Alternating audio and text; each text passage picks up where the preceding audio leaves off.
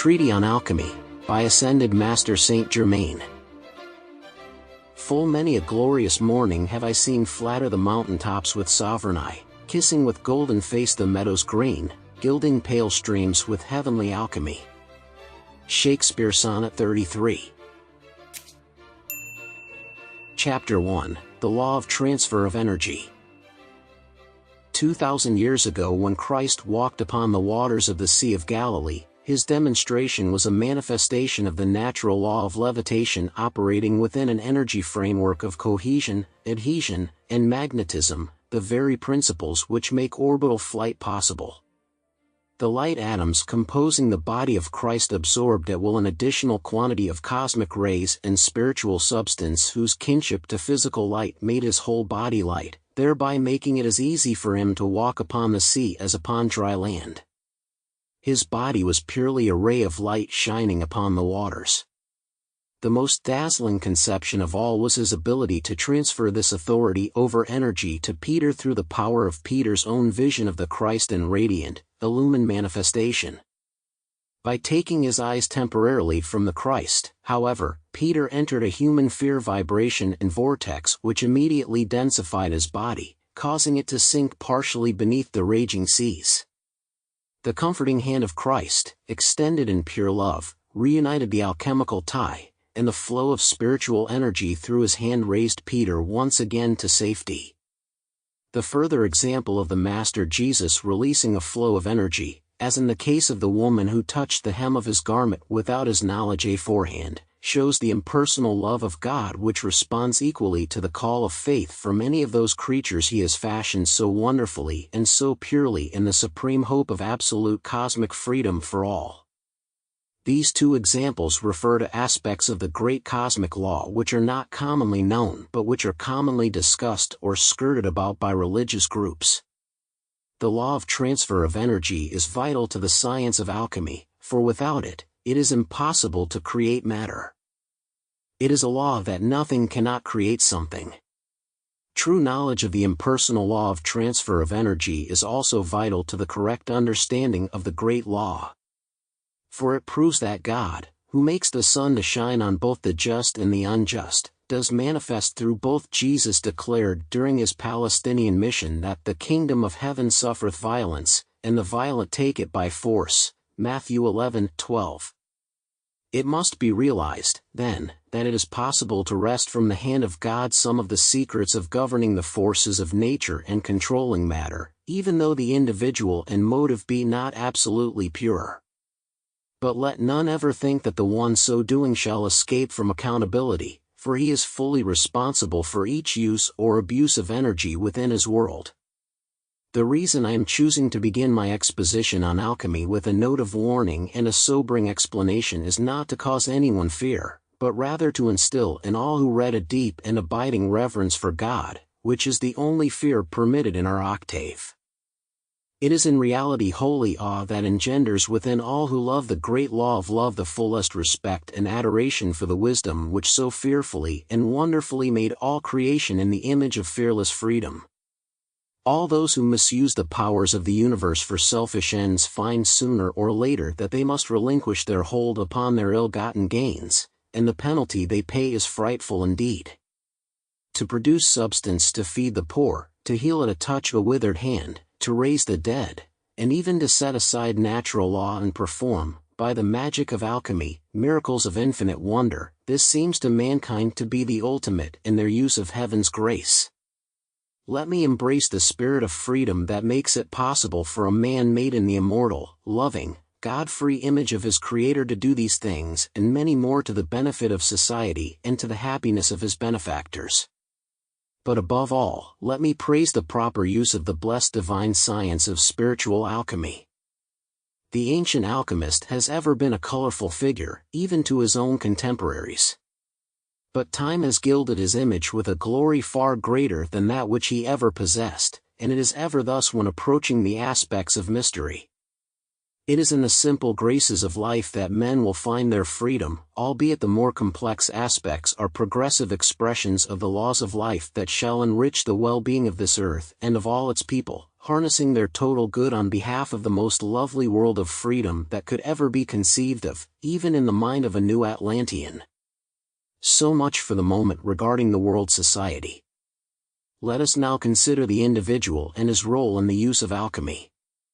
The inner meaning of alchemy is simply all composition, implying the relation of the all of the creation to the parts which compose it. Thus alchemy, when properly understood, deals with the conscious power of controlling mutations and transmutations within matter and energy and even within life itself. It is the science of the mystic, and it is the forte of the self-realized man who, having sought, has found himself to be one with God and is willing to play his part. Through the years men have attempted to glamorize me with the allure of distance in time and space, which always lends enchantment to the view. I do not sell myself short as the Father's handiwork, but in common with beloved Jesus and others among the great masters of our brotherhood, I am especially interested that each man obtain his rightful place and the proper understanding of how he ought to exercise authority in the universe and in his own world and affairs. Let everyone who begins this study do so with the understanding that I have a purpose in speaking here, and that purpose is to make each one of you alchemists in the truest sense of the word. This means that you must become familiar at inner levels with the alchemistry of God and how each facet of creation is brought into manifestation in matter, in your consciousness, and in your daily life. In order to do this properly, you will need to meditate and reread these lessons many times, calling to me into your own God self, your I Am presence, for illumination on any point that is not immediately clear to you. When you have the inner degree of alchemist of the sacred fire conferred upon you by your own Christ self, you immediately become a candidate for admission to the outer court of the Great White Brotherhood. This factor alone is a great incentive for you to become proficient in genuine spiritual alchemy. It has ever been a fallacy of human thought to deny the so-called miracles in the life of the great avatar Jesus. Nonetheless, he, as a Son of God, revealed to all these mighty formulas which, if understood and practiced, would long ago have transformed the planet into a paradise of perfection. Enough, then, of human nonsense and human creation.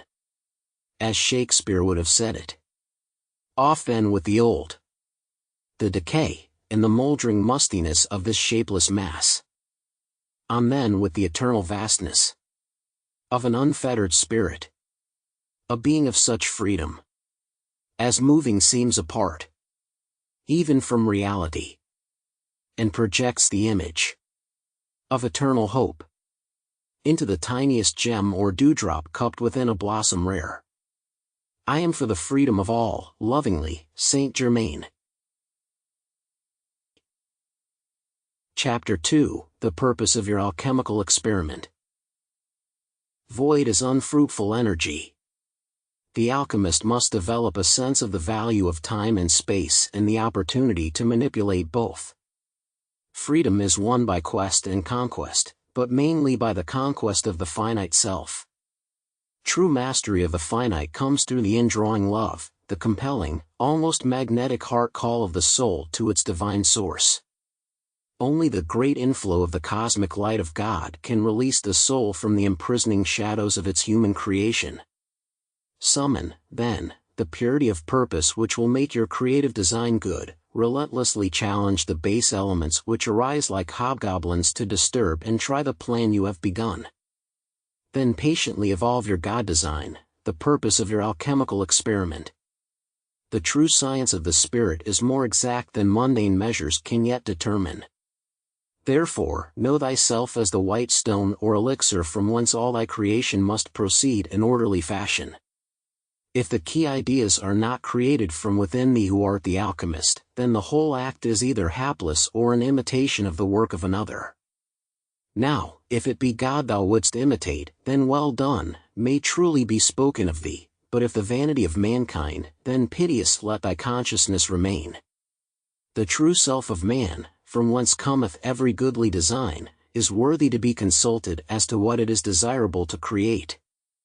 Therefore, the true alchemist begins his experiment by communing with himself in order to perceive the inspiring thoughts of the radiant mind of his Creator.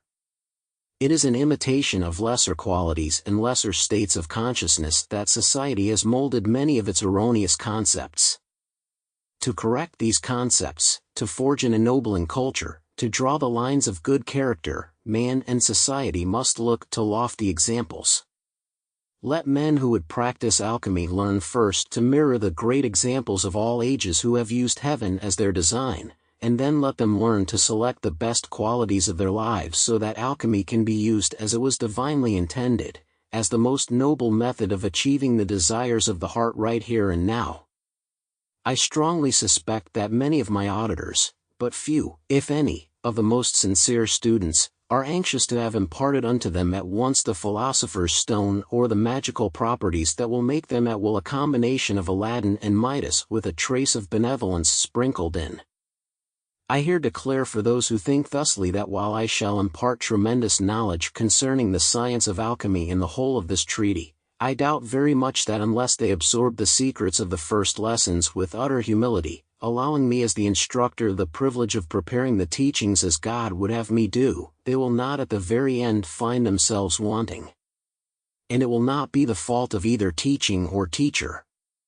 I do not intend to give a lengthy discourse on the vanities of worldly life, but I would like to point out that it is the hope of the Brotherhood in releasing these teachings at this time to avoid for our students the mistakes of some of the early alchemists whose sole purpose seemed to be the acquirement of riches and honor and the ability to produce from universal substance the energies to change base metals into gold.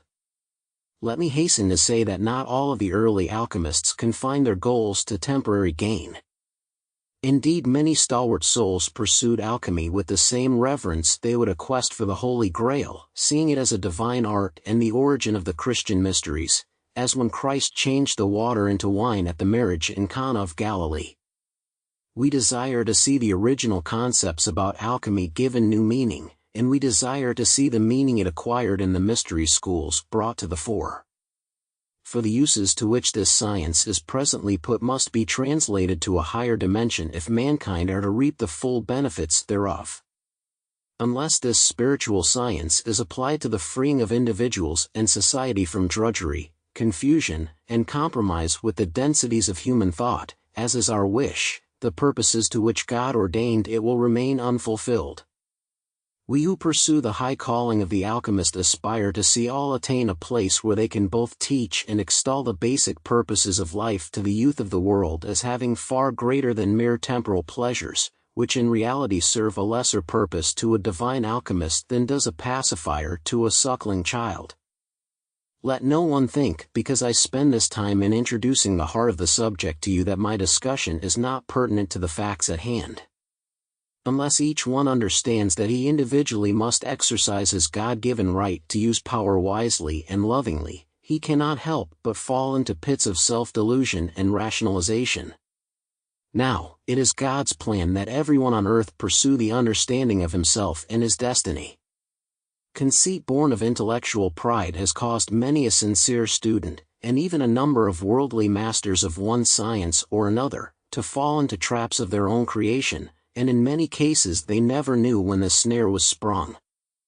Therefore, if any subject be included here, let no one think he can omit it simply because he may seem to know it already or because he has considered it before. We place many gems of thought in the most unlikely sentences, which, though plain enough of speech and easily seen, may require more than the diligence of even an honest heart scanning. St. Peter voiced the query, and if the righteous scarcely be saved, where shall the ungodly and the sinner appear? It is well for the would-be alchemist to realize that this is an exact and true science whose illumination is conferred upon man by God himself.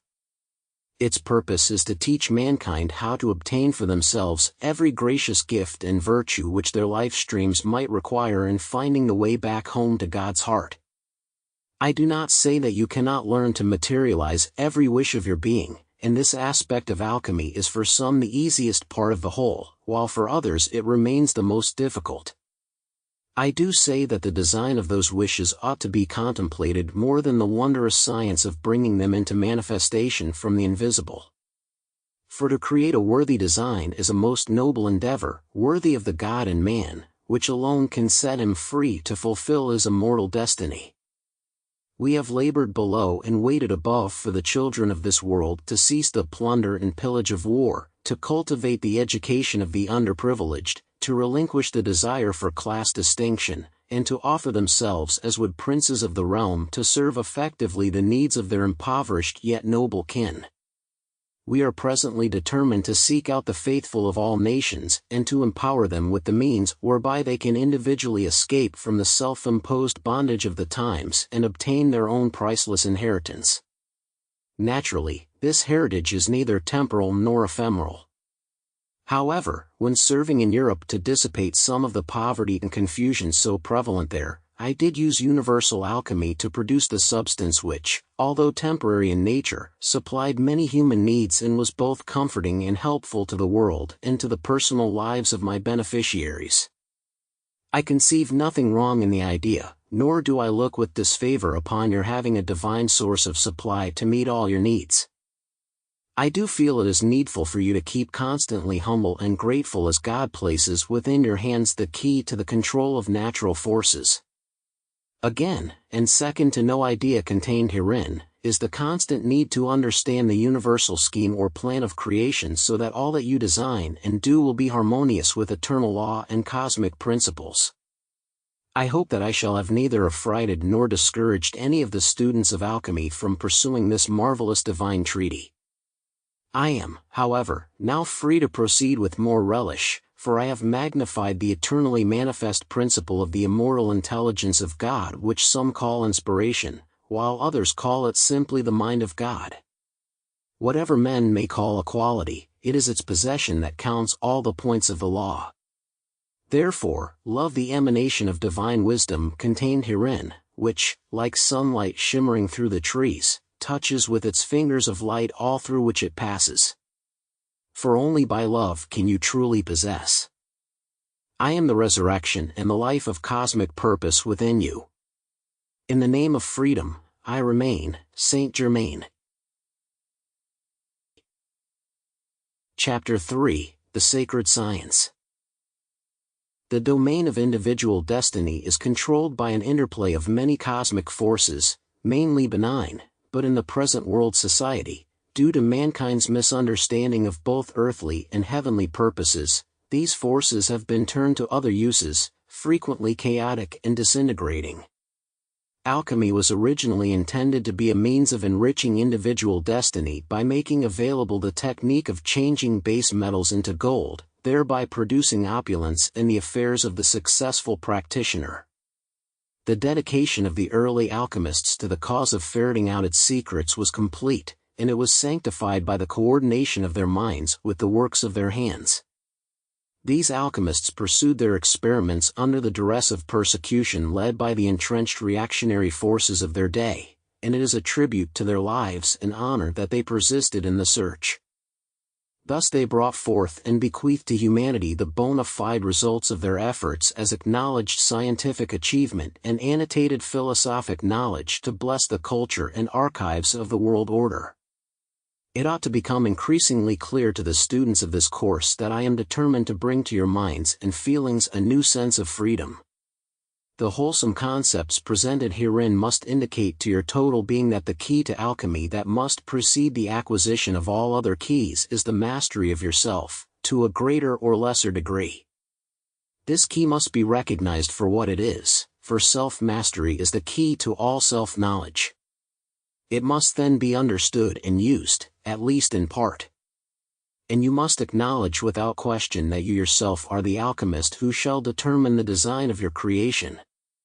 Furthermore, you must know yourself as the real self and your creation as coming forth from that self. It may surprise some to learn that seething vortices of humanly discordant thoughts and feelings daily impose a hypnotic effect upon almost everyone on earth. These tend to nullify the great concentration of intelligent, creative power that is the birthright of every man, woman, and child on this planet, though it is consciously employed by far too few. While increasing numbers among mankind seek after freedom, the reactionary elements, either with or without purpose, attempt to burden the race with new shackles each time deliverance from one form or another of human bondage is secured. The alchemist, to be successful, must be consciously aware of his God-given freedom to create. Those restrictions and restraints imposed upon the soul as forms of human bondage must be shunned. Yet in every case these must be distinguished from the necessary laws which structure society. Beauty and righteousness must be emblazoned upon the left and right hand to remind the would-be alchemist of his responsibility to God and man to behold his works before releasing them to see that they are indeed good, and good for all men. I am releasing in these studies an alchemy methods of visualization which will give to the students who will apply them as I did the ability to perform for God and man a service of the first magnitude. I trust that the myth of human equality will be dispelled and that in the dignity of equal opportunity the evolutions of this planetary home will come to know and love the expansive potential of the Christ in all. Thus the forging ahead of humanity will be marked by a greater malleability of the soul and less ignorance of man's universal purpose to develop his individual talents than has heretofore existed on earth. As the early alchemists attained a measure of success in probing the secrets of the universe, they became acutely aware of the need to band together and to withhold from the public eye certain discoveries which they made. A number of religious orders and secret societies grew out of this need, and the remnants thereof have survived to the present day. The need to repress as well as to express was recognized, just as enlightened men of today realize that harmony in the social order and among the nations and the eradication of the causes of war and civil strife would remove all reasons for withholding any knowledge that would prove to be universally beneficial. Let me declare, because I can speak in the light of true knowledge, that the early alchemists were not nearly so unsuccessful as history would have men believe. Their discoveries were legion and they included knowledge both secular and religious, scientific and philosophic. Above all, they unlocked many truths which at a later date were made general knowledge. Let not the world discount all of the stories that have been recounted of the suppression of invention and new ideas for economic and political reasons. When it suited their purposes, men in high places have ever so often instructed their hirelings to keep secret the very knowledge which belongs to the ages and which is the heritage of the people of all nations. Regardless of such dishonorable dealings, the masters of wisdom will never transfer this knowledge to mankind until the alchemy of reason heals the internal breach of selfishness within enough of the race that the torch of knowledge may be everlastingly held in the selfless hand of justice. I am preparing your minds in these first 3 lessons to better assimilate the full release of wisdom's flame that has been made a part of this course. It is frequently the despair of men that they did not have a certain choice bit of knowledge long before it came into their hands. This feeling is certainly understandable, but no lamentation that is without constructive leadings is ever desirable. It is preferable that men perceive the now of the present as God's hour rather than the folded parchments of past ages. The fading hieroglyphs of yesterday's errors can neither confute the present truth nor act as a panacea to heal their unfortunate sowings. They serve only as media of contrast to amplify the present sense of gratitude that glories in such progress as now manifests to dispel the ignorance of former times. A determined dedication to use the energies of today to open the doorway into the domain of the future is expected of the student of alchemy. Therefore, let him see to it that his present expansion of the science of alchemy is sufficient to transform the base qualities of the human nature into an altar on which the flame of living reality will fire the grandeur of the golden age now emerging within the Christ mind. Let his endeavors likewise be sufficient to balance the travails of world injustice. And let him work to secure for posterity eras of increasingly abundant progress, enlightenment, happiness, and universal spirituality. When used by the alchemist, symbols and symbology properly understood are literally charged with meaning. For example, Mercury is the symbol of speed and interprets to the consciousness the thought of wakeful, reverent alertness, which swiftly endows the chemistry of action with the intensity of application. Salt equates with the idea of selfhood and reminds mankind of the need to have the self retain the savor of its divine source in preference to the crystallization of identity within the Sodom and Gomorrah of materiality indicated in the historical figure of Lot's wife. Fire, as life, is the catalyst which can be increased from the cosmic light within the cosmic rays in order to intensify and purify the radiance of life in the contemplated design. Moreover, the conscious invocation of life makes all of the alchemist's manifestations doubly secure. Earth symbolizes the natural crystalline densities created out of spirit's energies and sustained by the beings of the elemental kingdom. These tiny creators, in their mimicry of human discord, have transferred to nature mankind's inharmonious patterns. Thus the convergence of human error upon the planetary body came forth as thorn, thistle, insect, and beast of prey. And the Pandora's box of astral forms was opened by laggard civilizations whose misguided free will and selfishness have perverted life's energies even on other systems of worlds. It is this discord imposed upon the very atoms of substance which the alchemist must remove from his laboratory before he can create. It is this dross which the alchemist will purify by fire. I do not expect that every reader will immediately understand all of the concepts that are included in this course.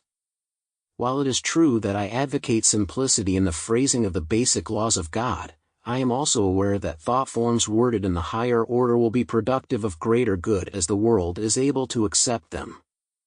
I therefore include herein elements designed to challenge those of every level of awareness to study to show themselves approved unto the God flame within. Thus individual alchemical advances will be achieved by all who faithfully apply the teachings. The most insidious type of bondage is that in which the prisoner is not aware of his chains. I am certain that the real science of alchemy can serve to set free everyone on earth who will accept it. Therefore, out of respect for its supreme purpose, I consider it to be the sacred science. Remember, blessed children of men, that the purpose of true science should be to increase happiness and to free the race from every outer condition that does not serve to exalt man into the pristine greatness of his original cosmic purpose. All postulations, whether of a social, economic, religious, or scientific nature, should be infused with the freedom which allows men to progress.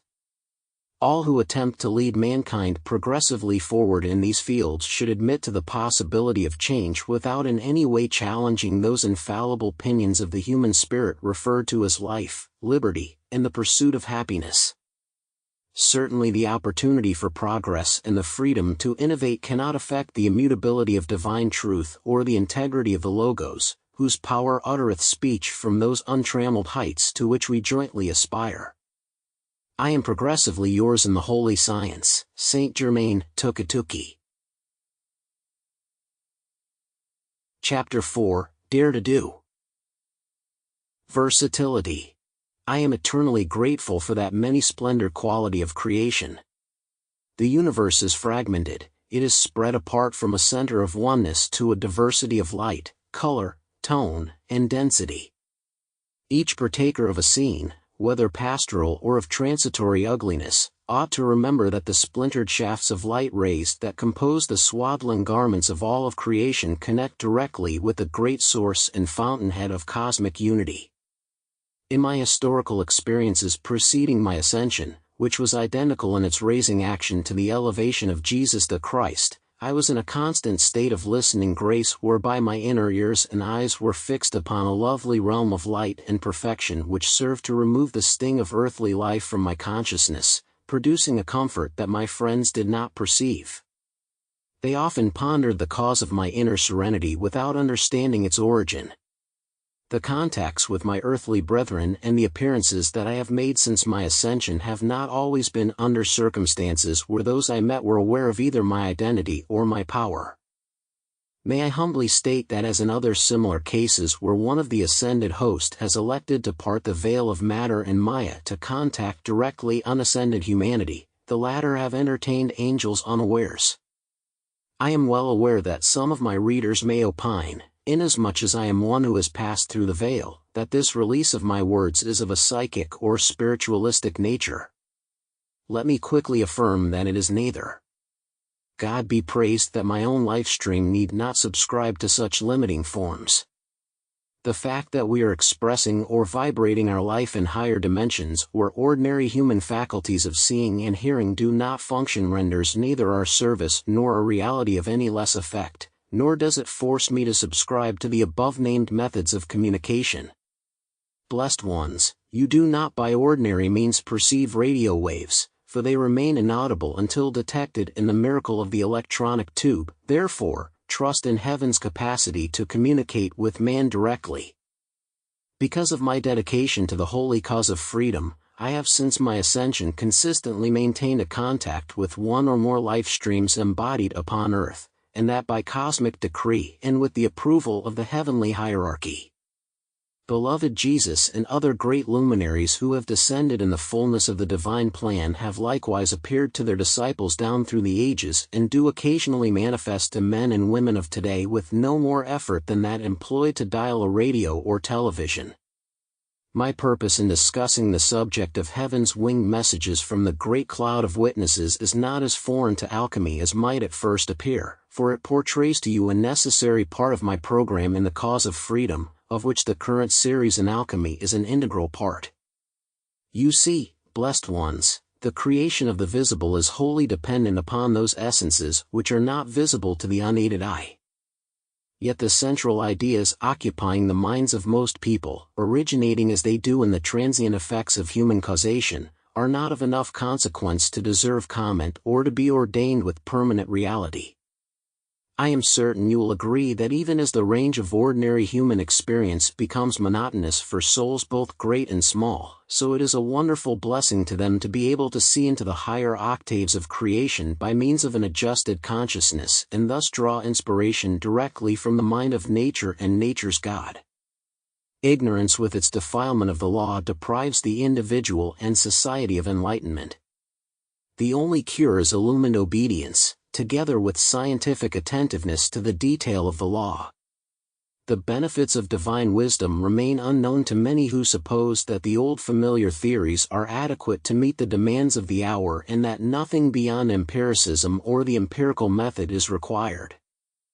Actually, the accepted tenets of modern science, being but partially true, are incomplete and therefore provide an inadequate foundation upon which to base advanced research and the control of the elements. An attitude of complacency does not allow for progress in any endeavor, human or divine. Thus, where grace might abound it does not. Complacency remains a bulwark of reactive ignorance, preventing mankind from sharing in the abundance which all heaven stands waiting to shower upon those free souls whose purity of heart and guileless nature make most receptive to our thoughts. Before conferring alchemical knowledge of any depth upon you, I wish to exalt you into that divine nobility which is as real as the light of the day and your greatest strength in meeting the challenges of the morrow. To do this may require some examination of the spirit of those sincere alchemists whose excursions into the unknown were productive in more ways than one. Even the souls who failed completely to discover a method of changing base metals into gold were benefited beyond their farthest dreams by the blessings which came to them as a result of their search. Even the persecutions served to band them together in singleness of purpose, which, midst human diversity with its unfortunate tendencies toward greed and selfishness, is an achievement in itself. I am in the hope that you will prepare yourself to succeed in your endeavors. Above all, stand ready to make the necessary changes in your thoughts and preconceived ideas that will make it possible for you to be victorious. If man expects to succeed in alchemy, which is in truth dependent on the higher laws of spiritual science, he must nurture the faith on which the strength of his invocation and concentration will rest. The fusion of metal, the control of atomic forces, and the direction of electronic energy by the mind of man acting in higher dimensions are easy enough once the grasp is acquired. However, after years of dependence upon the five senses and the attendant acceptance of moral limitation, I am certain you can see how utterly important it is that your thinking become geared to new possibilities in order to function free of human restrictions and the dampening of a divine ardor by those who say because they do not know, impossible. Let me say to all in freedom's name, try. While you are preparing your consciousness for the reception of the knowledge of tomorrow, be aware, then, of the need to ponder the origin of concepts involving limitation. Beloved ones, you must be sane and balanced in all you do, but realize that true science borders on the miraculous to those who do not understand its formulas. You approach a solid wall with the idea that you cannot walk through it, yet it is not solid at all, but as full of holes as the wire of a chicken coop. You cannot walk upon hot coals without burning your feet, and yet medicine men of a less illumined culture than your own do so with impunity. Countless miracles of Christ have been duplicated by men and women of various times and climes since his wondrous advent, and yet because of human skepticism and forgetfulness, the wonder of it all has been relegated to the realm of myth or the imaginings of gullible minds. Let me plead for a renewal of faith in the power of God, for this is a requirement of everyone who would be a wonderman of spiritual accomplishment on behalf of the holy purposes of the universal law itself. Without faith it is not only impossible to please God, but I declare unto you, it is impossible to manifest the perfection of his laws.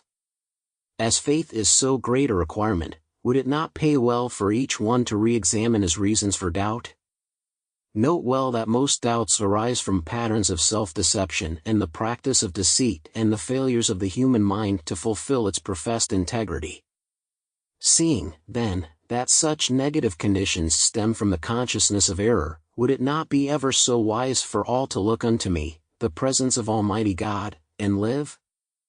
With God all things are possible, but as in every science, proficiency does not usually come about without knowledge and its persistent application. The few who are exceptions to this rule may be called geniuses, but when the whole law is understood, it will be proven that even they had their hours of diligent study and practice. I particularly want to point out that the purpose of our release of alchemical secrets in this course is to place in your hands and in the laboratory of your consciousness the knowledge of the law which we ourselves have used for centuries with the greatest of success and with the reverence for life which is of prime necessity to an inquiring mind poised on the loving intent of an honest heart. Here idle curiosity is exchanged for that moral grandeur which so lifts a man above his fellows as to make of him a divine star in the firmament of his contemporaries. Lifted, then, by no false pride or intellectual misinterpretations, the true alchemist stands with humble mien, gazing expectantly at the teacher who will impart to him, if the attitude and the application be correct, the priceless knowledge of the ages. May I fondly hope that you will reread the early lessons and assimilate therefrom a new sense of progress and of new possibilities? I am determined that many in this class shall succeed, and I shall continue to do my part above and below in your octave that this prove true and that great illumination, hope, peace, and understanding be born and renewed within you all. I am faithfully yours, Saint Germain. Chapter 5, The Need, Power, and Motive to Change. The now of the present hour must be utilized as a chalice of spiritual opportunity. Life must be indulged by its highest objectives, honored by the adoration of exalting principles, and merited by selfless service. Beloved people, the power to change is within every man. Prefer this power and venerate it above every limiting condition, and watch the alchemy of self expand. Transmute the lies of shadowed substance that arrest your spirit's upward soaring. Realize that conditions of human limitation are but ghosts that parade upon the stage of mortal existence, only to be laid to rest forever by eternal reality.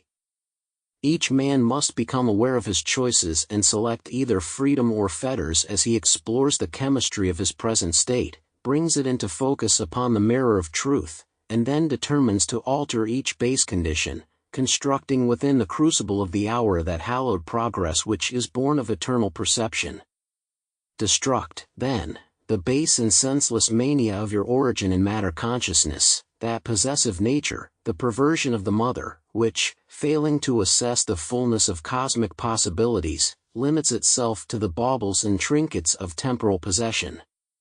Let heaven use your consciousness to expand its window into the infinite, and then behold at last the beautiful possibilities present in the most dire outer conditions. Give wealth to the poor in spirit, understanding to the rich, and compassion to everyone. So often a life stream may have in abundance the very qualities in which his neighbor is lacking. Exchange your virtues by exalting the valleys of another, and trust life to remove the peaks of his pride as well as your own. Transmute the conditions in your own world that you do not want by determined and persistent effort. Every divine being who exalts the life of God within you knows that the power to do these things is in your hands this very day, within the reach of your intelligence and spirit.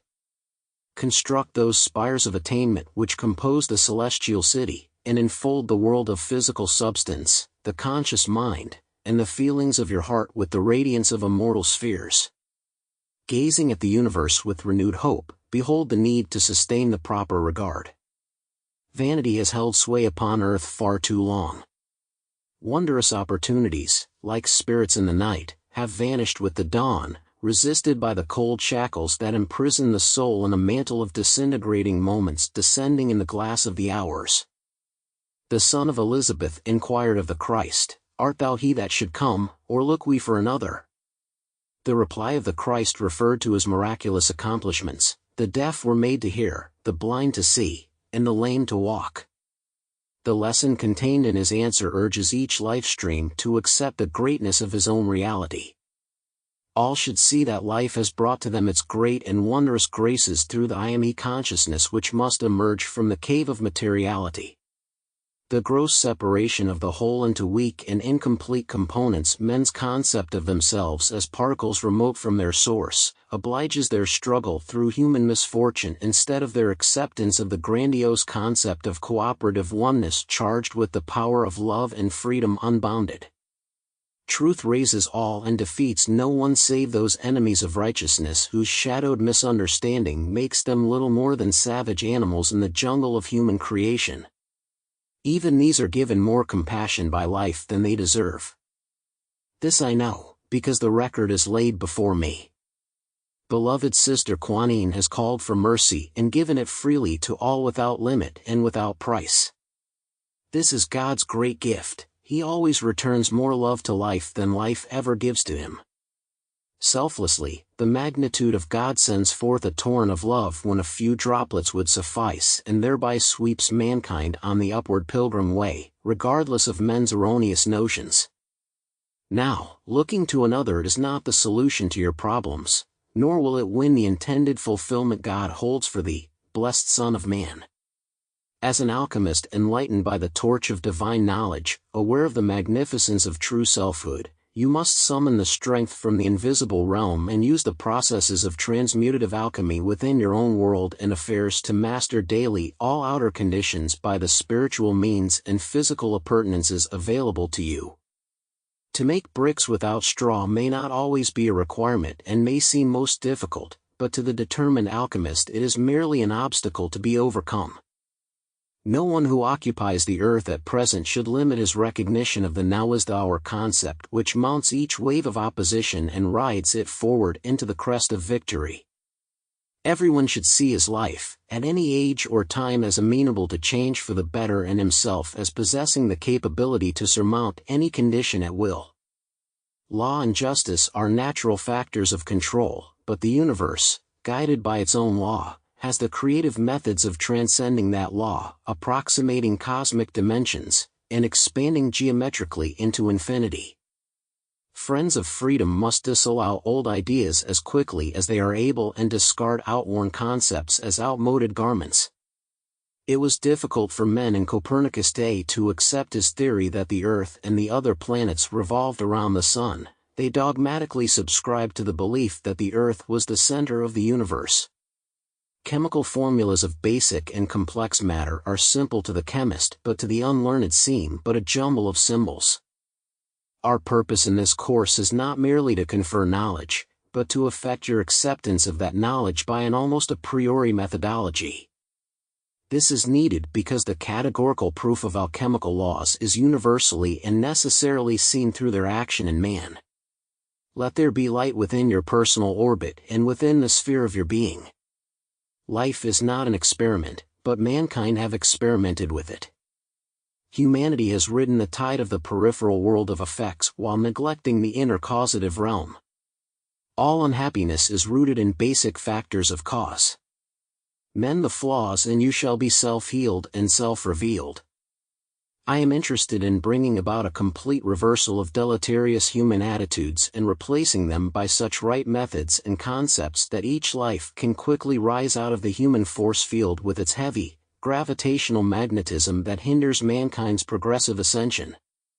By transmutation, let every would-be alchemist first act to transform himself here and now and gain thereby an inner peace and a sense of outer accomplishment, especially at the close of each life's term. Surely, unless both an interior and an exterior focus be maintained where good is accented, one's concentration of positive control which has the power to alter substance within and without cannot manifest the blessing God intends all to have and exercise each day.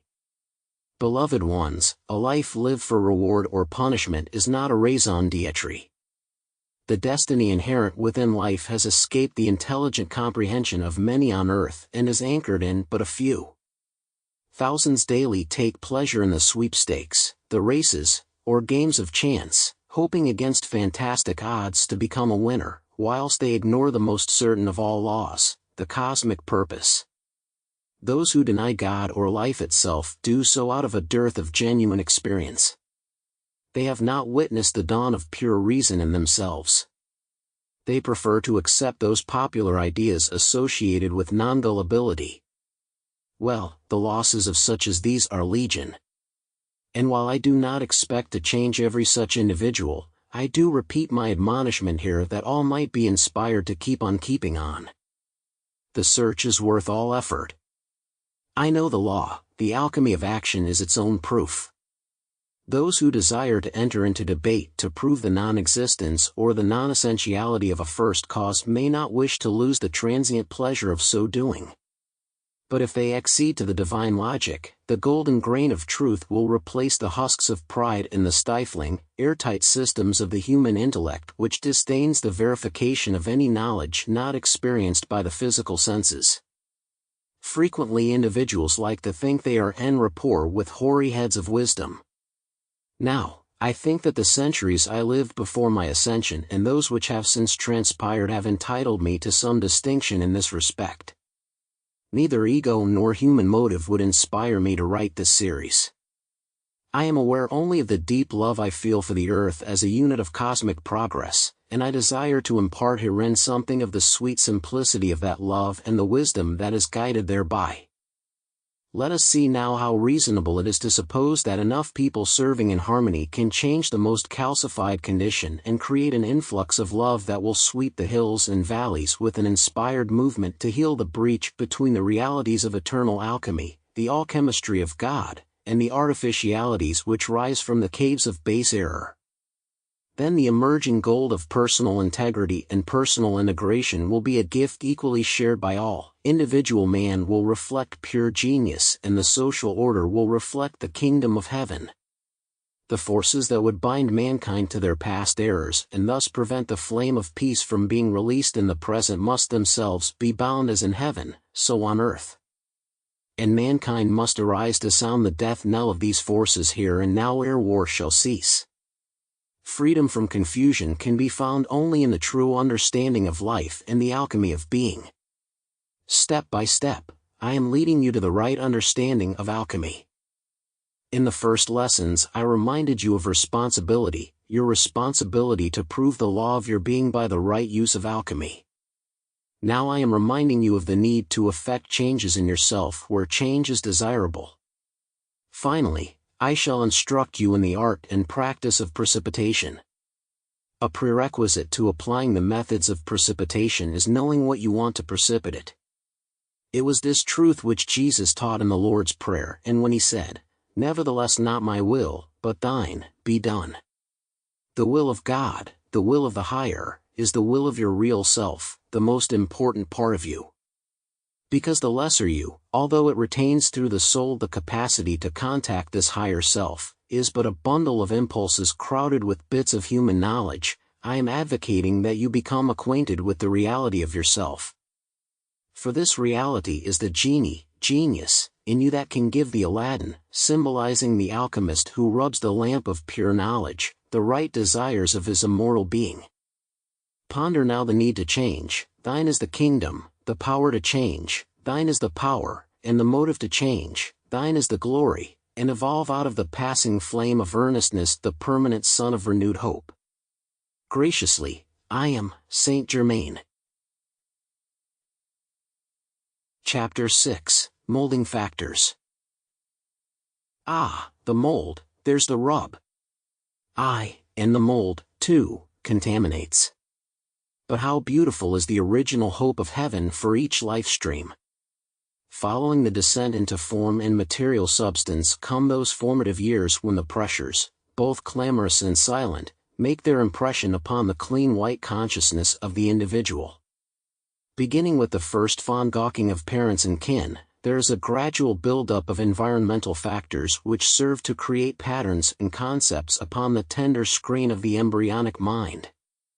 These molding factors continue to exert their multifarious influence upon the plastic personality of man. That selfhood, then, which is first identified wholly with God-good, is affected and shaped by myriad experience patterns. Thus does example, for woe or for weal, sculpt the mind and being of man.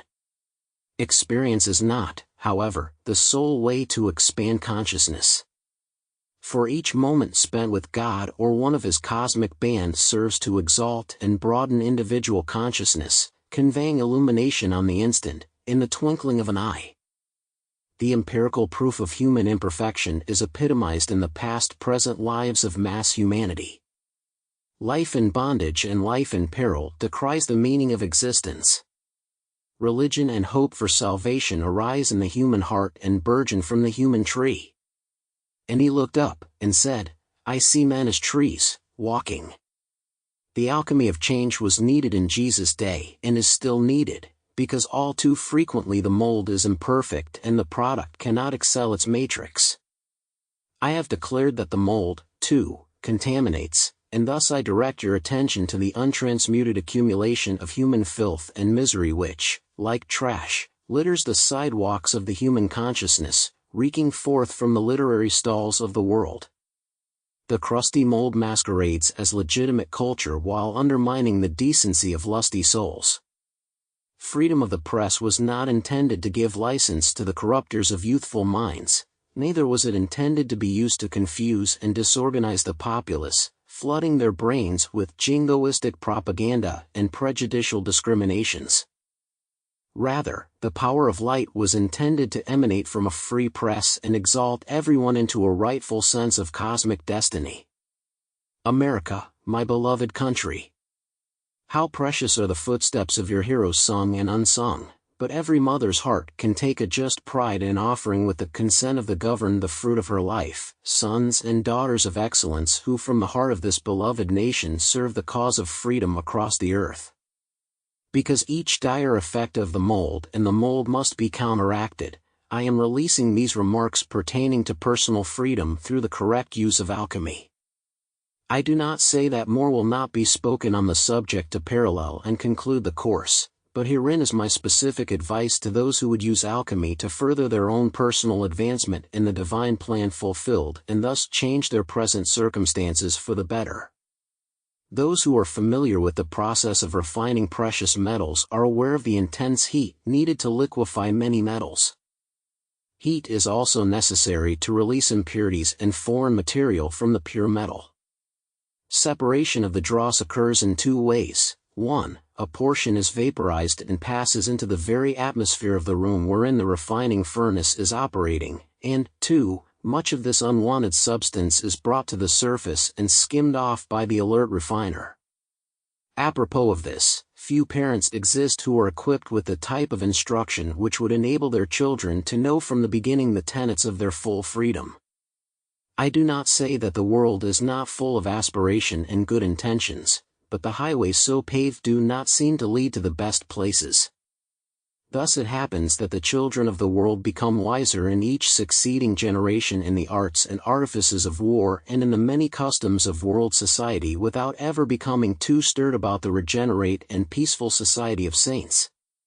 In the main, few are born and come to years with a right understanding of the universal purpose and of necessity. Personal destinies, which often run cross-current to the universal flow, are periodically thwarted and broken.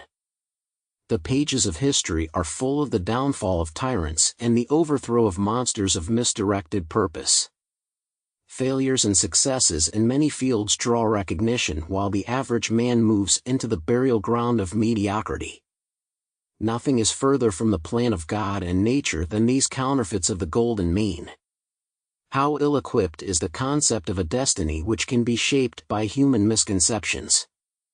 How noble are they who acknowledge an intellect, a mind, a spiritual overseer, and a creator whose forethought, greater even than that of his emissaries, is revealed as a mountain of universal purpose to be scaled by the brave who do not hesitate or fear to trust the wisdom of those early climbers of the rugged summit peaks. Those linked to the lifeline of these spiritual pioneers are given greater guidance, for the elder brothers of the race lovingly extend to them the freedom of the ages as a gift of faith. This gift is extended to all who, by accepting that faith, can likewise summon the will to pursue it and the perseverance to let it fashion them in a mold made purer still and in an accumulation of that purity whose reality is the treasure of heaven. Beloved friends of freedom, you stand now at the gateway to higher alchemical truths, which I am releasing in the 7th lesson, but it is needful for you to contemplate your life in a manner wholly in keeping with the spirit of universal alchemy.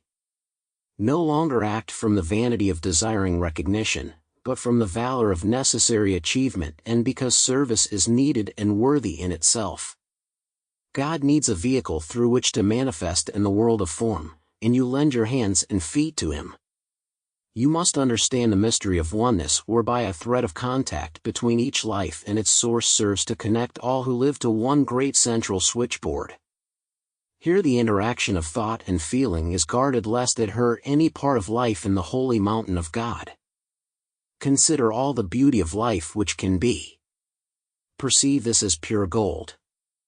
All causes of unhappiness, every vibration of discord, fear, doubt, suspicion, condemnation, criticism, judgment, self-righteousness, and all negative traits are part of either the human mold or the mold which must be purged as dross before purity can so regenerate a life stream as to enable the individual to partake of the waters of life freely. It is not enough that men come to drink when the invitation from higher sources has gone forth. They must make new skins to retain the new wine of infinite goodness and purpose. This is spiritual alchemy, and wise are they who first master it in themselves before attempting to govern the elements in others or in nature, for thus is karma justified by wisdom and rendered benign. Sin does not come to the door of such a practitioner, for his motives, purpose, and methods are pure, and his acts are also just. Gracious alchemists, the very fact that you are studying this course should denote your interest in improving. In the very word improving is a spiritual lesson to be mastered. The words impression and proving combine here to denote that life brings its impressions to the heart of your consciousness to prove the worth of each impression. Every idle thought is thereby brought to judgment before the magnificence that is the higher glory of God, the upper light in the vaulted chamber of heaven. The mind of Christ is synonymous with the mind of light and characterizes one whose attunement is specifically directed to the higher intelligence. The inflow of impressions from the world at large should be directed by the student for comparison and proof to the pure patterns of the purposes of heaven. When these are improved upon by the alchemical fire, they become part of each man's forte of useful objects and ideas, permanent matrices for good, drawing unto the consciousness of man more of their kind. Thus is the kingdom of selfhood expanded on wings of heavenly wisdom proved day after day by the speech uttered from the hills of spiritual watchfulness. The sincere alchemist knows that the vast intelligence that created all that is, expands mighty wings of light over the all of the cosmos. As above in the macrocosm, so below in the microcosm, in the miniaturized world of appearance, is this intelligence individualized? The watchful care of God ever manifests to his wondrous purposes as a guardian presence who seeks not the defilement, but the glorious fulfillment of each person in whom dwells the flame of almighty, ever-present life. So-called physical death does not represent the end of being. It merely divides eternal life into compartments of identity and experience whereby expansion and opportunity can be utilized to the fullest and each outworn mold discarded. Forgotten fragments can be pieced together by the seeker and woven strand by strand into a tapestry of such beauty as to thrill the beholder with a sense of gratitude for the perfection and glory present in each day of eternity. I am aware of human discouragement caused by identifying with elements of disintegration in society. I know full well the deceits practiced in the name of religion. But my concern is not so much with these matters as it is with those lives that do emerge from the crucible of experience with a wonderful garment satin with pure gold. Your life need never be vacant, for life watches you and life is intelligent and considerate. Life is tangible and real. Life is earnest and tender. Life is dramatic and moving toward glory. The high road, as distinguished from the low road, is the way of the alchemist, whose heart is in the shining glory all the day and all the way that his pilgrim feet walk the dusty ways of man transmuting that dust into purest radiance. I am the life, I am the truth, and I am the way, Saint Germain. Chapter 7, Methods of Transfer. Light is the alchemical key. The words "let there be light" are the first fiat of the creation and the first step in proper precipitation. When man, who himself is a manifestation of God, desires to emulate the Supreme Father and precipitate, as a true son of light should learn to do, he ought to follow those methods used by the Supreme Intelligence if consistent and worthy results are to be anticipated. By examining the obvious methods of the Creator and by observing nature, you can deduce much of value if you will school yourself to think independently. For it is necessary to bypass mere human syllogisms and to penetrate the limitless consciousness of God, who is the great master alchemist, in order to go and do likewise, ever beholding your services as good. When you have determined within yourself to experiment with the art of precipitation, first create a mind blueprint of the object you wish to produce. This should incorporate definite size, proportion, substance, density, color, and quality in detailed picture form. When the visualization of the blueprint within your mind is complete, it ought to be immediately sealed. This is a vital step in its speedy and effective release into the world of matter form. Do not misunderstand this step and think that by sealing your plan you are closing the door to the improvement of its design. Such is not the case, for improvements can be made in subsequent models, but unless you release the blueprint to the elementals and builders of form as a finished work, they cannot properly bring it into manifestation. The words "it is finished" are therefore the second fiat of creation following "let there be light." Now that you have created a thought matrix and sealed it against the intrusion of impinging mind radiation from others, set up either consciously, in some cases through jealousy or ego, or unconsciously by the mass mind's collective resistance to progress, you must observe the third rule to protect your creative intent and tell no man. This, too, is a law of precipitation, one that allows you to circumvent concentrated beams of human thought and feeling patterns which can be most disturbing to a successful alchemical experiment unless certain safeguards are activated. Avoid, then, the dissipation of energy by the intrusion of a multiplicity of minds, except where two or more individuals are specifically cooperating in joint precipitation. Those who are of a scientific nature and are familiar with Coulomb scattering and Rutherford's law will understand how thought energy, as waves scattering other waves as if composed of minute particles, can set up a penetration of great enough intensity to break down the field of magnetic thought energy focusing the specific pattern of the creative matrix. Each student should recognize that geometric figures such as the square, the triangle, the circle, the ellipse, and the parallelogram are employed almost universally in creating within the macrocosmic as well as the microcosmic three-dimensional world. Although higher forms of creativity are found in the mathematical world of algebra, calculus, and trigonometry, the highest symbology of all known to us at inner spiritual levels is the science of engrammic rhythms. This study deals with the control and release of energy, with engrams, which term we use to refer to the causative key behind the effects observed by worldly scientists and called by them engrams, with the use of mantras, with the storing of phohatic energy, and with safeguards activating principles of demarcation between the evolutions of the human consciousness in the planes of matter and the world of perfect divine order that exists in the planes of spirit. When contemplating this science, one should bear in mind that even the infinite, omnipresent consciousness of God, as it extends itself into the realm of the material creation, moves through the gamut of creative expression from simple patterns to those of increasing complexity.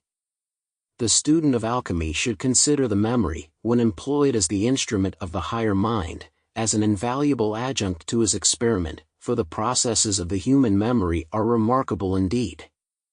And when these are coordinated with the mental body, superlative action is always forthcoming. Thus there are a number of individuals who can memorize and execute an entire symphony without noticeable flaw. Mathematicians, too, demonstrate marvelous faculties of mental control in their calculations which approximate infinite precision. Let each student of alchemy, then, recognize that he has within himself a higher mind that is capable of holding patterns of infinite dimensions. This mind functions independently of the outer mind without human restriction of any kind. Hence, as the vehicle of the higher mind, a purified memory body, feeding as it does the impressions of that mind to the outer mind, is indispensable to the alchemist.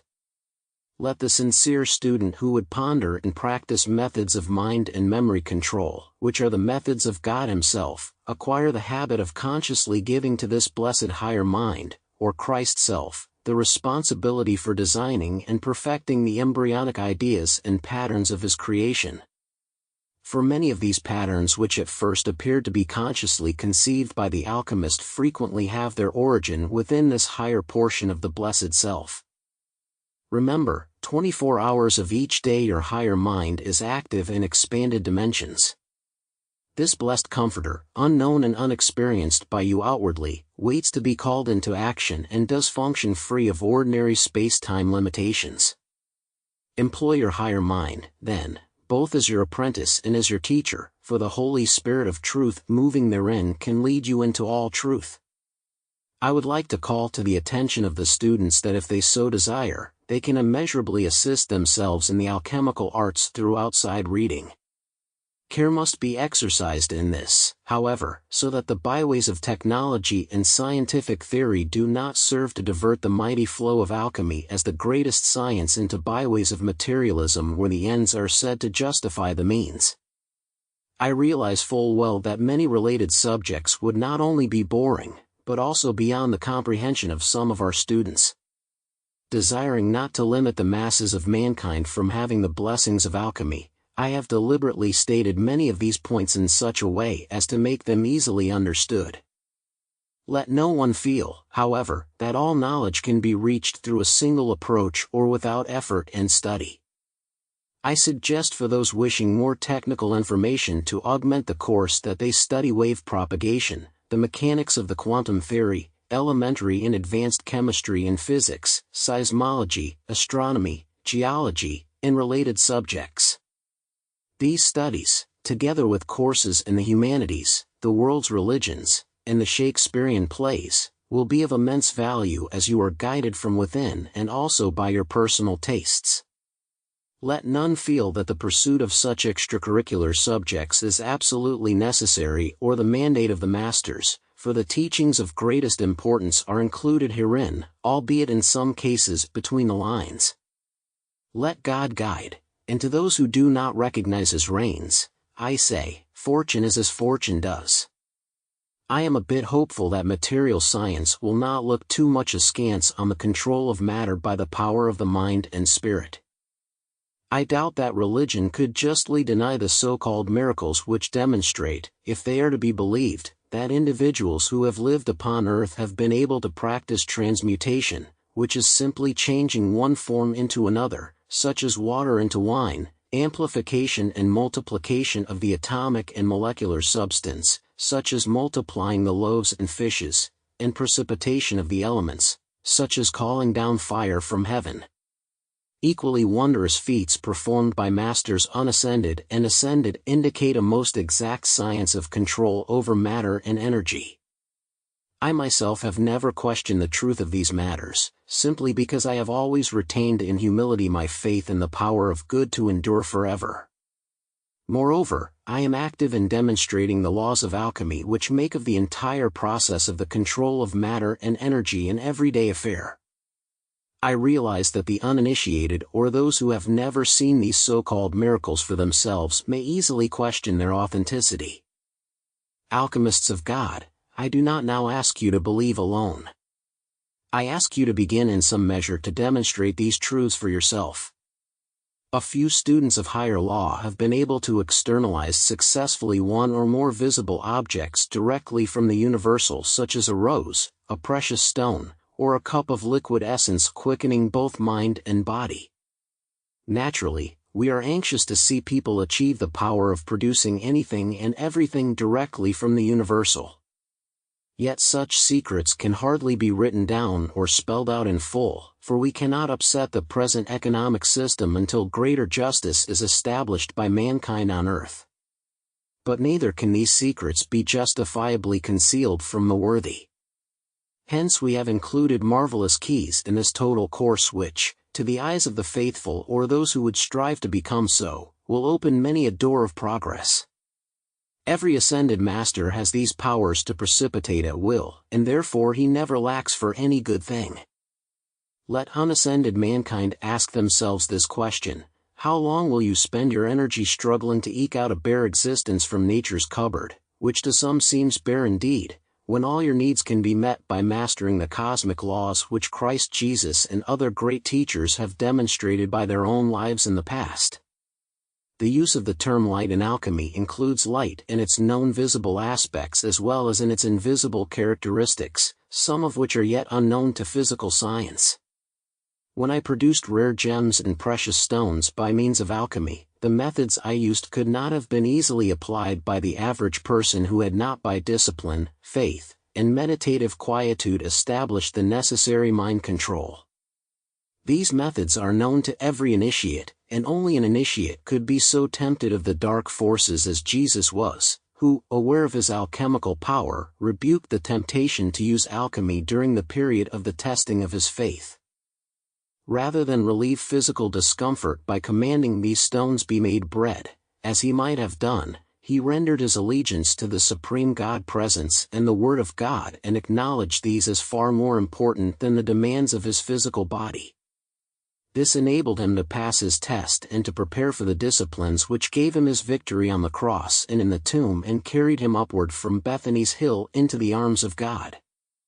However, the alchemy of spiritual progress seems less important to many who prefer the more spectacular modes of psychic phenomena to the attainment of those transmutative changes which will make them godlike. Little do men dream that the assurance "all these things shall be added unto you" includes the power of control over wind and wave, of substance and energy, once man has made the kingdom of God his first and most important objective. Yet, balance is needed, and I am delighted once again to tell the students that the use of alchemy to work change in the physical octave is not inordinate in the least if it is properly used. The methods of alchemy can be simply stated and easily absorbed, but its precepts require the practice of a master artist. Nevertheless, results can come forth in diverse ways if the student will at least begin and try. There are many methods of precipitation, but here I shall outline just one of them in part. First, design a mental matrix of the desired object, then determine where you wish it to manifest. If you know the material substance of which it is composed, memorize its atomic pattern, If not, call to the divine intelligence within your higher mind to register the pattern for you from the universal intelligence and impress it upon your memory body in your mind. Recognize that light is an energy substance universally manifesting on Earth, thanks to the Sun center of being, the focal point of the Christ in this solar system. Call for light to take on the atomic pattern you are holding, to coalesce around that pattern, and then to densify into form. Call for the multiplication of this atomic structure until molecules of substance begin to fill the void occupying the space in which you desire the object to appear. When the total outline is filled with the vibratory action of the fourth-dimensional substance representing the desired manifestation, ask for the full lowering of the atomic density into three-dimensional form and substance within the pattern established by the matrix of your mind, and then await results. Do not be tense if your manifestation is not immediate or if after a reasonable length of time it appears that results are not forthcoming. Remember, blessed ones, despair destroys the very faith upon which your experiment is built. For faith is the substance of things hoped for, the evidence of things not seen, and you must hold your faith as you hold the gossamer veil composing the mental image. If you have spent years in the grip of human emotions absorbing the discord of the mass consciousness and the doubts and fears by humankind, these records must be consumed by alchemical fires to make way for these nobler ideas and forms which you would image forth. To your new ideas you must give your time and your energy. Thus you begin to weave a web of fruition dedicated to spirituality, to the spiritualization of the material consciousness, and to the materialization of heavenly concepts right here on earth where the kingdom of God must come into manifestation. I would like to point out that the scanning method used in the projection of television pictures, whereby an electronic stream effect fluoresces on a screen and the electronic particles sweep in a horizontal linear pattern to create within a microsecond an eye picture, cannot be successfully used in alchemical precipitation, but is most suitable for the projection of mental pictures at a distance. In precipitation, a rapid expansion of the light rays in 3 dimensions must occur, and in the screen method, the optical image is on a flat, single-plane dimension. A study of cytology and embryology will provide the student with some understanding of how a single cell multiplies and reproduces. When you are dealing with instantaneous manifestation, the velocity and intensity of light must reach startling speed and power. It must be realized that the exercise of such control over matter by the mind is no ordinary process. While I do not say that ordinary people cannot master the technique of executing these laws and that the most humble individual cannot be invested with or invest himself with such authority within the inalienable rights that God gives to man, I do not wish a sense of frustration to arise within those who may attempt to precipitate and then feel discouraged because they apparently fail. I say apparently because the law does not fail. In most cases where direct precipitation does not occur, if the effort and the technique be pursued in full faith that the call compels the answer, an indirect precipitation will sooner or later be brought about whereby through one hand or another the desired manifestation does take place.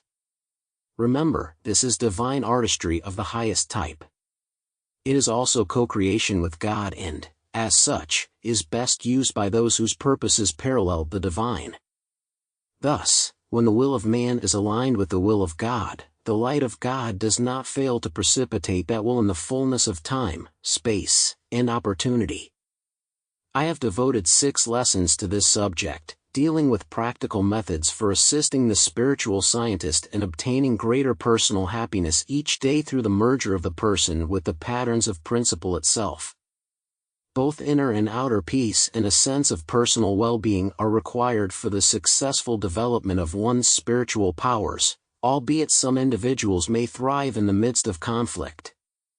I admit that upon earth courageous leaders in many fields are needed to unfold and develop the type of society which could be considered to be designed by the gods.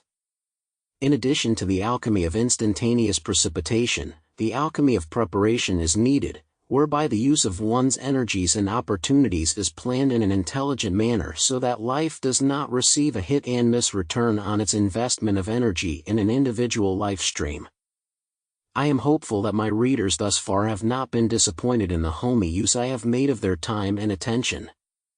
I humbly submit that the rereading of this material may further enlighten you, each one, in the true depth of my perceptions, which are calculated to exalt those of various social and religious strata into areas of greater usefulness to themselves, to mankind, and to God. If, when the course is complete, I have in some measure accomplished that or augmented its possibility, I shall be content. Some of you may desire my personal guidance as you attempt your first alchemical precipitation.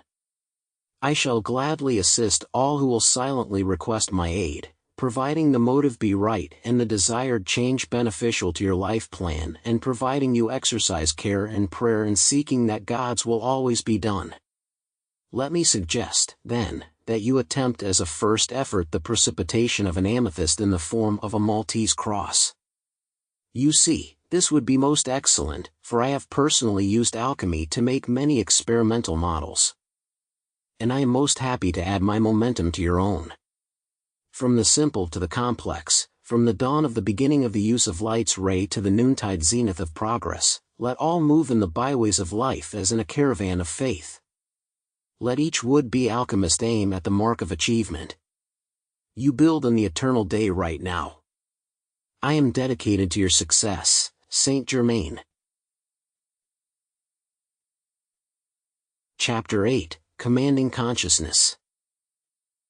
Now we approach with reverent hush, with the awe of sacred awareness, the great spiritual laws governing all outer manifestation.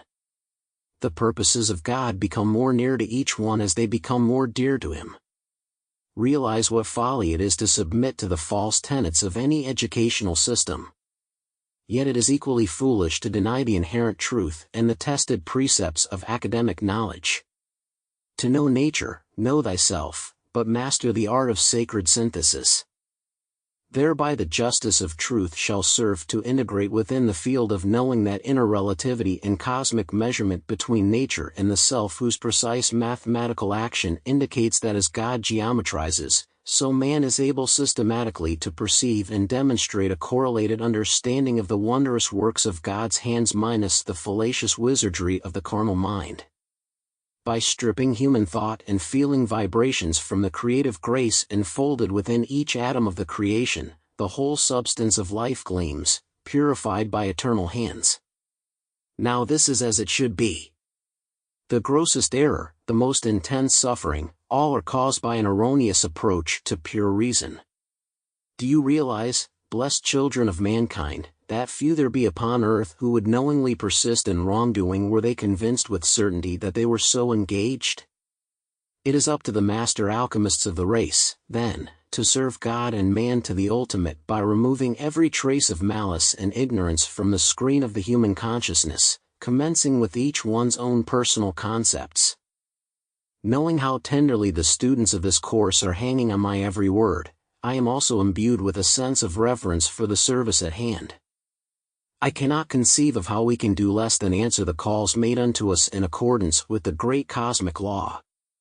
Even an ascended being in close contact with mankind can become almost possessed with a sense of urgency and a desire to cut the chains which hold any blessed soul in bondage. Yet it is only possible for us to point the way and give such specific guidance and service as the karmic board has prescribed. The injunction, man, know thyself, must be applied by you to the pure truth of being and not to human concepts of what that truth is. It is dangerous, however, to be critical of another or of his concepts, for only the individual can apprehend, through the screen of his own being, his world and the cosmos beyond. When you realize the meaning of interpreting life for yourself, you will see how utterly impossible it is for you to perform this for another, inasmuch as the average person cannot successfully enter the consciousness of another life stream nor accurately assess his complete thought and feeling processes. This, by the grace of God, we are able to do, and the karmic board, in connection with the universally Christic selves of all mankind, is able to mediate.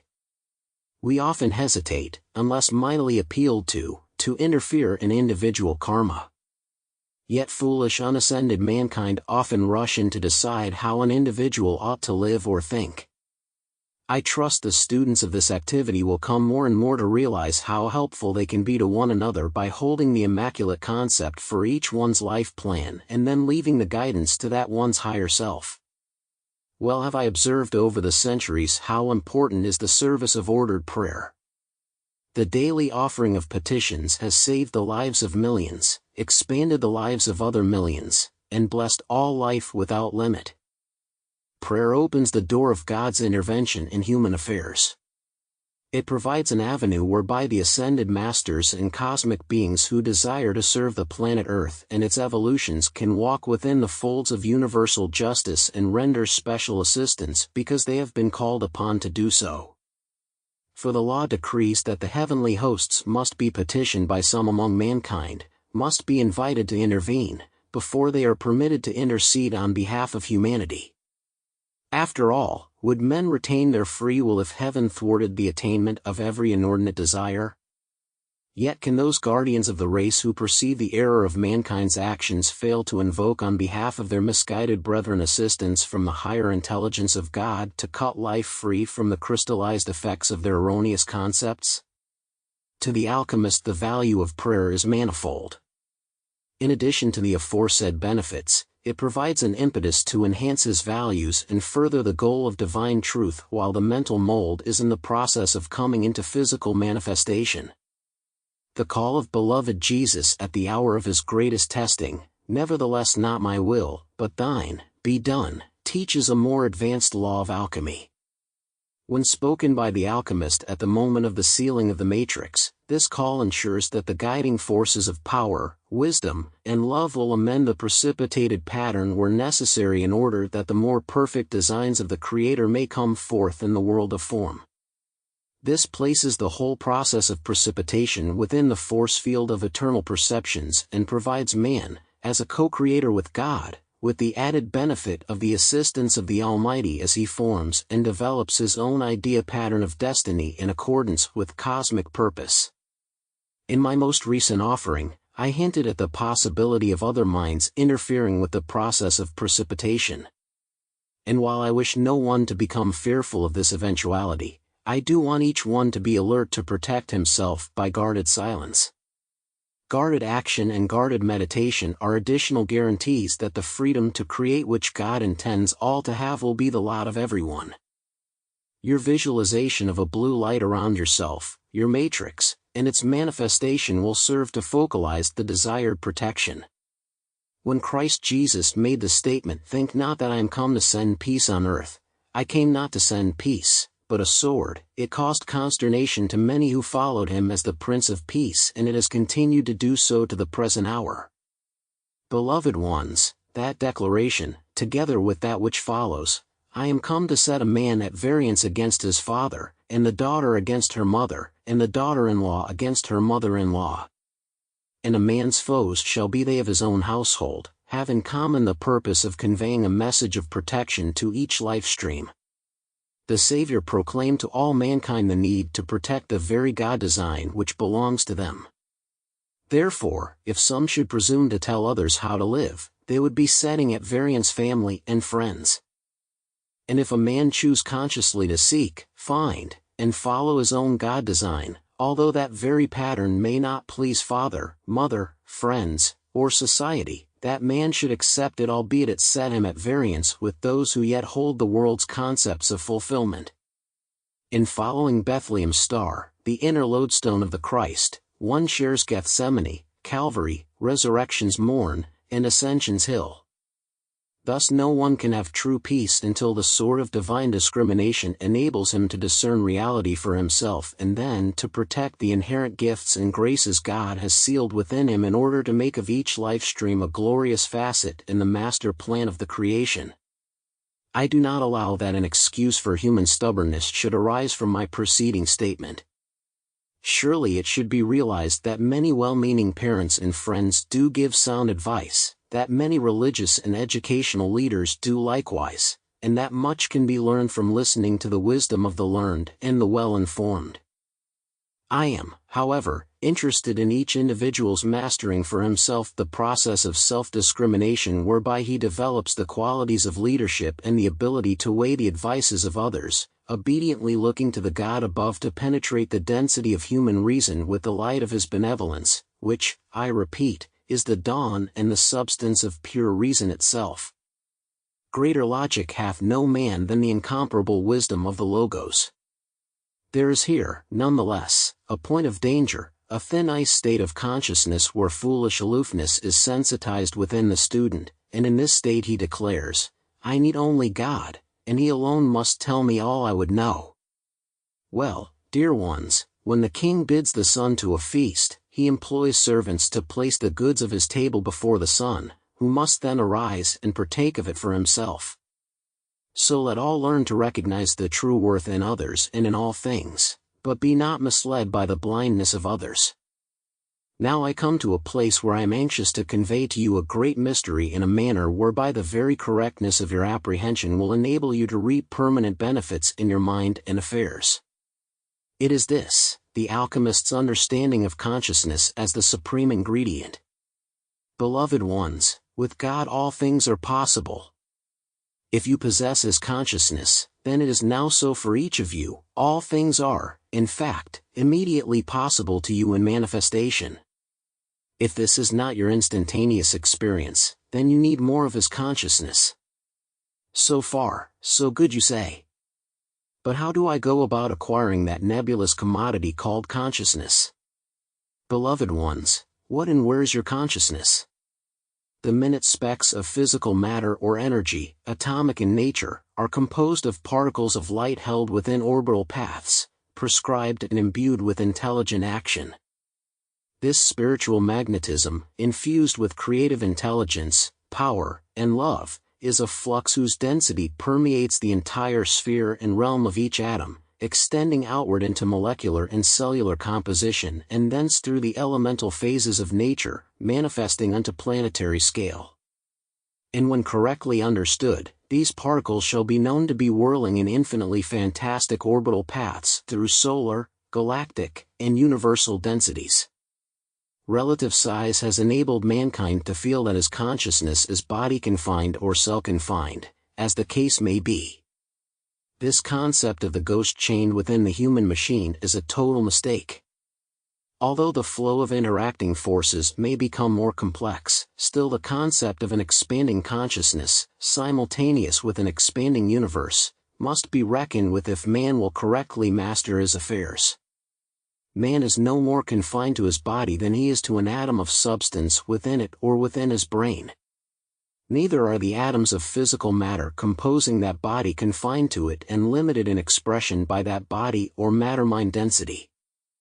The power of reaching outward and becoming a part altogether conscious of a whole in a marvelously spiritual manner is the gift of God to all. No one loses any part of that which is already his own by so doing, and no one takes anything away from anyone else through the sharing of the glories of God. The real meaning of the passage of Scripture in which John the Revelator referred to the little book which would be sweet in the mouth and bitter in the belly relates to his digestion of the idea of himself as containing the universe and the universe containing him. The book of life spoken of in Revelation is the lexicon of God, and the lexicon of God embraces the entire cosmos. Inasmuch as it spans all of the creation, let none take away another's portion or privilege to enjoy all of its cosmic truth, nor let anyone deprive himself of this, life's greatest privilege. To do so is to take away either one's own or another's portion, and surely then God, as law, shall confine the one so doing to the same sphere of limitation to which he has confined another. Let all in being their brothers keep or esteem the highest and best possibilities for everyone. Therefore, expand and contract the consciousness to sense not only the necessary internal realm of being, but also the externally expanding universe, and you shall find your consciousness leaping into the arms of the eternal alchemist himself. Now, it is not my intention to leave the many subjects included in this course without a spiritual and physical synopsis and an appendage of daily usefulness. Therefore, the next lesson shall include the golden chord, which should perhaps be spelled chord, for it is intended to create a final harmonizing key in consciousness that will make this course of permanent and inestimable value to all. I am hopefully including such instruction and shall serve to frame the whole in a setting rare and lovely. But the whole herein referred to is your whole life. Master your consciousness by properly directing its attention, and possess thereby the key to God's precious storehouse of eternal substance. Fondly, I am, Saint Germain. Chapter 9, The Crucible of Being. Breeds there the man, with soul so dead, who never to himself hath said, "This is my own, my native universe." Part 1. If I could cite one area of application which the students need to work on more than any other, it is that of the expansion of the universal consciousness within the force field of the individual. The greatest need of mankind today, and I say this unequivocally, is the development and the nurturing of the sense of the universal as belonging completely to the individual. From thence is drawn the foregone conclusion that the individual must also be sensed as belonging to that universal cosmos so conceived. As the student of alchemy approaches the temple of being, of life, of oneness, he must, if he would correctly apprehend the meaning of existence and derive happiness therefrom, see himself as a diamond of light's perfection set in a mounting of perpetual elegance. Acknowledging his origin in those permanent realities which the interpretative mind and heart of being are able to apprehend and hold in the proper focus of prospective progress, man shall once again renew his intelligently guided drift toward sublime reality. There is no greater deterrent to progress than the isolationism that evolves out of the sense of separation from life, wherein the smallness of the ego, pitted against indeterminate odds, lurks in the shadows of uncertainty. The unforeseeable events of the future, by reason of their opacity, project little comfort into the long heart which awaits some word from the creative mind of God, some foreknowledge of the depth of that love which God feels for each part of the vast whole of the cosmos in all of its immensity and greatness. From the least to the greatest minds o earth, all need the benefit of lasting attunement with the universal consciousness of God. Mankind, through various religious concepts, have imagined God to be a creature-creator simply because they themselves are creator-creatures. Using the tremendous outgoing energy of being, men have diligently imagined and imaged forth the nature of God, while only the few have apprehended the truth that God is consciousness, and as consciousness he is life, intelligence, will, and love manifest in a rich variety of dimensions and attributes. Now I tell you, God is a benign impersonal personality, a personal impersonality, a persona personality, and an impersonal impersonality comprising the manifold consciousness of being. He gives and gives of his creative self to the creatures he has made in the hope that they will apprehend his purposes and emulate his consciousness to the fullness with which he has endowed them. As they mature and grow throughout life, people imitate one another, consciously and unconsciously mimicking the personalities that touch their lives. They dwell in such a sense of unreality that they persist in identifying themselves as vile sinners. They accept not only the accusations of the accuser of our brethren whose machinations are exposed in the 12th chapter of the Book of Revelation, but also the burden of mounting waves of mass condemnation which, like a raging sea, threaten to drown the real image of the higher self in an ocean of emotion. The purpose of thought and feeling is to form the mold of fruitful and progressive experience which in turn endows mankind with the highest aspects of his divine self. You see, blessed alchemists, your thoughts and feelings are the collimation lines that adjust and align your energies, focusing them through the lens of consciousness according to your free will for either constructive or destructive designs in the world of form. Mankind, in the mainstream of their influence, have misused the energies of their thoughts and feelings. And, unaware of the consequences of their mental and emotional inconsistencies, irregularities, and incongruities, they have molded light's energies descending into their world into asymmetrical forms which, by reason of their nature, could never produce happiness for themselves or any other part of life. The idea of a temperamental, vengeful, or unjust God is abhorrent from the outset. The concept of an arbitrary deity who would show favoritism is likewise distressing. Hence, according to his awareness of the deity, man himself becomes the arbiter of his destiny, and, according to his uses of energy, the harbinger of truth or error in his life. The stratification of human consciousness from the aboriginal types unto the erudite 20th century man, skilled in philosophy, science, religion, and the higher mechanics of living, persists in its full range to the present day in various parts of the world. Honest individuals will even recognize in themselves these progressive steps of consciousness which, if progress is being made, are constantly in a state of flux. Now, it is true that it may be more comfortable, at least temporarily, for mankind to vegetate neath the sun and the moon in an isolated reverie, remote from the challenges of life, without benefit of the sometimes violent but always disturbing alchemical heat which, as Christie fires, acts to purge mankind of his dross. But I am certain that the soul which desires to climb the hill of attainment to reach the summit peaks will neither find fault with nor reject the necessary chain of experiences that are intended to broaden the mind, sharpen the intellect, exalt the spirit, and test the mettle of a man.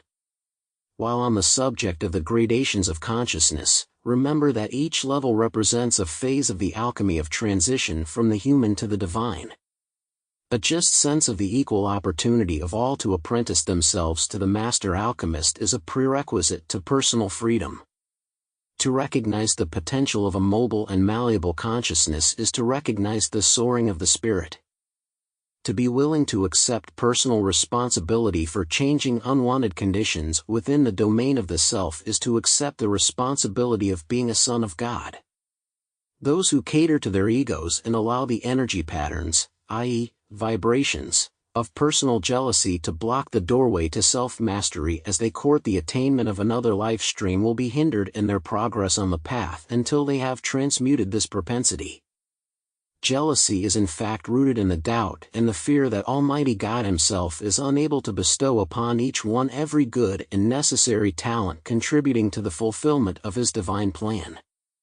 Inasmuch as jealousy and competition between individual expressions of God are among the basic causes of all unhappiness upon earth, I would definitely underscore the student's need to put them to the flame.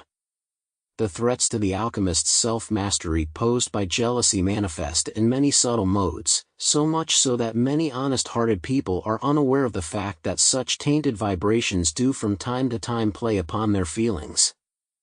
Application made in prayer and supplication or as invocations and affirmations, called decrees, made in the name of God for the freeing of oneself from all conditions of struggle and strife will bear the fruit of an active yet peaceful progress. You see, false identification with family and friends, the acceptance of limitations through heredity and environment, attachment to persons and places, to one's race, religion, nationality, or ethnic group must also be submitted to the flames of the refiner's fire for transmutation. Personal attitudes must be adjusted to impersonal laws, and thought and feeling patterns must be molded after more noble designs if the individual is to make true spiritual progress. I do not say that individuals should not be loyal to those whom they love and in whom they believe. But I do declare that man's first loyalty should be to his true self, his own God identity, into his Christic being, and then to those of like mind. Above all, the purposes and uses of life must be rightly understood and practiced. To awaken each day to another round of pursuing vain pleasures and the questionable hope of mortal expectation, herein lies a state of flaccid misery in which the soul is scarcely exercised.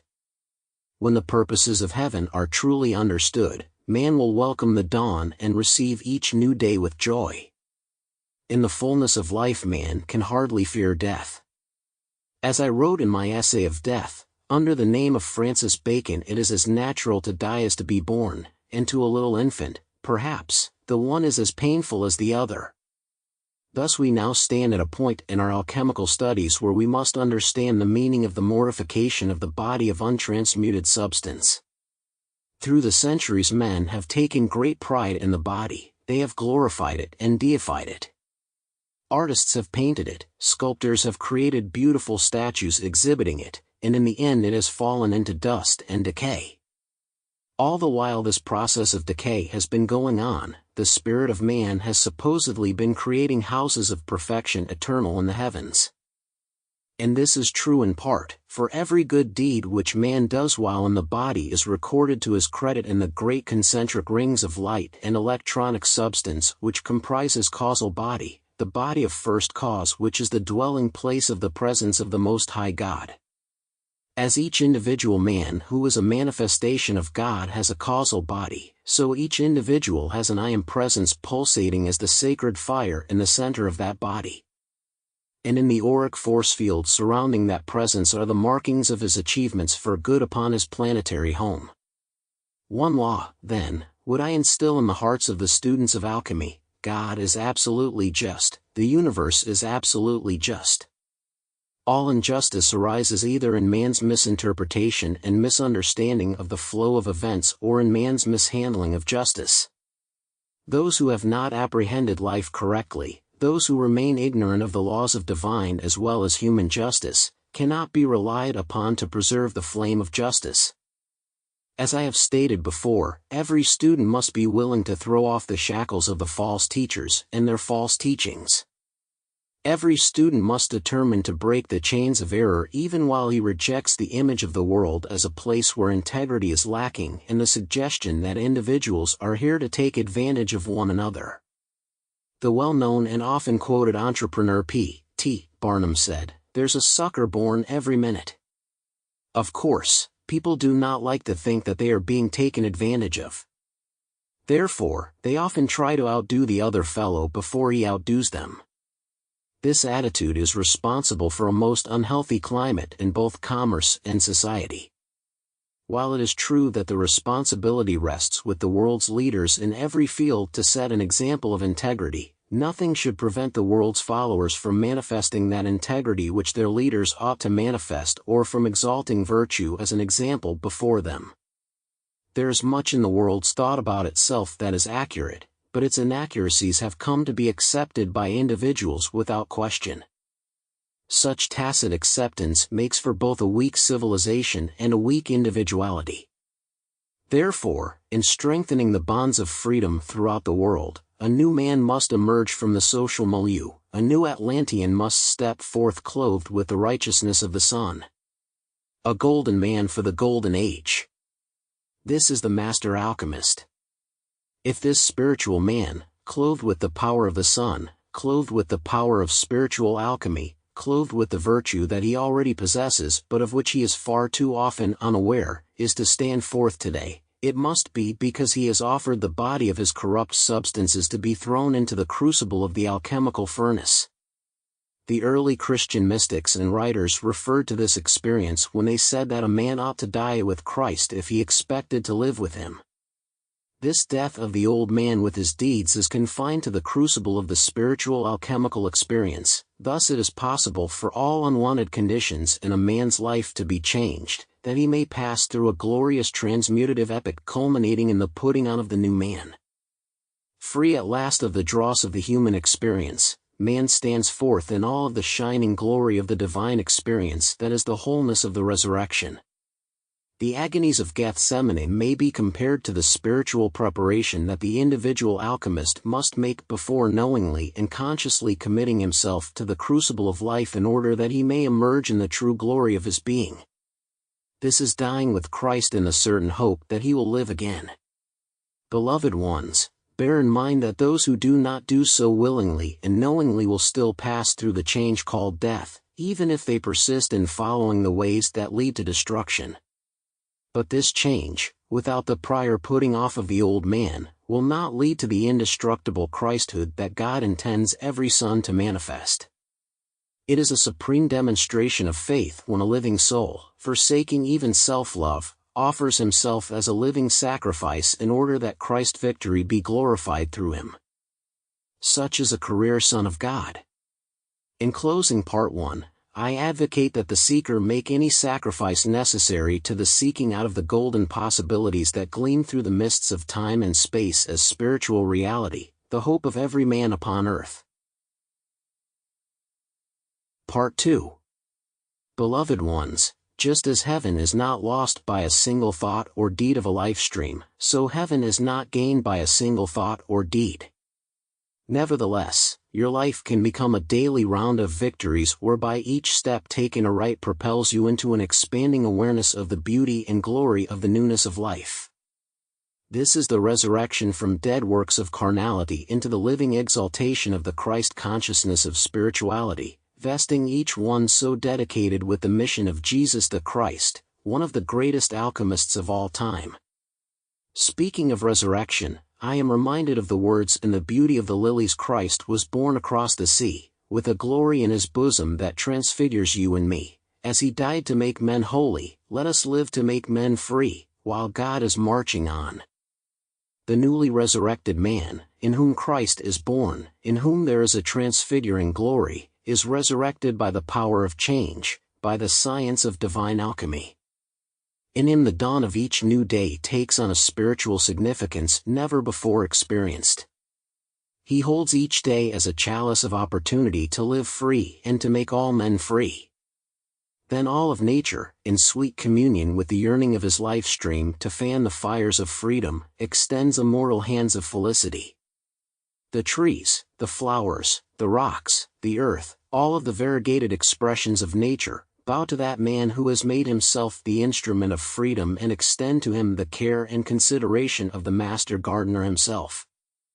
The Father who created the paradise of God referred to in Genesis is now perceived to be in fact the creator of all loveliness. The sylphs of the air, the undines of the sea, the fiery salamanders of the flame, and the gnomes of the earth are recognized as elemental spirits created to assist that one Father in bringing forth a kingdom of supreme loveliness and beauty. It is recognized by the perceptive alchemist that the carnal nature of man has been outpictured in part by the nature kingdom, for the elementals, from the smallest to the greatest, are great mimics of the human scene. As they have taken on human concepts of duality, thorns and thistles, pain and parting have been brought forth upon the screen of life. Yet with all of the despoiling of the virgin beauty of the earth by mankind's discord and inharmony, much that is lovely has remained, showing that the power of God is greater than the power of the deification of evil. Through friendship with the servants of God and man and nature, the compassionate alchemist learns to utilize the great spiritual flow of elemental life and finds in the presence of the Holy Spirit a cooperation with nature which formerly he did not even dream existed. Looking upon the blessed earth with the grandeur of its rolling plains, its furrow valleys, and its mountain ranges, gazing upon the crystalline mirrors of its lakes and flowing streams interlacing the terrain and conveying the water element in channels of varying depth, mankind become filled with reverent wonder. The planetary veins and arteries conveying the tireless energy of the Eternal One from place to place upon the spinning globe of the world, the blue dome of the sky with the golden sun disk to warm and revivify mankind, the silent night with the crystal moon and diadems of stars like unto the Pleiades, all of these are flooded with a sense of unity which pervades all things. Nowhere is unity felt with greater meaning than in the depths of the heart of the individual who is in complete attunement with God and his own I Am presence, the individualized identity of the perfection of the Creator himself. That body of historical error composed of myriad carnal events and human misqualifications is changed now by the alchemical fires of spiritual regeneration, and in its place the wholeness of the real being of man stands forth. He is no longer a part, he is the all of creation. These valleys and hills, these diadems of stars and far reaches of space are a part of himself. He is all of them and in them all. With this supernal sense of ever-present wonder, man is able, as an integral manifestation of God, to perform the miracles of the great alchemist and make his world the wondrous glory of the resurrection. Old senses are passed away, all things are become new. With that I wish to give the students a coup d'oeil into advancements which shall be forthcoming in the world of science. I am interested in offering a preview of man's greater control of the elements in this studies in alchemy, because some of our would-be alchemists can be instrumental in the production of these new techniques or in calling them forth from the universal. Let us consider for a moment the development of the mind switch. At present, lights, elevators, doors, and many devices are activated by switches or electronically, and engineers are at work upon a typewriter which will type phonetically sentences spoken directly into it. The mind switch is even more revolutionary, for it will enable men to direct mechanical apparatus and electrical functions through brain waves by the mastery of the energy currents flowing through the mind. Of course, many amusing situations could be construed in which two individuals might transmit divergent impulses simultaneously. This should pose no problem, for they would but cancel each other out, or the stronger would overcome the weaker of the transmitted thought waves. Another development of the coming age will be a camera so sensitized that it will make possible the photographing of the human aura. This will enable physicians to discover the fundamental causes of many physical diseases as well as the solution to psychiatric problems related to the emotions and subconscious records of past experiences, even in previous lives unknown to the patients themselves. The wave patterns caused by criminal tendencies and crimes recorded in the etheric body will also be photographed, or recorded by sensitive instruments in graphic form similar to the process now used to record brain waves and impulses of the nervous system. Evidence of guilt or innocence will thereby be afforded those administrators of justice who formerly relied on incomplete knowledge of events in the penalizing of delinquent individuals. With the advent of greater understanding of magnetism, it will be possible to so amplify the power of magnetism as to suspend furniture in midair without any form of visible support. A new optical development is forthcoming which will increase mankind's exploration of the submicroscopic and atomic worlds. In this field, the magnification of images with great clarity will become possible by methods not previously encountered. With this advancement, certain methods of transmutation will be made known to the chemists of the world, whereby the synthesis of new elements will be achieved as simply as a child plays with blocks. A new form of aeronavigation and transportation will be made possible by utilizing an electronic ray played upon the metal of which the airship itself is composed, negating the gravitational influences upon it and giving it a quality of lightness similar to helium. This will enable it to rise in complete resistance to the power of gravity. The ship can then be directed by atomic jets in such a manner that a safer form of locomotion will be made available to all.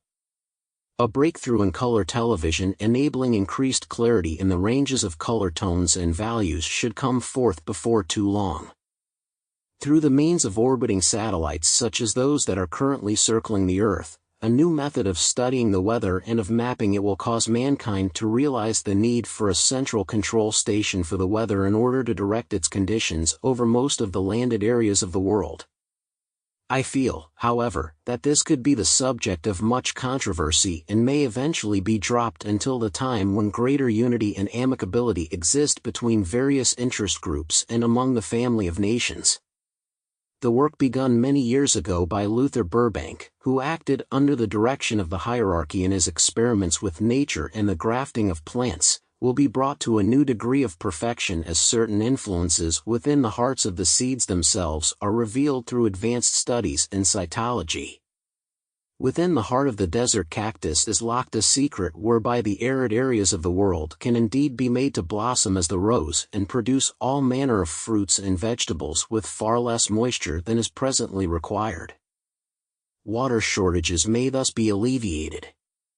The present surge in world population, which seems to have caused many demographers to review and revise the doctrines of Malthus with the aim of extinguishing or limiting human life in complete contradiction to God's laws, will prove of less concern to future societies as they become aware of marvelous methods of increasing agricultural production, of harvesting the wealth of the sea, and of the unlimited use of atomic energy in advanced city planning as well as in interplanetary colonization.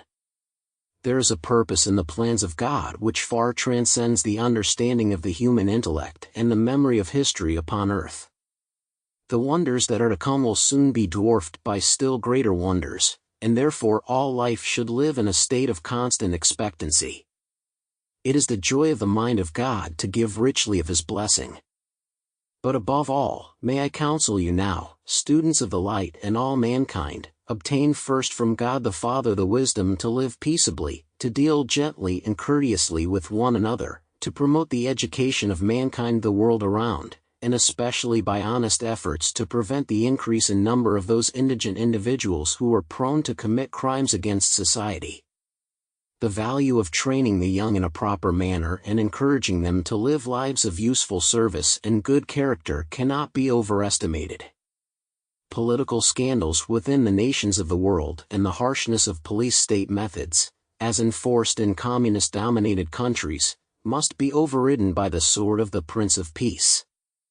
The Prince of Peace is imaged in the compassionate Christ going forth to teach all nations that the way of God is good, that His wonders are intended to be used and possessed by all and exclusively by none. A higher way of life than vain competition must be pursued. Men must become God-spurred and less motivated by status-seeking. Teach this truth. The sharing of the grace of heaven is a message of eternal watchfulness from the great white brotherhood to all upon earth. Abundance and peace go hand in hand, and this state of felicity is the will of God. Let this planet, by the power of spiritual and natural alchemy, arise to build new homes, new churches, new schools, a new civilization, new concepts, new virtue, new greatness, all in the bonds of eternal confidence which blazes forth from the very heart of God and is anchored within your own physical heart as the expanding flame spark of the immortal alchemist himself. Part 3. The feeling of aloneness should be transmuted and superseded by the certainty of all oneness. Man came forth from God as good, and he shall return to that goodness by becoming like it through the dignity of freedom and choice. The power, love, and wisdom of God are never tyrannical but gently bestow upon each individual creature of the creation the blessedness of opportunity to know God without limit. Forgiveness, mercy, justice, peace, achievement, and progress toward ultimate supremacy are the gifts which life holds for all. Through the process of descent into matter and form, man, as a part of God destined to become ultimately victorious, is made the conscious master of all he surveys, so long as he is not forgetful of his source. By identifying with the gross, man becomes almost at once entangled in a web of human creation whose snarls, like the thread of Ariadne weaving through the labyrinthian cave of subterranean matter, bring him face to face with the Minotaur who dwells in the lower octaves of consciousness waiting to devour the Christ. Escape is freedom. That which descends and is committed to form and density must, in obtaining its freedom, ascend back to that source from whence it came. To do this prematurely is in error, and therefore the Father, or I Am Presence, knows of each life stream the day and hour when he is truly ready. Until the fullness of outer circumstance is transcended and transmuted in a manner whereby the life stream has fulfilled his original purposes for entering the orbit of Earth, he should continue his training and preparation in accordance with the universal plan.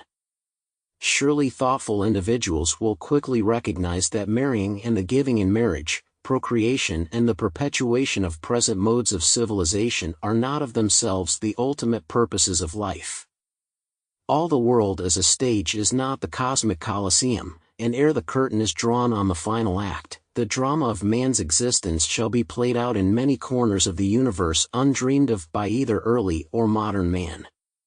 Men's dreams of heaven are but fond glimpses into the imagery of Elysium graciously afforded mankind as encouragement until the time when they are able to expand their own spiritual vision and behold reality in the wonders of the Father in his many cosmic mansions.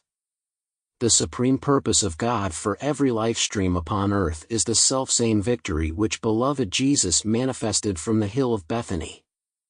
The accent of Christendom upon the agony of Gethsemane, the crucifixion, and the vigil in the tomb of Joseph of Arimathea has often eclipsed the great significance for every man, woman, and child of the glories of the resurrection and mysteries of the ascension. Misunderstanding of the law of cause and effect and failure to apprehend the at-one-ment of the universal Christ originated in the human concepts that were introduced in the parable of Eden and continue to the present day, perpetuated by the hoary mists of time and dogma. Unfortunately, the vicarious atonement has been ignorantly accepted and is widely used as an excuse for wrongdoings and their continuation.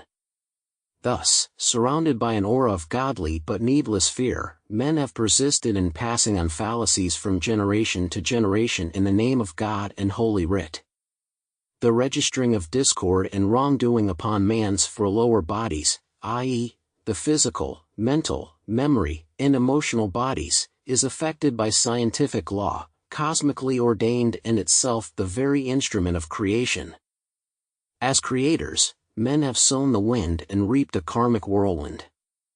The victory of the universal Christ, which beloved Jesus demonstrated, was intended to show to man the way that would conduct him safely back to God's image. That way was revealed as the Christ, or divine light within every man that cometh into the world. It is this wondrous light, then, which is the light and life of the world, of every man's individual world. Only by walking in the light as he, the universal Christ, is in the light can men return to the Father's house. The forgiveness of sins is a merciful instrument of the great law whereby retribution, or the penalty for wrongdoing, is held in abeyance in order that a life stream may have the freedom to go and sin no more and then be given the opportunity for greater spiritual progress. However, forgiveness does not absolve the soul of the requirement to balance the energies misused by the alchemical fires of transmutation.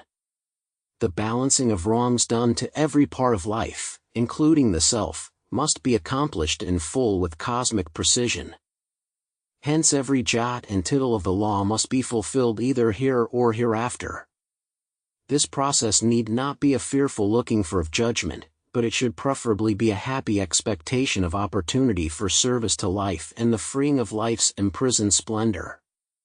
For by ministering unto life individually and universally and by calling forth the alchemical fires on the altar of being, the individual can undo all of the inharmonies which he has thoughtlessly cast upon its beauteous presence. Truly, those who have been forgiven much can love much, for they perceive the need to be everlastingly grateful for the goodness and mercy of God which endure forever. One of the major causes of recalcitrance, arrogance, willful wrongdoing, disobedience, rebellion, and stubbornness is the vain hope of individual attainment without individual effort or of personal salvation without personal sacrifice. Mankind do not relish the idea of painstakingly withdrawing every thread and snarl they have placed in the garment of life or of attaining heaven by honest application. Yet they must one day face this truth of themselves. Therefore, the present, when truth and justice of opportunity are at hand, is the right and accepted time. Behold, now is the accepted time, behold, now is the day of salvation. The desire to find a scapegoat for one's sins and a world teacher or savior is not in keeping with the cosmic principles undergirding the law of the atonement. A master of great light such as Jesus the Christ or Gautama Buddha may hold the balance for millions of souls who are not able to carry the weight of their own sinful sense. This holding action is a staying of the law whereby, through mercy and through the personal sacrifice of one who keeps the flame for all, mankind might find their way back to God and then, in the power of the rebirth and in the presence of the Holy Spirit, return to take up the unfinished business of balancing their debts to life. Christ is the Savior of the world because by his immaculate heart he postpones the day of judgment, affording humanity additional opportunity in time and space to fulfill the requirements of immortality. I cannot, in the holy name of freedom, resist speaking out on these matters. For many have suffered in the astral world after the change called death, and when they came before the lords of karma to give an accounting for their lives, they were found wanting.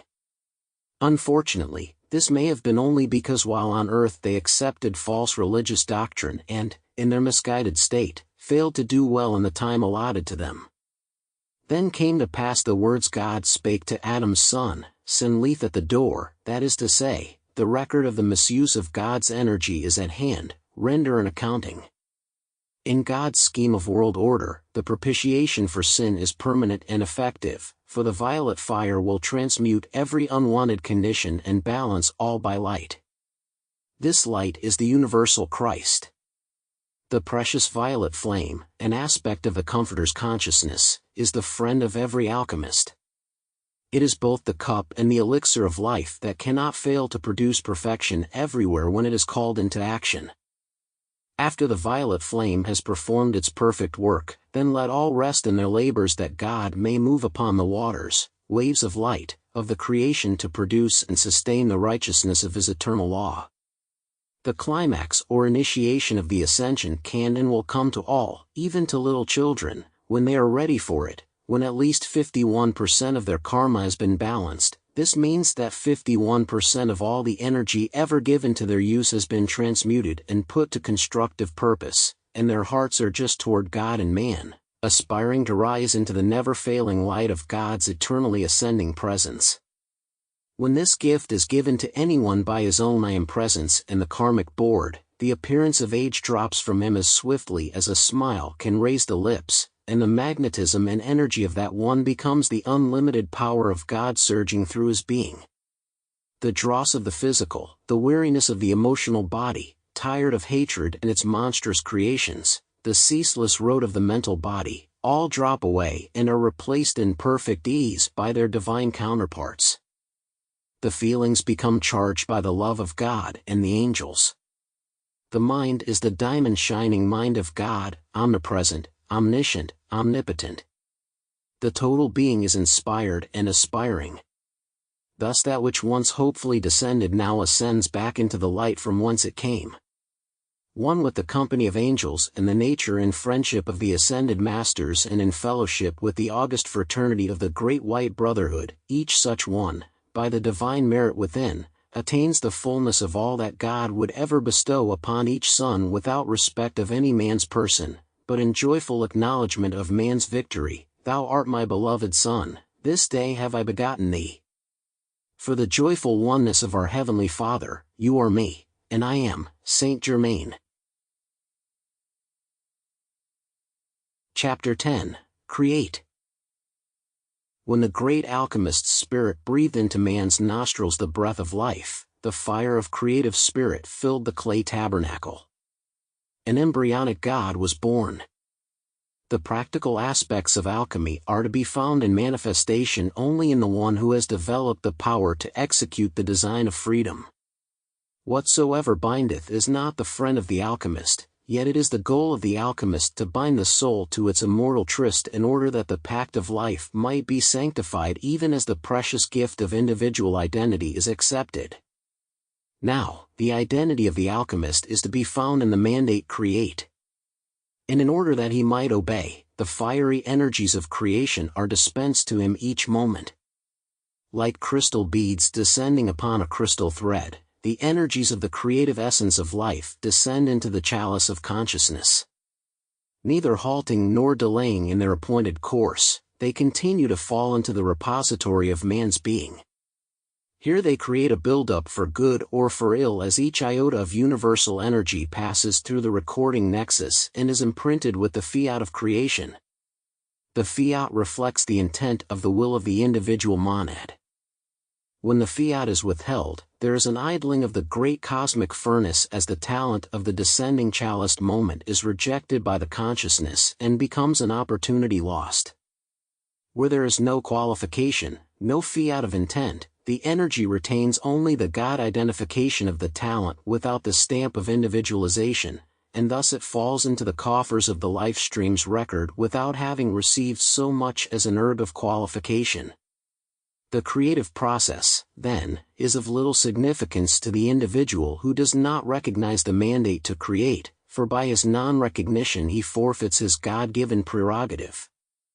As a result of man's neglect of his responsibility, the fiat of God was given that is recorded in the book of Revelation, Thou art neither cold nor hot, I would thou wert cold or hot.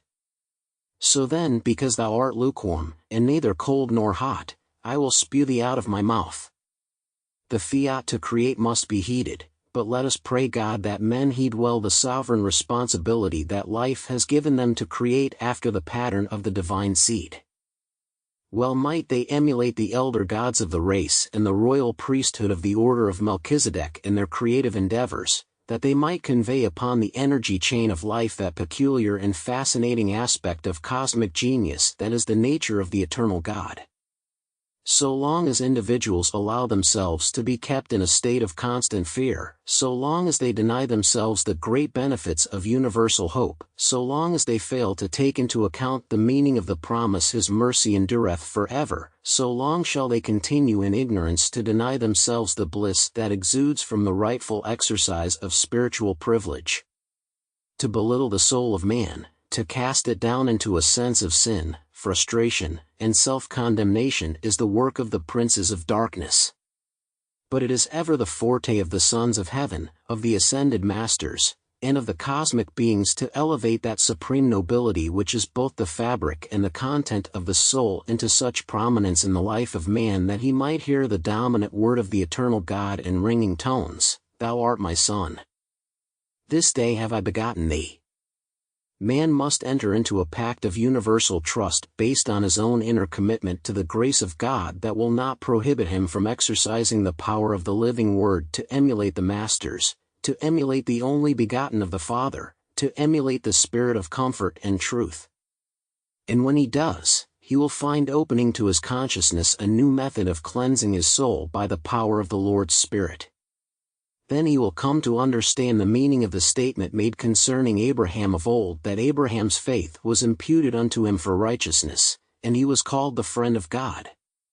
And so it is not by might, nor by power, but by my Spirit, saith the Lord of hosts, that man accomplishes the alchemical feat of transmuting the base metals of human consciousness into the gold of Christic illumination.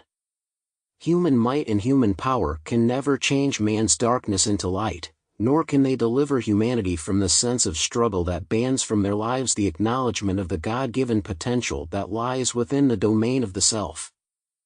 The victorious accomplishments of the Master Jesus, together with the greater works which he promised that the disciples of Christ would do because I go unto my Father, remain in this age, as in ages past, a fiat of universal freedom.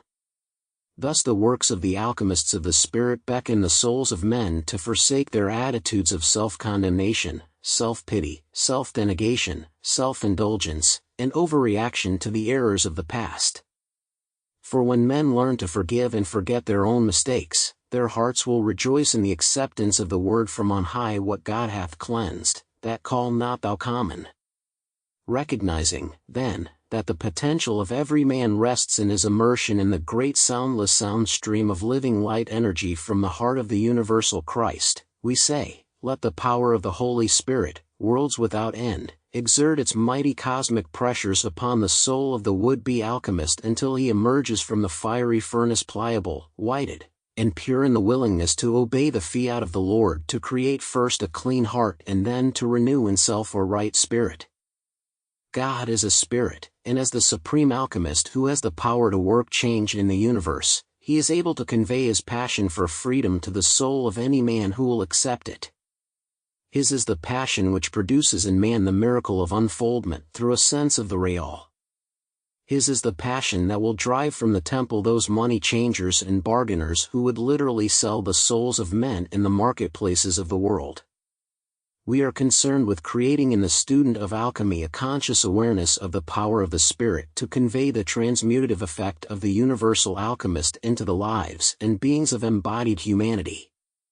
It is through this awareness that they shall be exalted in a manner which they have never before experienced, for at last they shall have recognized that within themselves the cosmic key seed of universal potential lies literally entombed. To resurrect, then, the spirit of the cosmic alchemist means that we must seek before we shall find, that we must knock before the door shall be opened. We must, in the ritual of true faith, be content to commit ourselves to Him who is able to keep and to save to the uttermost those who believe in His manifold purposes. These are centralized in the one purpose of unfolding the consciousness of the stone which the builders have rejected, of the Christ that is the head of every man. In the concept of the abundant life is to be found the radioactive principle of the expanding God consciousness into which any man may drink without depriving his brother of one iota of his inheritance. There is no need, then, for jealousy or a sense of struggle to function in the lives of the true alchemists, and wise are they who will submit themselves to the pressures of the divine law, who will seek to purge themselves of all unclean habits stemming from moral density and of doubt and fear, which are the root cause of man's non-fulfillment of his destiny. Those who dare to submit to the will of God will come to the place where their souls can at last welcome, face to face, the overcoming spirit that makes possible the transfer of the consciousness of the great alchemist to the consciousness of the lesser alchemist. Through this transfer, hope is amplified in the microcosm of self and the miracle of emerging chrysalis is beheld. Then the soul, feeding upon the living word which throbs within, finally understands its raison d'etre in the fiat of the light create. It is incumbent upon each life, then, to create according to the patterns made in the heavens. He who can produce the miracle of these patterns in his life is also able to have all things added unto him, for by his seeking first the kingdom of heaven, the earth herself yields to his dominion. In this series on intermediate alchemy, I am, in the name of Almighty God, creating in the consciousness of the disciples who apply themselves to this study a spirit of intercommunion. Through this spirit, a focus of my own flame, the Most High God and the hierarchy of light shall focus, by the power of universal love, a climate within the consciousness of the student that shall enable him to obtain his rightful place in the divine scheme. Then the kingdom will flower and men will perceive that they need not engage in struggle or seek by violent means to obtain that which God is ever ready to give unto them. The lingering fear in the worlds of men is of the dark, whereas faith, hope, and charity are the great triune bearers of light who exalt reality and lead men toward the light. Ready for action. I remain the Knight Commander, Saint Germain. Chapter 11, Practical Alchemy. The history of man's devotion to the cause of freedom may never be written either for the planet or for the individual. Therefore, man will never know by outward study the true story of freedom. Nevertheless, through the outreach of the Spirit of God in man and its wondrous attunement with the central clearinghouse for every part of life, he may enter into the Akashic records of those solemn moments in the lives of other men and thereby perceive how they obtained their victory. Even as the alchemist builds on the discoveries of his predecessors, so there is an inner teacher within every heart who tutors the outer self, subduing it when necessary and guiding the fires of the mind in their search for the oftentimes invisible strands of reality. When the subject of creation is given more than ordinary consideration, man begins to realize that his own destiny lies as a gift in his hands. He has always looked to God for assistance, and God has always looked to man that he might convey to him every good gift and all the support which man could reasonably receive and acknowledge. Unfortunately, even in those periods of their most advanced meditations, mankind have seldom glimpsed the necessary cosmic pattern of what they are and what they shall be. The secrets of alchemy are always to be found in the domain of creation. If man has not the power to create, he is not truly free. Therefore, the stream of energy that God is giving to him in ceaseless descent must needs be channeled into matrices of creative desire patterned after the divine will, but when misqualified, these energies form the links of the chain that binds him. Our first step, then, is to abort and to transmute the negatively qualified substance in the world of every would-be alchemist. The power of the violet transmuting flame, as an agent of the Holy Spirit, can be called forth from God for the purification of man's world. It should be noted, however, that this power is seldom recognized until the alchemist has invoked the flame for a considerable period of time. But, practice as he will, his use of the flame will not be enough to transform his world unless the correct scientific attitude is maintained. The alchemist who insists on exalting his own human will and ego in contradistinction to the divine will and ego cannot possibly receive the great gifts which the Spirit seeks to convey. I know that many people are reluctant to release themselves completely into the hands of God. They are willing to go part of the way, and they gingerly step forward when the higher will seems to flatter their own, but because they have not let go of the human will, they find in the end that their efforts are unrewarded. Man cannot bargain with God.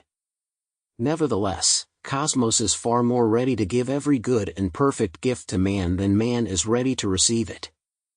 The problem, then, lies not in the ocean that is filled with pearls, but in the diver himself, who must be willing to acknowledge the presence of the treasures of heaven in the cosmic depths, treasures that heaven intends man not only to discover but also to possess.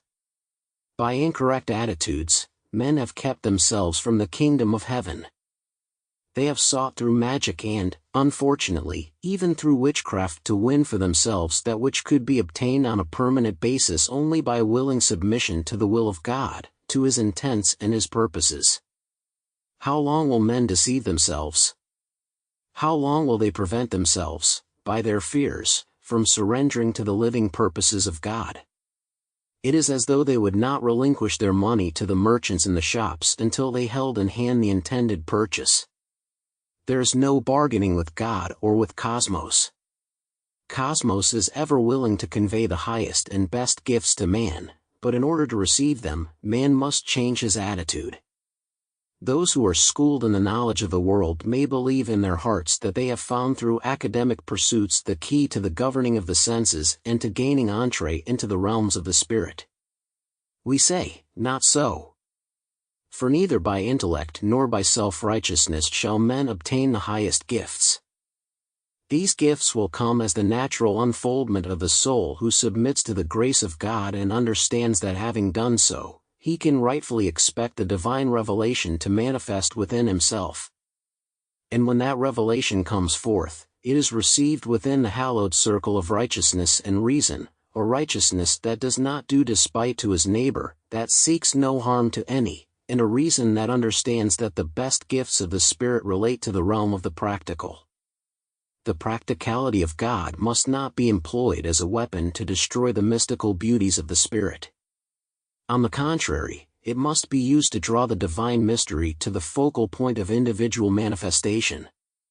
As the flesh came forth and was animated by the Spirit, so practicality must come forth and be animated by the creative purposes of God. Then God will take man by the hand and lead him through the realm of perfect order to a place where man will perceive that the world and all things in it were originally created according to a perfect cosmic pattern. Here he will be shown that each individual was intended to manifest a specific facet of the divine intent and that each facet of the grand design was created to complement the other and to produce thereby the miracle beauty of an everlasting kingdom, worlds without end. How can men imagine that the mind that created man in all of his wondrous parts, the universe, the stars, the suns, the spiritual realms would be so lacking in foresight as to fail to provide a way of escape for those who might wander from the cosmic blueprint? Did not his practicality bestow upon man the fullness of the divine conveyance expressed in the command, "Take dominion over the earth"? Man, then, was and is intended to be a practical manifestation of God, learning how to master his environment by cosmic wisdom united with his own natural intelligence. We have seen, however, that man becomes discouraged when he realizes that although he has exercised his mental faculties to the point where his mind is literally crammed with an encyclopedic knowledge of the world, he is nevertheless mentally muscle-bound and powerless to take dominion over his personal affairs, much less the earth, because he is spiritually anemic. Now, such discouragement is the result of the individual's failure to recognize the fact that he is actually a monadic part of God. He does not know, for he has not been told, that in his silent eternal union with the mind of God, he is tied to a giant computer. Through this computer all knowledge is immediately available by spiritual transmission to those who will use it to do the will of God. But the bounds of man's habitation, including the bounds of his mental probings, which are prescribed by cosmic law, cause this wisdom to be withheld from that part of the universe which is not yet ready to assume its role in taking dominion over the earth and in making itself functional with the powers of the universal Christ. The key, then, to the practice of advanced spiritual alchemy lies in the alchemist's understanding of the purposes of the brotherhood and in his consciously yoking himself together with those who are pledged by word and deed to the fulfillment of those purposes. Little do men realize when they begin to pursue the study of alchemy how deeply involved it will become and how deeply they will become involved in it. For unless there is an immersion of the self in the sea of universal wisdom and purpose, the soul cannot be saturated, the sponge cannot be wetted, and the energy so needed for transmutation cannot be evoked. If I seem to be releasing the secrets of the ages slowly into the minds of the hurried and harried students who would like to overcome all things in a moment, let me say that you today are receiving from the retreats of the Brotherhood more information than we ourselves received in the past when we were undertaking our own novitiate. In your patience, then, possess ye your souls. But be diligent in studying the various aspects of being which from time to time will be pointed out to you, sometimes from the most unexpected sources. Be ready to find in the smallest gift an intricate treasure that, like a piece in a great puzzle, may not at first seem relevant. Again I say, be patient. For time, in marching on, reveals eternal patterns. Therefore, to decline the search or to reject the means of cosmic study which makes possible the search is an error of the first magnitude. Let all who are receiving this form of instruction rejoice and be glad, seeing in the very opportunity for self-study the need to render the service to the brothers of acquainting others with the teaching. Thus, by making available the gift of life to receptive souls, Heaven shall respond and give a greater gift to the souls of you who have proven that you are willing to labor and to wait. Perfection is forthcoming, and it is the perfection of a master mason, a builder who, in idealizing perfection in the universe, has no alternative but to idealize it in himself. This is the builder who sees the need to cleanse the very foundation of residue in his world, to submit to the washing of the water by the word and to the cleansing of the sacred fire. This is the builder who sees the need to know what the tools of the aspirant are and how these tools may be employed in the service of self, in the service of humanity, and thus ultimately in the service of his God. Let us, then, reiterate for all that life is not so simple as men have dreamed. But it is a scheme so vast and tall as to literally enfold us all. Men and gods and masters, too. Parts of life you do not view right now, but one day will if you will only learn to listen and be still, knowing I am God within. To his glory I live. Saint Germain. Chapter 12, Spiritual Alliance. Little does the beginning alchemist realize the need for a spiritual alliance.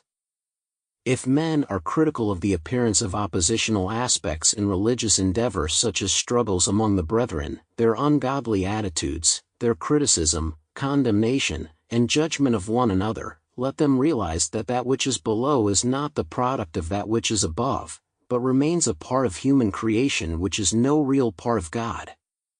It is to genuine spiritual brotherhood, then, that we would direct your attention, for the alchemist who seeks but his own unfoldment can never manifest aught but a relatively weak potential. Those who ally themselves with the Brotherhood of Light are utilizing the functional power of the great alchemist not as a mighty ocean pouring through a narrow inlet, but as the great ocean roaring to the perfection of itself.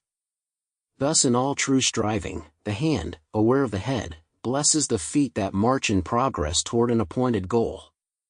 Freedom, then, is a name and a game, but the stakes are very high. The great alchemist demands absolute obedience from every adherent and from all who would practice the game of victorious becoming. Man is a limited creature. He is limited by the misalliances he has formed, often in the bane of ignorance. Therefore, we must commence by literally turning the being of man upside down and inside out. We must ferret out the little tricks that have been employed by the finite self in maintaining its own sovereignty over the lives of others, for it is the sense of struggle that has actually created a struggle in the lives of countless millions. But when they shed that sense, when they perceive that the universe is a harmonious working together of light serving light, they will hasten to be about the Father's business of transmuting the shroud that covers the earth, the shroud that is composed of the elements of mankind's own insanity and destructive emotional patterns.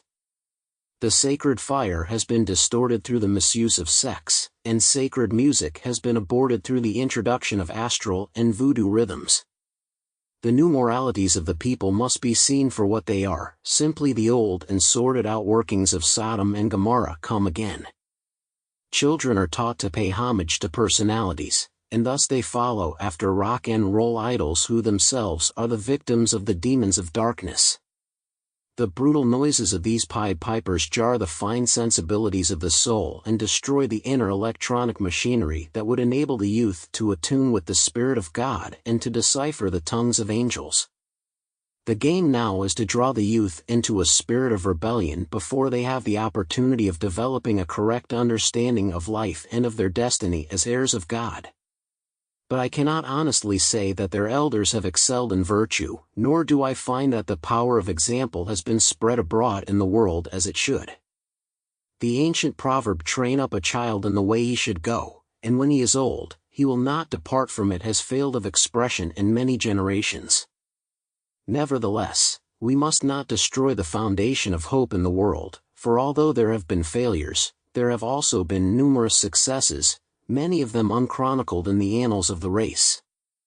And so whereas we do indeed, and rightly so, condemn mankind's increasing lack of morality, their licentious spirit and struggle for ego expression, and whereas we do condemn the violent and indiscriminate overthrow of institutions and standards long upheld by the Brotherhood as guidelines for the working out of karmic imbalances, we also accede that an enormous amount of God's energy has been misqualified in this and past ages.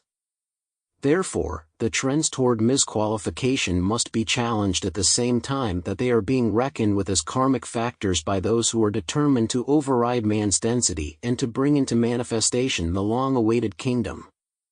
Have men failed in the past? Then the record of that failure is a magnet to draw them down, and strong counteracting forces must be kindled. The power of heaven must be reharnessed and men must turn from darkness toward the light. There is, then, a purpose for spiritual alchemy. But before I go into it enough to enable you to draw forth greater measures of cosmic energy and to learn how to qualify this energy correctly, I must show the relevance of this study to the present age. The destructive energies which poured through the Beatles and entered the subconscious minds of the youth, popular though they were in the world of form, are gradually working their way to the surface, revealing their true colors and satanic origins. These unholy emanations have drawn many young souls into the mistaken belief that the taking of drugs, the practice of witchcraft, and illicit sex can give them freedom from all imposed limitations. Instead, these indulgences have held them in bondage to the legions of darkness. Would it not be, then, of greater value and virtue if the resurgent power of regeneration were allowed to come forth through many hearts as a great cosmic flow? The forward movement of this flow is able to engender in men a spirit of willing acceptance of cosmic beauty, which in turn brings about the flowering of hope in the youth, hope for a greater measure of inward satisfaction, hope for a greater measure of attunement with the realities of the universe. For the tides of reality continually pour through the cosmos whether man is aware of them or not. The certitudes of life are often unknown by the young in heart who, while they are borne upon the tide of human events, are seldom able to compass those events with a relevancy that would give greater meaning to their lives.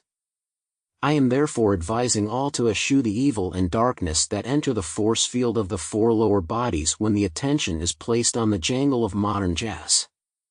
I advise all who would truly be alchemists of the spirit to seek out the classical music of the world's greatest composers, of Beethoven, Bach, Chopin, Haydn, Handel, Wagner, Liszt, Mozart, Mendelssohn, Mahler, and many others who have been commissioned by the Brotherhood to bring forth the music of the spheres. I advise all to learn to seek in meditation those peaks of cosmic elevation that will enable them to understand and interpret the language of the angels. I advise all to take the time to learn what is real and to develop passions of genuine love toward humanity. But let not these passions take the form of mere devotion to communal efforts or to the raising of one segment of life into a more advanced state of economic development, rather let them take the form of raising men to new levels of spiritual appreciation of their own divine potential as sons of God. Only by this form of devotion shall their hearts, touched by the hands of the infinite Creator, be imbued with such reality and love that they will move with precision to execute the divine will. Thus shall men behold the outworkings of a providence that has for so long yearned to find greater expression in mortal affairs, that those affairs might become truly guided by the power of life from on high. Then shall liberty live in human lives. Then shall freedom and honor raise men to a state where they can invoke, by the creative power of the Spirit, a golden age that will transcend the age of Pericles and every other golden age that the earth has ever known. This shall come about through the establishment of a fountain of living flame power, wisdom, and love. That fountain shall inundate the souls of men and drench their garments with so much of the essence of freedom that they will perceive spiritual alchemy as the means to every cosmic end. And the glory of the threefold flame, now saturating their consciousness with a fiery brilliance, will evoke an equal response in the very heart of God. The bond thus established between earth and heaven shall raise this star to a position of greater brilliance than the star of the east that heralded the approach of the Master Jesus 2,000 years ago, for this light will signify the victory of the Christ consciousness not only in one Son of God, but also in all mankind. I am the exponent of freedom for this age, and in revealing these facts about the science of alchemy, I cannot restrain myself from voicing these sentiments as apropos of the struggles of the times. Are men filled with idealism? Let them turn that idealism toward the light where divine ideas flow out from a central fountain of living flame. There let all kindle and rekindle the torches of being, and let the fires of their minds be saturated with new hope for a new age born of the Spirit. Life was never meant to be a cesspool of defeat, but a pillar of victory whose crowning laurel speaks of a living abundance. Blooming within the soul, that abundance extends itself out of the lonely room of self into the larger domain of the universe. The Ascended Master's consciousness is a vital power which will assist the devotee in performing a more than ordinary activity of genuine service and renewal. For we are about the Father's business of renewing the consciousness of men, not by applying old patches over old patches, but by renovating the entire garment of consciousness. As we prepare, then, to make the would-be spiritual alchemist more effective in performing the Father's will and in enhancing the value of freedom, let us say unto every man, the Lord is your shepherd. You shall not want, if you will only understand that He longs to guide you correctly, if you will only understand that whereas evil has no real existence, its shadowed veil has been the means through the centuries of binding man to the earth. And you shall see that by cutting the bonds of evil and by acknowledging the power of good, you will no longer strain at a gnat and swallow a camel, but you will enter straightway into the city of God, into the consciousness that transcends the world and its options by recognizing the spiritual options that lie as a gift in your hand. Man is the divine alchemist in physical form. In his right hand the gift of life lies beating. It is the pulsation of cosmic effort. Without acknowledging the gift, man fades away as a vapor upon the glass. By acknowledging it, the cosmic breath strengthens the manifestation of self until death is swallowed up in victory and life stands forth transcendent and splendid to every eye. Onward we move progressively toward freedom in action. I am Saint Germain. Chapter 13, To Penetrate Matter. Ere we begin to school the alchemist in more advanced methods of producing the seeming miracles of love manifest right before his eye, we are duty-bound to make further exhortations calculated to prevent the spread of danger through the misuse of higher powers. What do you think the story of the Garden of Eden reveals to man if it does not reveal his disobedience to the divine mandates and his misuse of sacred power? We will consider, then, the solidity of substance. Matter that presents so hard an appearance to the eye is actually composed of the whirling energies of spirit. When the higher mind examines the nature of spirit and makes known its findings to the mind of man, he becomes imbued with what we shall call his first awareness of the potential of the self to penetrate matter. Matter is no longer solid, but yields to the probing fingers of his mind and spirit. Its density can be calculated and comprehended by the self, and with the speed of light, the consciousness can reach out and pass through dense substance as easily as the swimmer cuts through the water with his arms in motion. The more the individual becomes aware of the inner power of the self to sense the various shades of reality, the more his powers magnify. At this juncture, the astute and godly man is aware of the need to guard the way of the tree of life.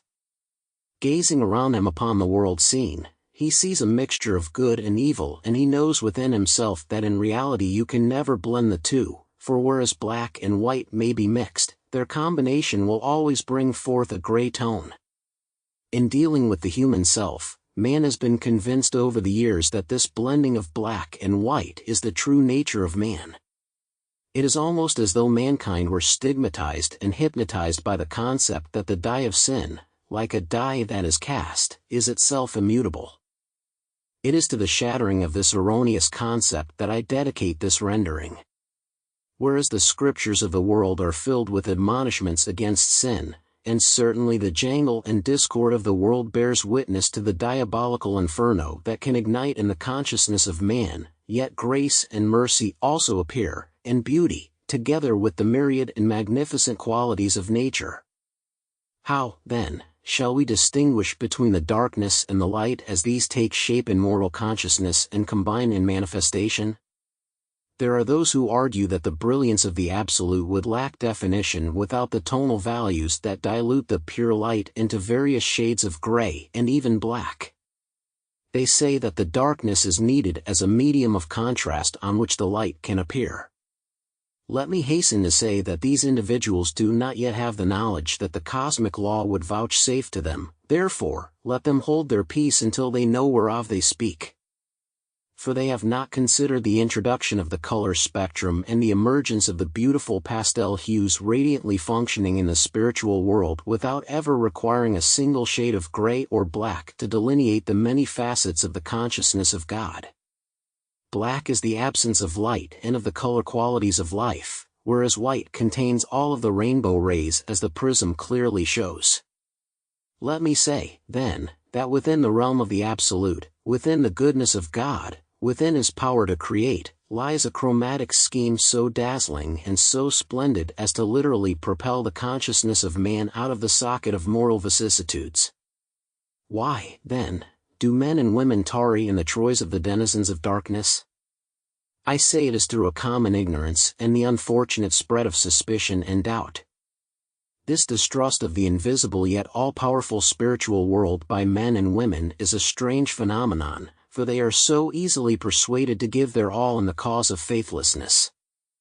Contending that God is not and expounding and expanding upon their doubts, they never seem to realize that the energies that they use, if properly directed toward a higher faith, would produce the miracles of alchemy.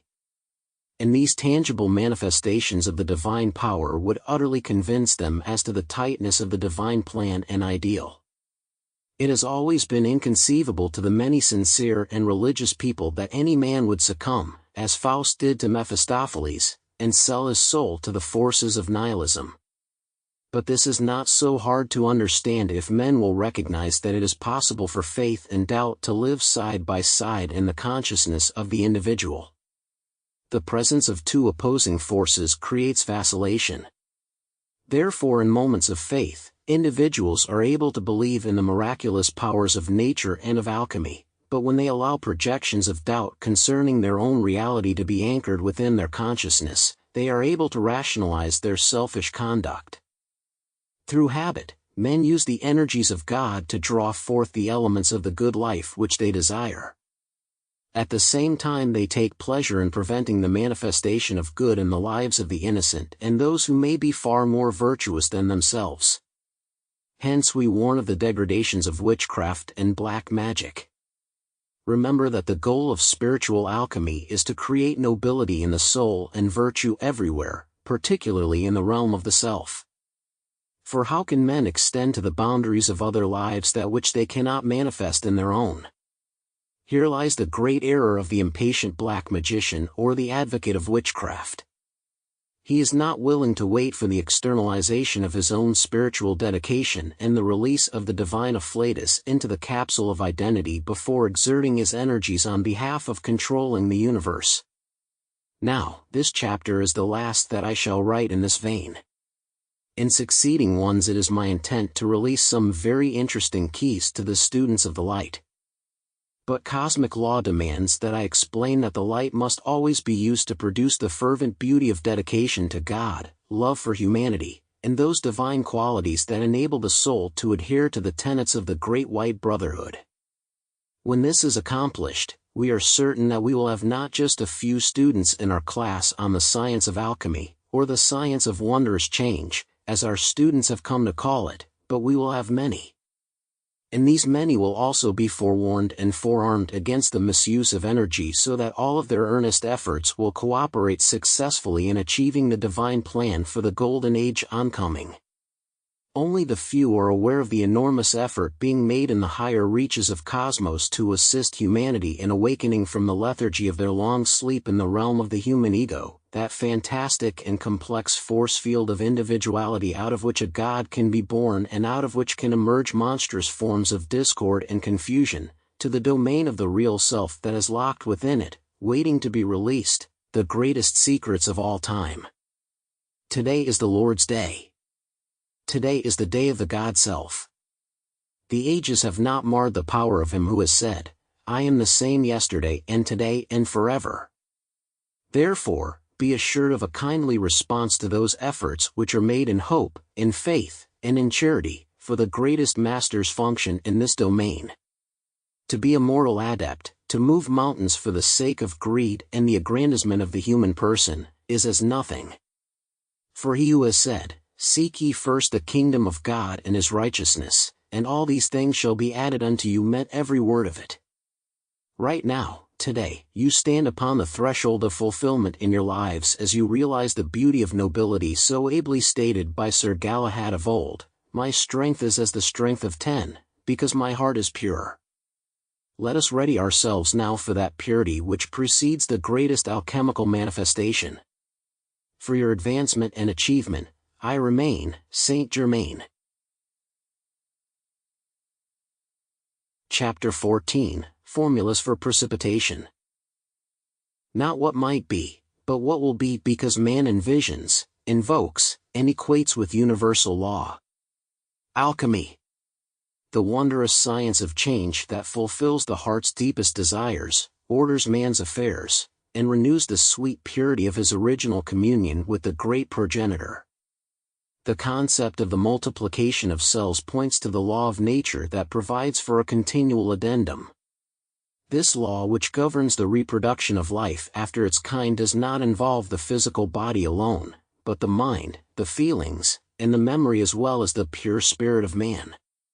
Coordination between the four lower bodies and the higher vehicles enables man first to control his environment and then to create, on condition that he can understand and not be hindered by the obvious illusions of the appearance world whose point of reference is time and space. Now, the presence or absence of certain factors may either lengthen or shorten the time of precipitation even though all other components be in order. Therefore, when these factors are known, they can be systematically eliminated in order to shorten the time of manifestation. The primary deterrents to precipitation should be recognized as 1. Inharmony in the feeling world, 2. A sense of loneliness or abandonment, and 3. A sense of smallness or insecurity and doubt. Sometimes the presence of these factors can be minimized by a simple act of faith. At other times it may require more earnest application to the deity and a strengthening of the positive counteractions which are designed to eliminate completely the negative influences manifesting within and without one's world. It may seem strange to some of you that I call to your attention these simple facts. But may I honestly say they are not so simple, for the effects of these mood energies upon the creative intent are of far greater consequence than humanity are willing to admit.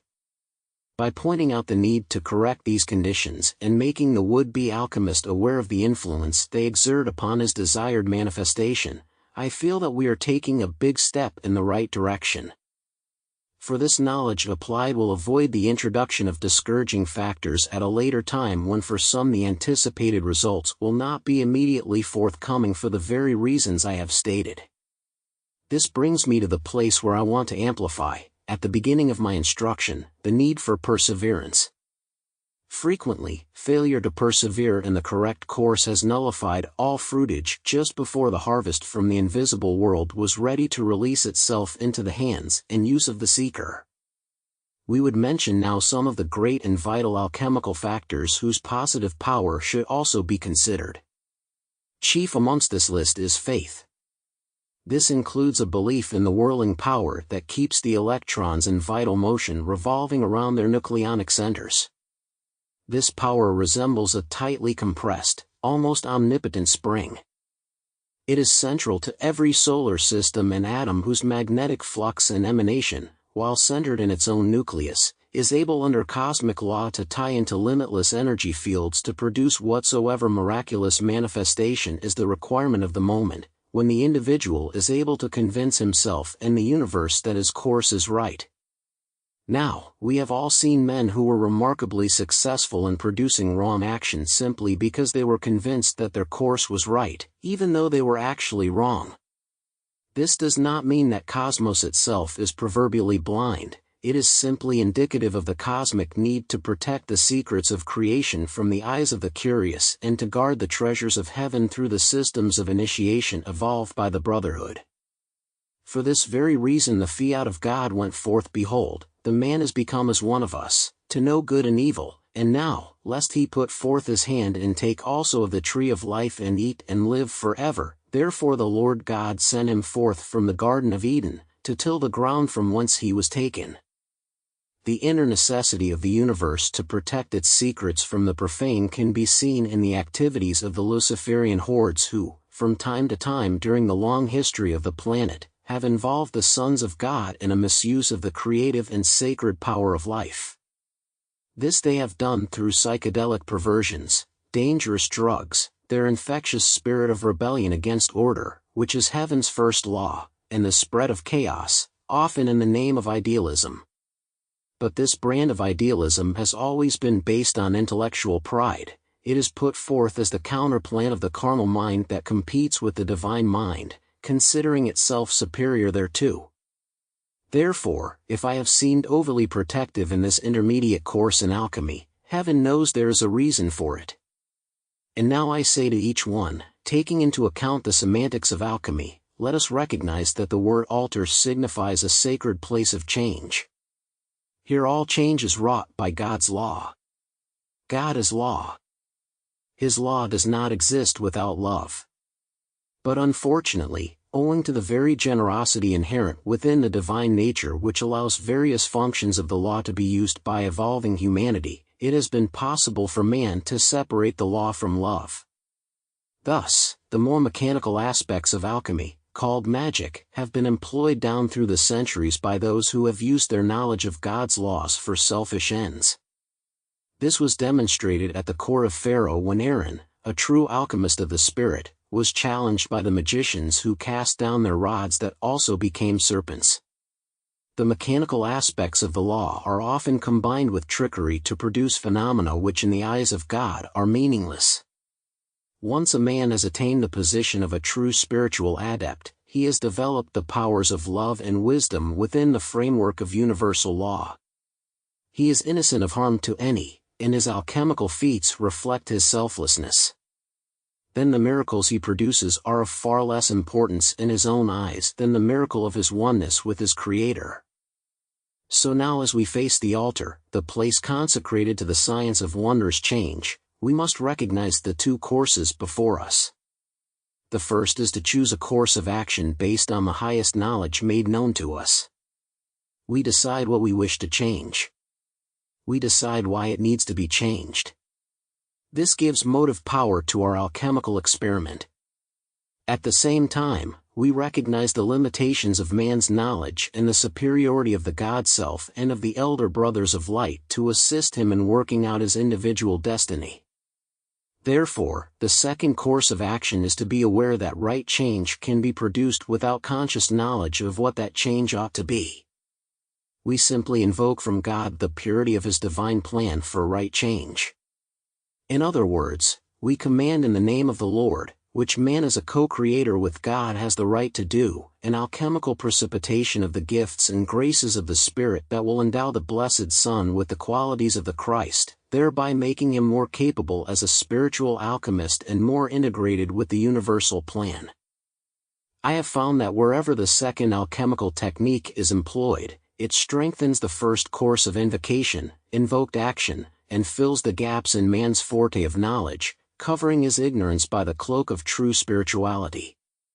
As we face the altar, aware of the realities of God and of the potential for their realization in man, let us also take into account those masterful beings who have already secured for themselves the ability to produce change at will. Surely the assistance of those who have been successful in the alchemical arts will be invaluable in producing the fruit of our desires. Invocations and prayers of one's choice are then in perfect order. With an awareness of the law, faith in its impersonal operation, and a determined intent that once the formula has been developed the desired manifestation must be released into form, we shall proceed with the business of creating change. Now, one of the most effective means by which change can be produced, and this which I here make known to you is a deep and wondrous secret held by many of the Eastern and Western adepts, is through what I will call the creation of the cloud. St. Paul referred to a cloud of witnesses. I am referring to a cloud of infinite energy which, somewhat like the ether so popularized by the scientists of a century ago, is everywhere present but nowhere manifest until it is called into action. At first reading, to those who are empirically minded, skilled only in the material aspects of science and in what the senses can perceive, my foregoing remarks may seem to be just so much foolishness. If any think that, I can only have compassion for them. I cannot help them, nor does the law require me to apologize, for I have proved this principle many times with the greatest of success. And I think that where the great adepts do not consciously use it, then it is automated for them through their contact with the higher mind. But for most of our beginning and intermediate students, it will be essential that they learn the process carefully in order that they can first consciously create the cloud and then wait until its appearance becomes an automated process in their beings. I shall continue next week with this very important activity, create, in the cloud. Onward, Saint Germain. Chapter 15, Create, in the Cloud. How deeply many have yearned to know how to produce constructive change both in themselves and in the world. Let them realize, then, that to bring about change is a creative act. Alchemy is the creative science whereby man is enabled to obey the original fiat of God, take dominion over the earth. This command was indicative of the Father's plan for His Son, and the means to implement it are discovered as one learns the ancient secrets of this sacred science. Practicing the principles of alchemy, the individual is able to rise from being a puppet to the will of other egos, to the will of disobedient spirits, to the passing fancies of the times, or to the dictates of the brothers of the shadow who induced the young adept to practice black magic and witchcraft, flattering his ego and often quoting scriptures, saying, "If thou be the Son of God, command that these stones be made bread." Now we are on the verge of taking our initial steps in producing change, not a change that gears man to the contemporary scene where his every effort is molded by environmental factors, but a change that will bring him closer to his real image. We will create the means whereby change can be produced by our sovereign will, whereby we can take dominion over the earth. For it is here on earth that we are obliged to create the desires of our hearts. It is right here and now that we are indeed obligated to become co-creators with God, thus to fulfill the purity of His intent. Whereas I recognize that there may seem to be mechanistic factors in the scientific direction that I am about to give you, I am sure you have noticed the many safeguards which I have inserted into this course to make certain that you are never of the wrong opinion, for none should ever assume that by a mere scientific or mechanical ritual he will be able to perform the highest types of alchemical manifestation. Not so. For the highest alchemy, the greatest change, is that which changes man into a god, wherein the Son becomes one with the Father, and this can never be accomplished by mechanical means. Stand now before your altar, honoring the living God and his fiat. For he who is God has commanded it, take dominion. You are rightfully functioning, then, as you do just that. You are about to create, and you will first create the cloud from the enormous power of God stored at every point in space, waiting to be invoked. The power of vision is central to our invocation. Therefore, we shall create in our minds first a milky white radiance, and we shall see this milky white radiance as an electronic vibratory action of vital, moving, ineffable light. The concentration of the light, which we call the density of the light, is that which makes the milky white color. If the cloud were attenuated, we would be able to see through it as though the scenes around us were enveloped in a fog. Now, having created in our minds this form of a bright translucent cloud, we allow it to enfold our physical bodies and to occupy our force field. For a moment we become lost in the midst of the cloud, and then it seems as though it has always been there. Its atmosphere is familiar, comfortable. We recognize that the mind has the power to expand its circle of influence, but we must not try to move far from the parent tree of self. Let this bright and shining cloud at first be 9 feet in diameter around oneself. Later, perhaps, we shall expand it to a diameter of 90 feet, then 900 feet and further. In our early meditations we shall concentrate on intensifying the action of the white light in our minds. From thence we shall transfer that action to the 9-foot area around the physical form. Once we have developed the sense of this cloud being around our physical forms, we shall understand that whereas the cloud can be made visible to the physical sight, our primary concern is to keep its high vibratory action purely spiritual. Those of you who are familiar with electronics and the workings of a rheostat will understand that by a simple twist of the dial of consciousness, we can intensify the vibratory action of the cloud. In this case, we coalesce more light around each central point of light, for our cloud is composed of many light points whose auras diffuse and blend with one another, making the total effect one of a lacy yet highly concentrated white radiance, a pure swirling cloud of cosmic energy. What is this mighty cloud that we have created, this force field of vibrating energy, and why did we create it in the first place? Actually, whereas I have used the word create, it would be more appropriate if perhaps I used the word magnetize, for we are actually magnetizing that which is already everywhere present in space. We are amplifying an intense action of the light from within its own force field, more than would normally manifest in a given area. We are thereby drawing upon universal God power to produce this cloud that first penetrates and then hallows our immediate force field in order that we may have a spiritual altar upon which we may project the pictures of reality that we desire to create.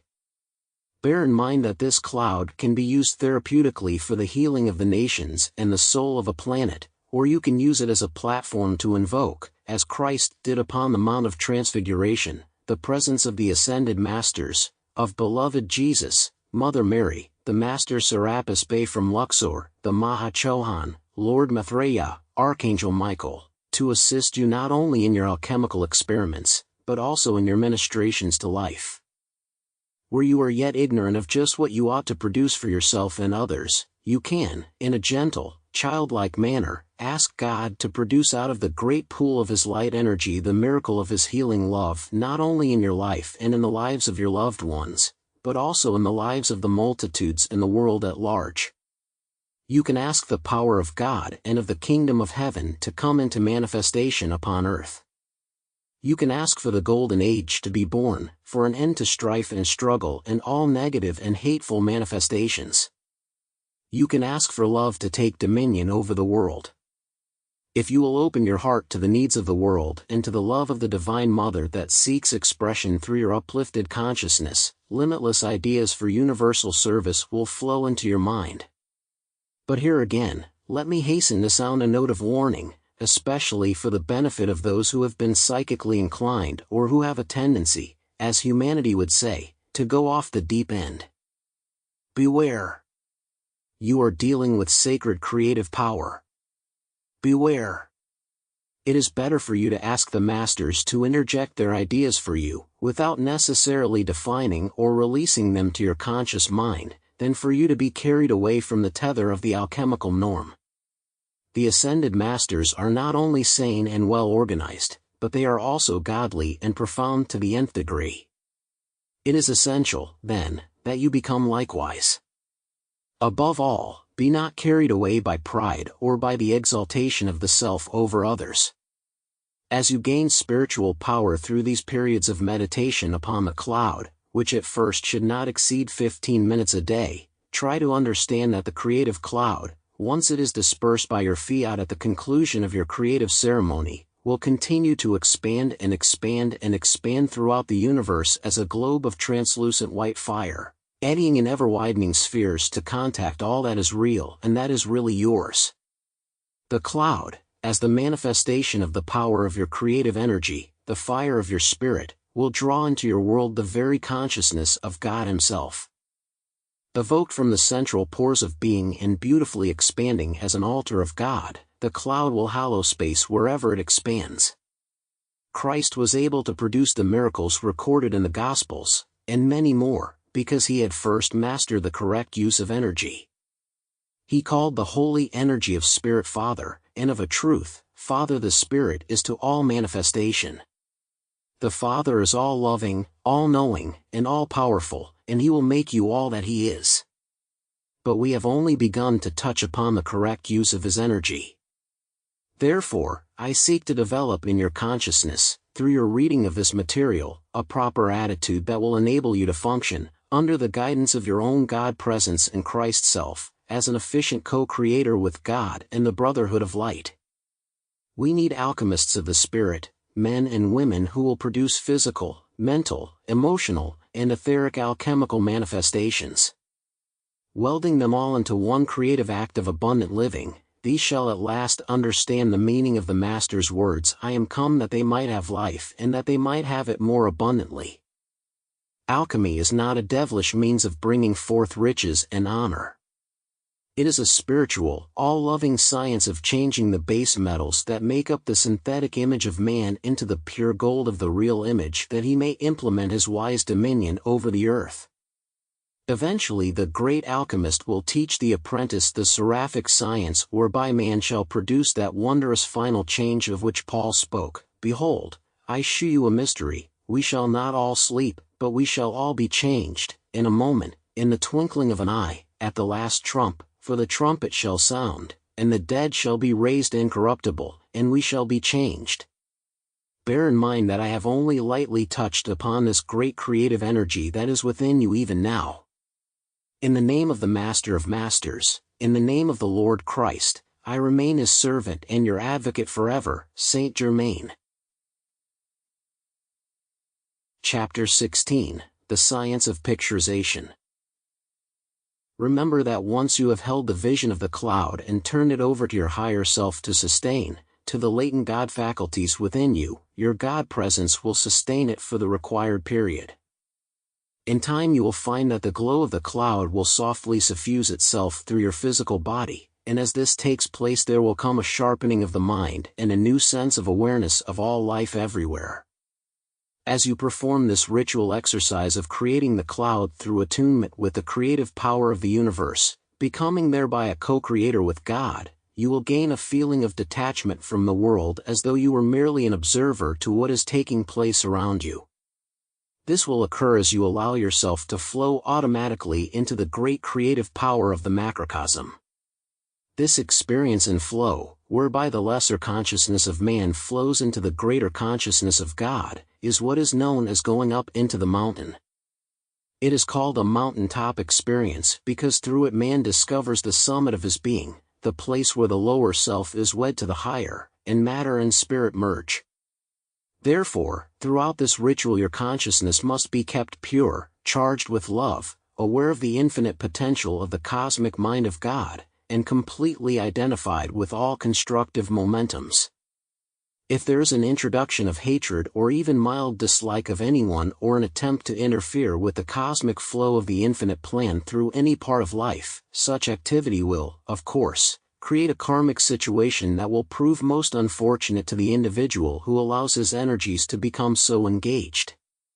Those who have irresponsibly used alchemical techniques, whether in ignorance or with the intent of bringing harm to other life streams, have in fact brought about great harm to themselves. Others who harbor feelings of criticism, jealousy, and irritation concerning the actions and accomplishments of friend or foe may create just as much harm as those whose malice is intended. Gossip itself is one of the most deadly forms of black magic and can bring about the physical death of its victims. Seeing that all harm eventually returns to the one sending it forth, would it not be well for all true alchemists to take the vow of harmlessness, at the same time recognizing that the defense of truth and freedom sometimes necessitates making a choice between the lesser of evils? I urge, then, that all understand the need to magnetize the grand design of God for all parts of life. Naturally, everyone cannot be expected to be in sympathy with your aims. After all, on the great ladder of souls ascending progressively, hopefully toward the light of purpose, there are many levels of attainment. None should condemn those of lesser understanding or do aught except to emulate those of greater understanding.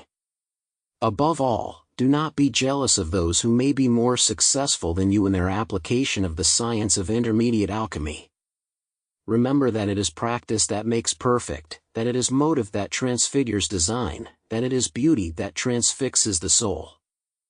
Thus the loving purposes of God come to fruition in man as He originally intended them to do, for the Garden of Eden was a place where the beauty of communion with the Lord and the understanding of His laws could be imparted to man. It was intended to be the most beautiful school in all the world, where the dreams of God could flow through the branches of the tall trees, where the billowing clouds of morning, of noon, of even would be highlighted by the sacred glow of the luminous sun, a light to light the day. Lament not, for the Edenic school shall be re-established in this day and age to fulfill the plan of paradise ere the golden age shall manifest. And it shall appear when enough alchemists of the Spirit unite in the common goal of bearing witness to the truth. Now let us place our attention upon the science of picturization, for without it nothing shall appear. You will find this science illustrated in the story of Jacob, who used alchemy to increase the numbers of his cattle.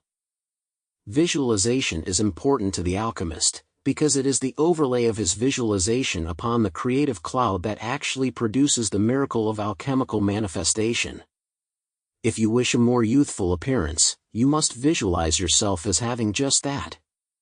If you wish more vitality, you must visualize yourself already having that vitality, your muscles rippling with God's energy, your mind brimming over with vital ideas, tingling with life and light and love. You must feel and know that the energies of God are flowing through your fingertips and toes, emanating into space the glow of abundant health and a transfiguring countenance. As you proceed with this exercise, there will be produced, without additional effort on your part, a beneficial effect upon those whom you contact.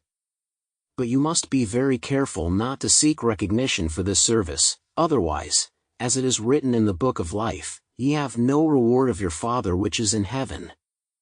I know that you will smile when I say that we are aware of some students who, when they are given this material, may become so enthused with it that they will say to those who are uninformed of their efforts to become more godly, "Do you feel something when I am near?" And of course this will spoil the whole effect of any virtue they may have developed during their study. Calling attention to one's accomplishments produces a concentration of energy upon the personality and away from the soul whence the radiance of the source is derived. Whereas the inherent God qualities of the soul are like radioactive substance embedded in and composing the soul, the radiant cloud is the soul's own alchemical altar which makes possible the soul's expansion like unto the expanding universe, from the fires of its own central sun out into space. Some may ask, how can we produce miracles that affect others without taking that energy which belongs to them or without depriving them of the opportunity of producing their own wondrous changes? These seem to be of the opinion that the fires of God have a decay rate and that sometime, somewhere these fires will come to an end or bum themselves out. Let me hasten to assure you that though all of the suns in the physical universe were to fall as burning cinders into the central sun, and the central sun by God's law were to be dissolved in its physical manifestation, the fires of the soul of God would never burn out. They are immutable, infinite, and eternal. Have no fear, then, that you are using up God's energies or that you are taking that energy which might be used more profitably by another. When the fiat create went forth, it was the signal of God's gift of freedom to man. Therefore, man should be free to create. Moreover, he should be free to create without condemnation. To ensure his freedom from the impinging thoughts of others, the matrices of his mind must become receptive to and fortified by the thoughts of God, and there must be spaces in the time of the day when, apart from the creating of the cloud, the alchemist attunes with the mind of God and drinks in the fragrance of his being. True alchemy draws man close to God and to his Christ, and it enables him to fulfill the ancient fiats: man, know thyself. Create, and take dominion. The benefits of man's communion with all life through the sacred science can and will spread abroad throughout the earth. These benefits can and will exert the pressure of the higher techniques of heaven upon the world below. Have you not read, "Be not forgetful to entertain strangers, for thereby some have entertained angels unawares"? Let men entertain you as angels unawares. Do not sully your alchemical results by imposing the dregs of the human personality upon any man, rather continue in the joyous faith that God will expand and expand and expand the domain of yourself in limitless light and love. One of the most important points for you to understand in the science of intermediate alchemy is that whereas you are only beginning your training, this is not the only opportunity you will have to use these laws. For you will be able to use them not only all the days of this life, but should you not win your ascension at the close of this embodiment, you will find that so long as you live upon this earth, the science of God's alchemy will help you to be changed from glory to glory, even as by the Spirit of the Lord.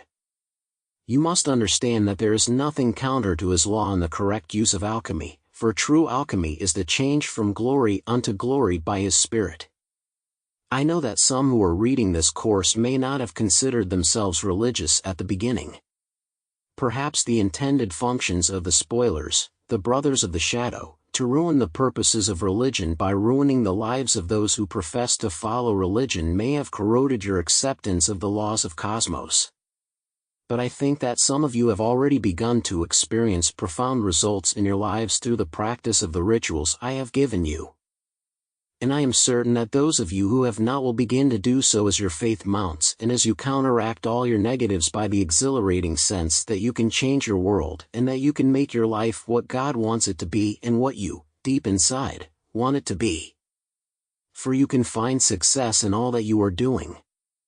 And that success need not be confined to the spiritual side of life, but it can also include the material.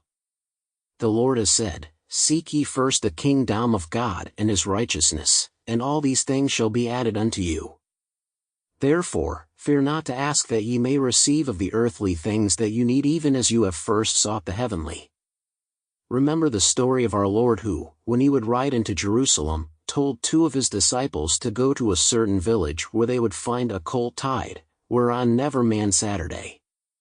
They were instructed to fetch the colt, the foal of an ass, and to tell those who might question them, "The Lord hath need of him." Will you develop this sense of knowing that what you have need of, God will supply? Oh, build and build, brothers of light. Build, sisters of light. For God needs you. The kingdom needs you. Lovingly, I am Saint Germain. Chapter 17, What Alchemy Can Mean to a Decaying World. The moon rules the night side of life and is the lesser light, the reflective light of the solar energy of God. In its reflective state it exerts enormous control over the tides and over the water element. Luna, the moon, the great whirling satellite that rules the night, governs in part, then, the emotional body of man and can easily become either his greatest enemy or his best friend. For when properly harnessed, the energies of the moon, being put under his feet, can help him to achieve alchemical control over his emotions, over his energy and motion. Let us see how this is so. The moon reflects the astral body of Earth. When dealing with the moon, then, we deal with the reflected light of the sun. When the astral body is under the dominion of the Christ, its power becomes limitless. When its purified energies are magnified in turn by the moon, which is nothing more than a giant reflector, their power is multiplied in almost infinite proportion. But until such time as the mass consciousness is ruled by the light of the sun instead of being ruled by the night, the moon will reflect the astral effluvia of the planet. Thus men will continue to be the victims of their own horrendous miscreations, and that to an even greater degree during the cycle of the full moon. Now, the alchemist uses his purified consciousness as a reflector of solar energies, much like the moon reflects the light of the sun.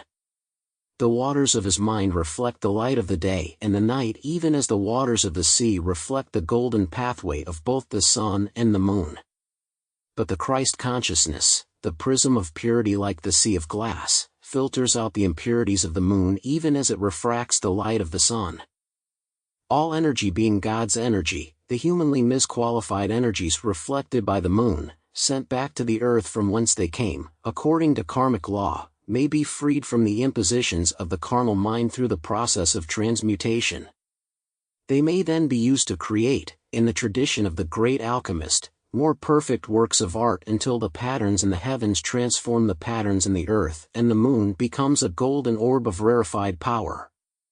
Most of you know only too well that when your emotions become disturbed over outer conditions, feelings, or concepts, there is a moment when you are yet able to wrest control of your energies from your own emotional body. Subsequently, if these energies are permitted to continue to rage unabated, that moment of control is lost, and then it is easy for people to do, to think, or to say that which they will one day regret. Conversely, most of you are aware of the great joy and peace that has come to your souls when you have been able to accomplish something for someone else. This happens because deep within yourself there is a loving desire to serve your fellow man. This desire is what prompted the descent of the Christ, the Son of David, in his role as the Messiah of old. The Shepherd King, a man after God's own heart, communed with God and prepared himself for greater service as he tended his sheep. Nowhere was the luster of his soul more apparent than in the beauty of his meditations upon the Spirit of the Lord recorded in the Book of Psalms. One of the most skillful ways in which the tired businessman or executive, the frustrated mother or wife, the confused young man or woman can find integration and wholeness for themselves is to develop the discipline of being able to direct their emotions to do for them exactly what they want. Such discipline will completely change their outlook, for they will then face life with joyous expectancy, not with dissatisfaction. For example, if it is love for another that you would express, then you must always guard against that love which is selfish, which would exact from the beloved the expectancies of your own mind and heart without ever understanding the givingness of love. In order to love as God loves, you must first give freedom to all parts of life, including yourself, and then you must place your trust, as does a nestling bird, in the heart of God, in the heart of goodness and mercy. Having given all, you will then receive the most joyful, eternal gifts from God that you could ever imagine, and some even beyond that which you could imagine. These will come not only through the chalice of your own heart, but also through the hearts of your compeers. If, then, you would truly love, you must learn to discipline the base emotions of selfishness, envy, jealousy, resentment, stubbornness, and ingratitude. We urge, therefore, at this juncture in our alchemical studies that the control of the emotions be considered, for the emotions will play a very important role in the creative cloud action which we are considering and out of which we are functioning. The only way to be truly happy is to give oneself totally to the universe and to God, at the same time being aware of and expecting from God the return gift of one's real self. One of the greatest dangers in the religious quest has been brought about as men have given themselves to God, thinking that that was all they had to do. Not understanding the responsibilities of free will, they then acted the part of the nebulous ninny. Having no will of their own, they would flip and flop back and forth, blown by every wind, obsessed with what we will call the law of uncertainty. For if the trumpet give an uncertain sound, who shall prepare himself to the battle? Men should understand that although their surrender to God be complete, following surrender they must wait for the fiat of bestowal that is pronounced by the God-presence as a restatement of the blessing given by God at the birth of his offspring. Thou art my beloved Son, this day have I begotten thee. This takes place when one has relinquished the control of his four lower bodies to his Christ self, thus enabling his true self, the Christ, to obey the fiat, take dominion over the earth being one's own footstool kingdom, the four lower bodies. Remember that even Jesus the Christ came to the moment of his anointing. The Holy Spirit descended and the voice of God renewed the ancient covenant. This is my beloved Son, in whom I am well pleased. This is the timeless fiat of creation uttered from the foundation of the world, reconsecrating the soul who is pledged to renew in services vow taken at inner levels to do the will of God. Therefore, when man's right to function as a son of God is restored, the moment of creativity is born because he has once again recognized the power of God's love to forgive his sins, to set aside his karma until such time as he has gained enough self-mastery to stand, face, and conquer his human creation. Now the bond of life within itself weds him to the highest purposes of alchemy, and that, mind you, without ever robbing him of his true identity. What shall it profit a man if he shall gain the whole world through the use of alchemy and lose his soul? We ask the students to understand that gaining control of the soul, of the energies composing one's identity pattern, is one of the most essential functions of alchemy, and that this control is gained through surrender and through humility. When the Christ entered the holy city riding upon a colt, the foal of an ass, as we mentioned in our last lesson, his mien was one of utter humility, yet he was crowned by God and man with the highest honors. And so it is essential that we develop in the students those same Christ-like qualities that will make them pillars in the temple of God that cannot be moved by human emotions, no matter what their guise: criticism, condemnation, judgment, self-pity, gossip, treachery, tyranny, or human deceit. The alchemist must be oblivious to all human conduct yet not unaware of worldly thought to the point where he plays the fop. To him the fulfillment of the fiat, be wise as serpents and harmless as doves, is the order of every day. But we are concerned with the sinews of mission, and the mission is freedom for all. If we would have freedom be the joy of all, then we must give freedom to all, for then none can exclude freedom from us. It is therefore to the passions of freedom that our experiments in alchemy must be dedicated. We must rise to emotional control, for when God said, "Take dominion over the earth," he meant individual dominion over one's energies, one's consciousness, and one's four lower bodies. Collective dominion comes about when the contributing spirit of the group, the nation, the planet, recognizing all that it has received from life, joyously offers itself and all that it has received to the great spirit of life. At that point, man the individual and man the collective unit ponder the enrichment of the real self and the true mystical identity of the group through the increase of individual talents. These gifts of God, when multiplied, are like stars in the firmament of being that glow in the grand design of universal destiny. When man becomes one with God, he realizes that he truly is God. This is not blasphemy, but the fruit of total surrender. The return gift of life's own identity, as God gives himself to his Son, is far greater than the token sacrifice of mortality left on the altar by the beloved Son. Nevertheless, it is typical of the deity to be the great giver and thus to precipitate the highest alchemical manifestation, the prism of the Christ consciousness. This must be and always is the reward for the relinquishment of human error and the full realization of the divine life in every man. All nature then trembles within the cup of the Christ mind. The heart of the Christ is brimming with the creative essence which pours out the unifying experience that identifies him with life, him with the alchemist, and the alchemist with him. Who can hurt or destroy in all my holy mountain? Who can aid in all the holy mountain of God? Why, every atom, every electron, is a rushing unto God. And a cloud received him out of their sight. Ye men of Galilee, why stand ye gazing up into heaven? This same Jesus, which is taken up from you into heaven, shall so come in like manner as ye have seen him go into heaven. The second coming of Christ is antedated by the fulfillment of the prophecy, one shall be taken, and the other left. For when one is taken and another is left, it denotes that the world lieth yet in wickedness and that only the few have accepted the kingdom. But when the second coming of Christ comes to the quickened world, it will be because the nature of the divine has become understood as a priceless gift of freedom to every man. When this miracle of Christ love is produced in the world, it will be because the students of alchemy, whether known by that name or any other, whether in the churches or out of the churches, in fact whether in the body or out of the body, are expressing universally the radiance of the Christ design.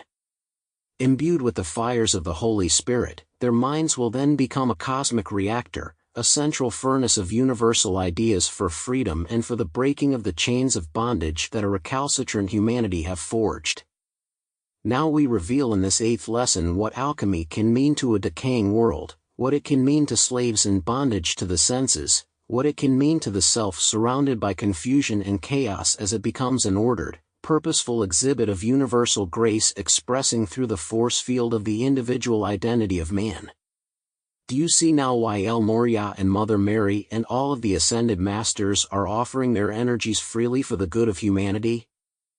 Do you see why the creative cloud invoked by us, literally an individualized cloud of witness by day and a pillar of fire by night, enables man to understand that the crucible of identity, while it may at first be nothing but an experimental test tube, can become a radiant altar of reality? Faithfully, I am Saint Germain. Chapter 18, Anxiety in the Anxiety Syndrome. For this lesson we will permit the students to experiment with and develop proficiency in the creation of the cloud while we go afield for a moment to discuss one of the major deterrents to successful alchemy. I refer to anxiety and the anxiety syndrome. Strange as it may seem, most negative manifestations stem from anxiety, including the awful sin of masochism.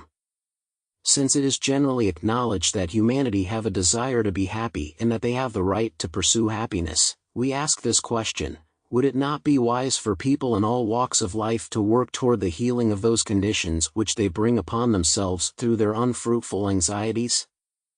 We avow that there are lawful concerns and that men and women should make reasonable provision for their future and for eventualities which they know from personal experience may arise. But it is so unnecessary for them to become apprehensive about life in general, or even life specifically, to the point where their apprehensions unbalance their thinking, their emotions, and their entire psyche. Anxiety is the great warp of life. It warps perspective without producing any perceptible benefit whatsoever. Anxiety is the cause of people's tendency to hoard the goods of this world.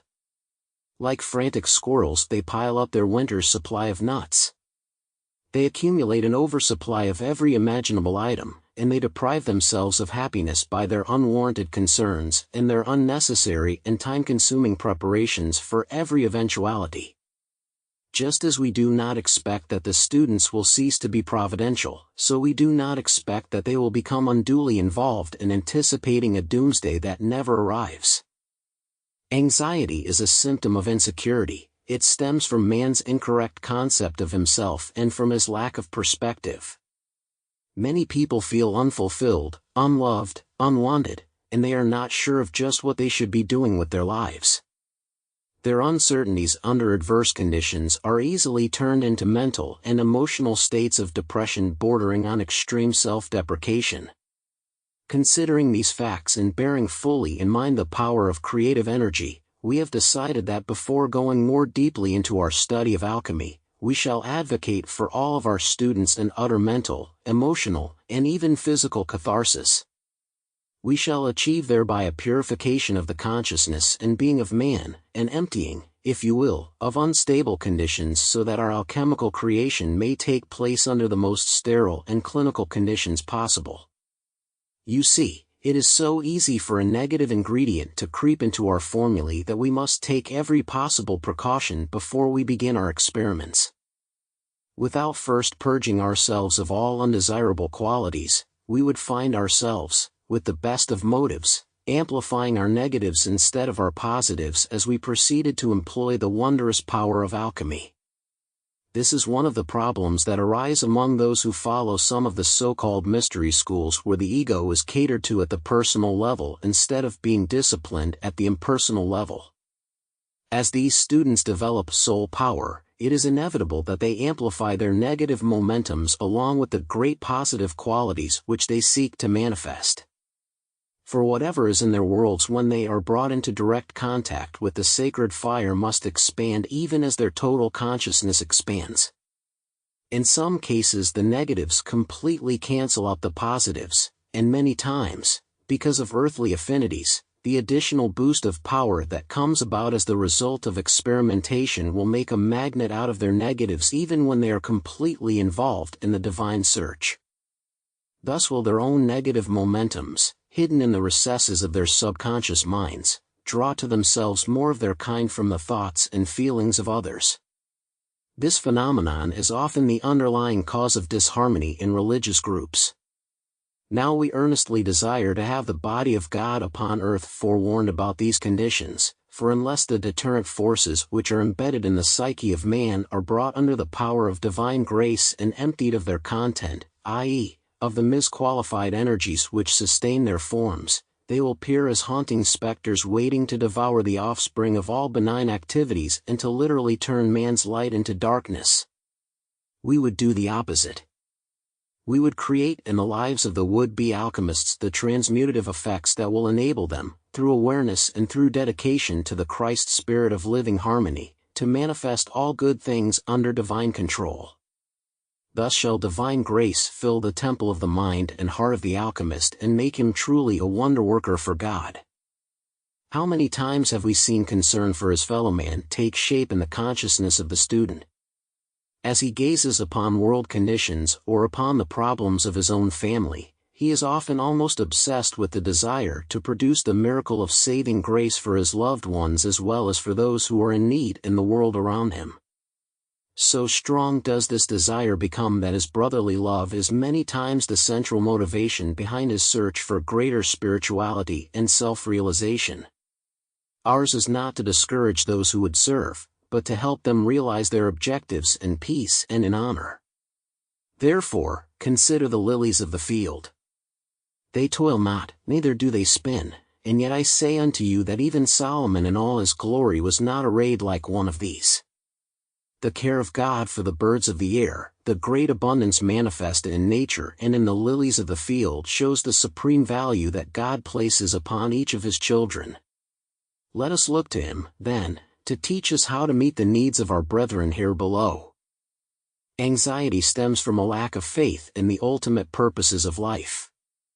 The hard experiences that have come to many in childhood and in later years, creating stresses and strains and producing the fruit of bitterness, have prevented their development of that refined spirit which would enable them to shed their anxieties.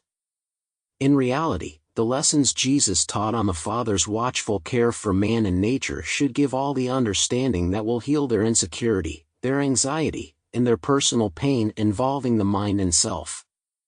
This healing is brought about through the overpowering radiance of God's loving concern for every man. I urge, therefore, that all students take into account the tender care and consideration of the universe manifest in the wondrous working of the physical body when it is not interfered with by human pollutants. And I urge that they then make an attempt throughout the coming days to heal the breach caused by their sense of separation, the separation of the individual from his true identity and hence from the Eternal One. In him you live and move and have your being. Without him you have neither life nor identity. Ask yourself this question: is it wise for you to pollute the divine identity by the intrusions of self-will and self-indulgence? Ask yourself this question: have you really given the Father a chance, or has yours been an on-again, off-again, vacillating attempt to realize God? There is nothing complex about the origin of the soul and its everlasting communion with Him. To become as a little child, then, as we shall see in our next lesson, is to prepare the way for the greatest manifestations of alchemy. Now, alchemy is not witchcraft, it is not variance. It is the exercise of a stable God-intended control over nature, and it involves far more than men imagine. Through alchemy the shedding of your anxieties can be accomplished, but first you must build a mountain of faith to counteract the negative thoughts of the world which are primarily responsible for man's failures. How is this so? Each time individuals have a failure and lament it, each time they have a problem and sorrow over it rather than commit it unto the Father, each time individuals resent their problems and see them not as the return of karma or as a test but as an act of deity whom they defy, they are building up in their own worlds frustration, resentment, anxiety, and confusion. And these momentums draw to their own doorsteps the negative conditions of the outside world. If ever there was a secondary enemy to anxiety, it is confusion. This, too, can and should be healed by the fires of the Christ mind. For we know that the Christ mind is calm yet capable of focusing the fiery energies of the Creator to overthrow evil both in the self and in society. But let us make clear that this is a fire whose burning is controlled by the mind. It can be slow or fast. It can leap like a young deer and take its freedom, its dominion, its God control, or it can stand in midair like hieroglyphs of living flame and say to all that would hinder the alchemical manifestation, pass no further.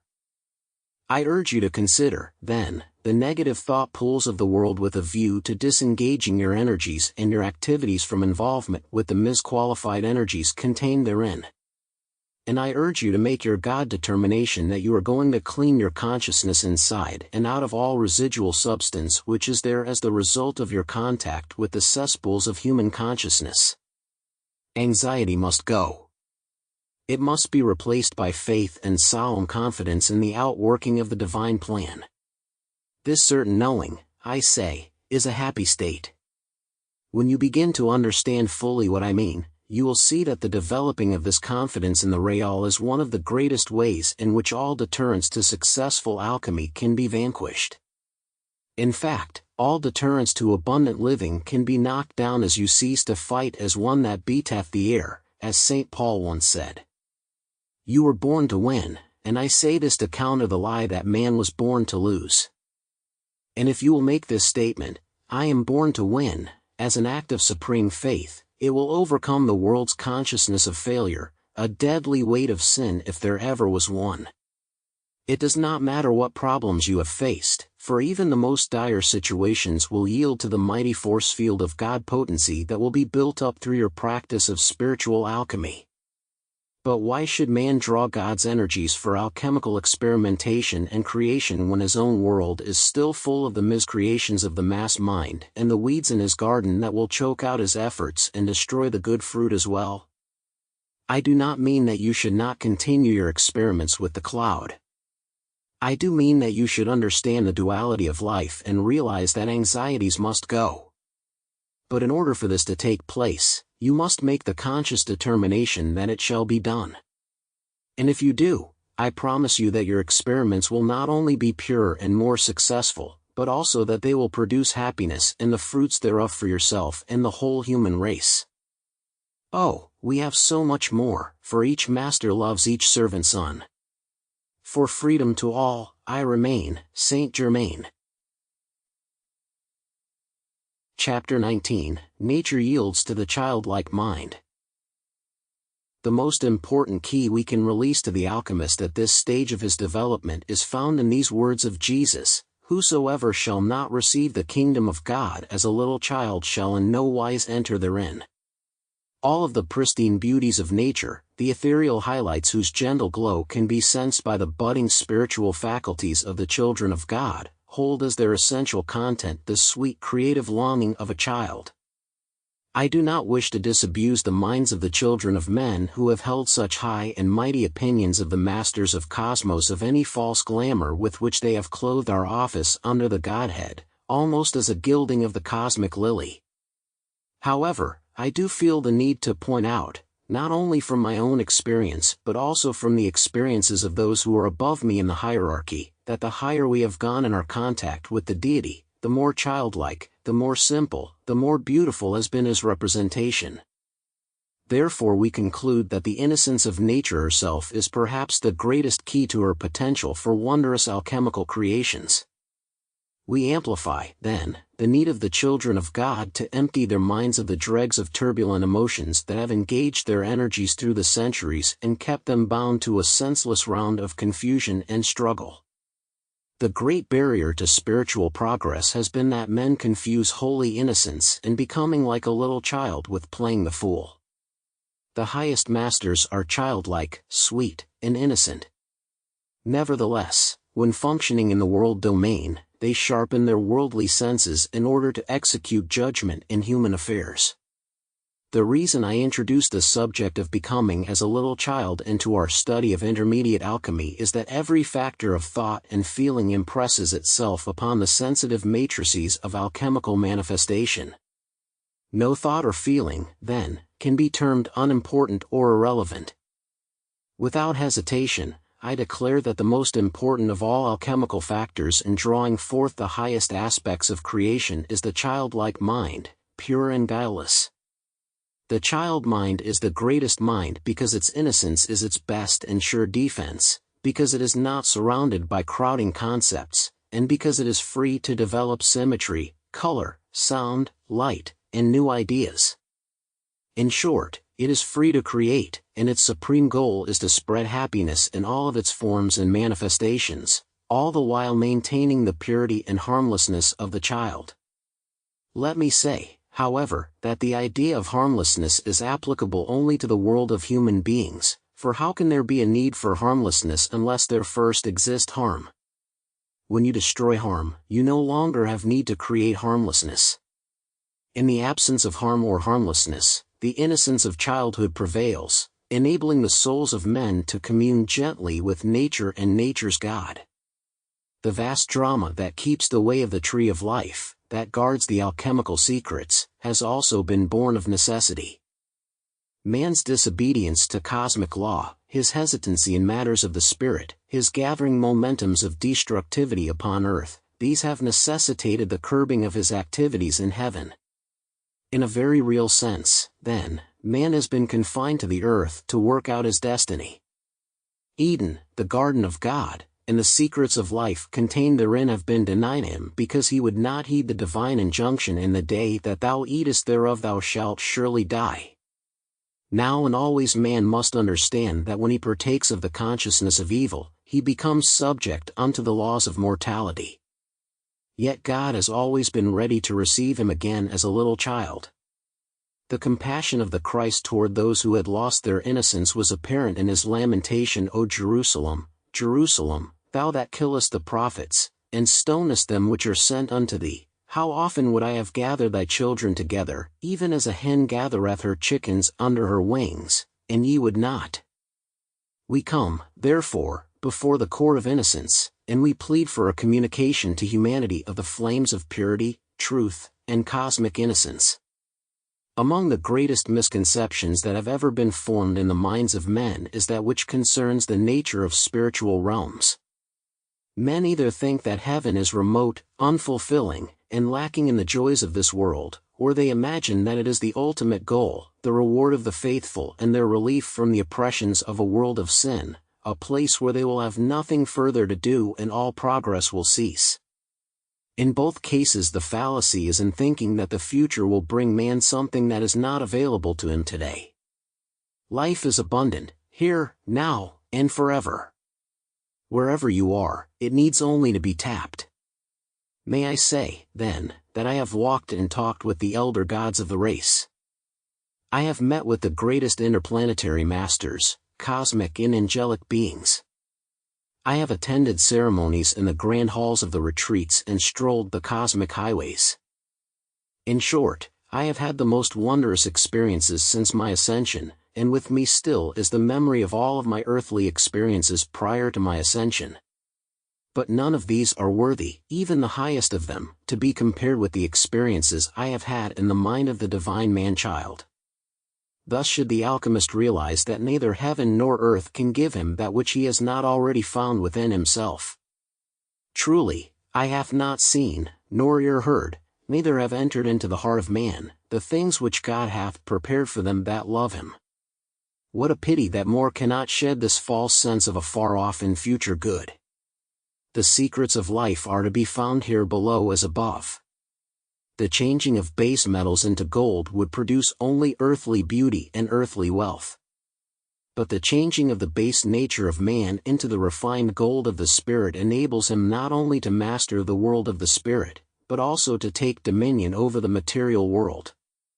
If all power in heaven and earth is given unto me, then I can give it to whomsoever I will. Yet would I will to give it to those who would abuse and misuse it to the hurt and harm of their brothers? Why was the flaming sword placed at the east of Eden? Why was the continuity of existence interrupted by death? Why did illness, warfare, and brutality flash forth and take hold in human consciousness? Why was anger sustained? Was it not because people have been afraid of loss of self-respect, loss of individuality, loss of relativity?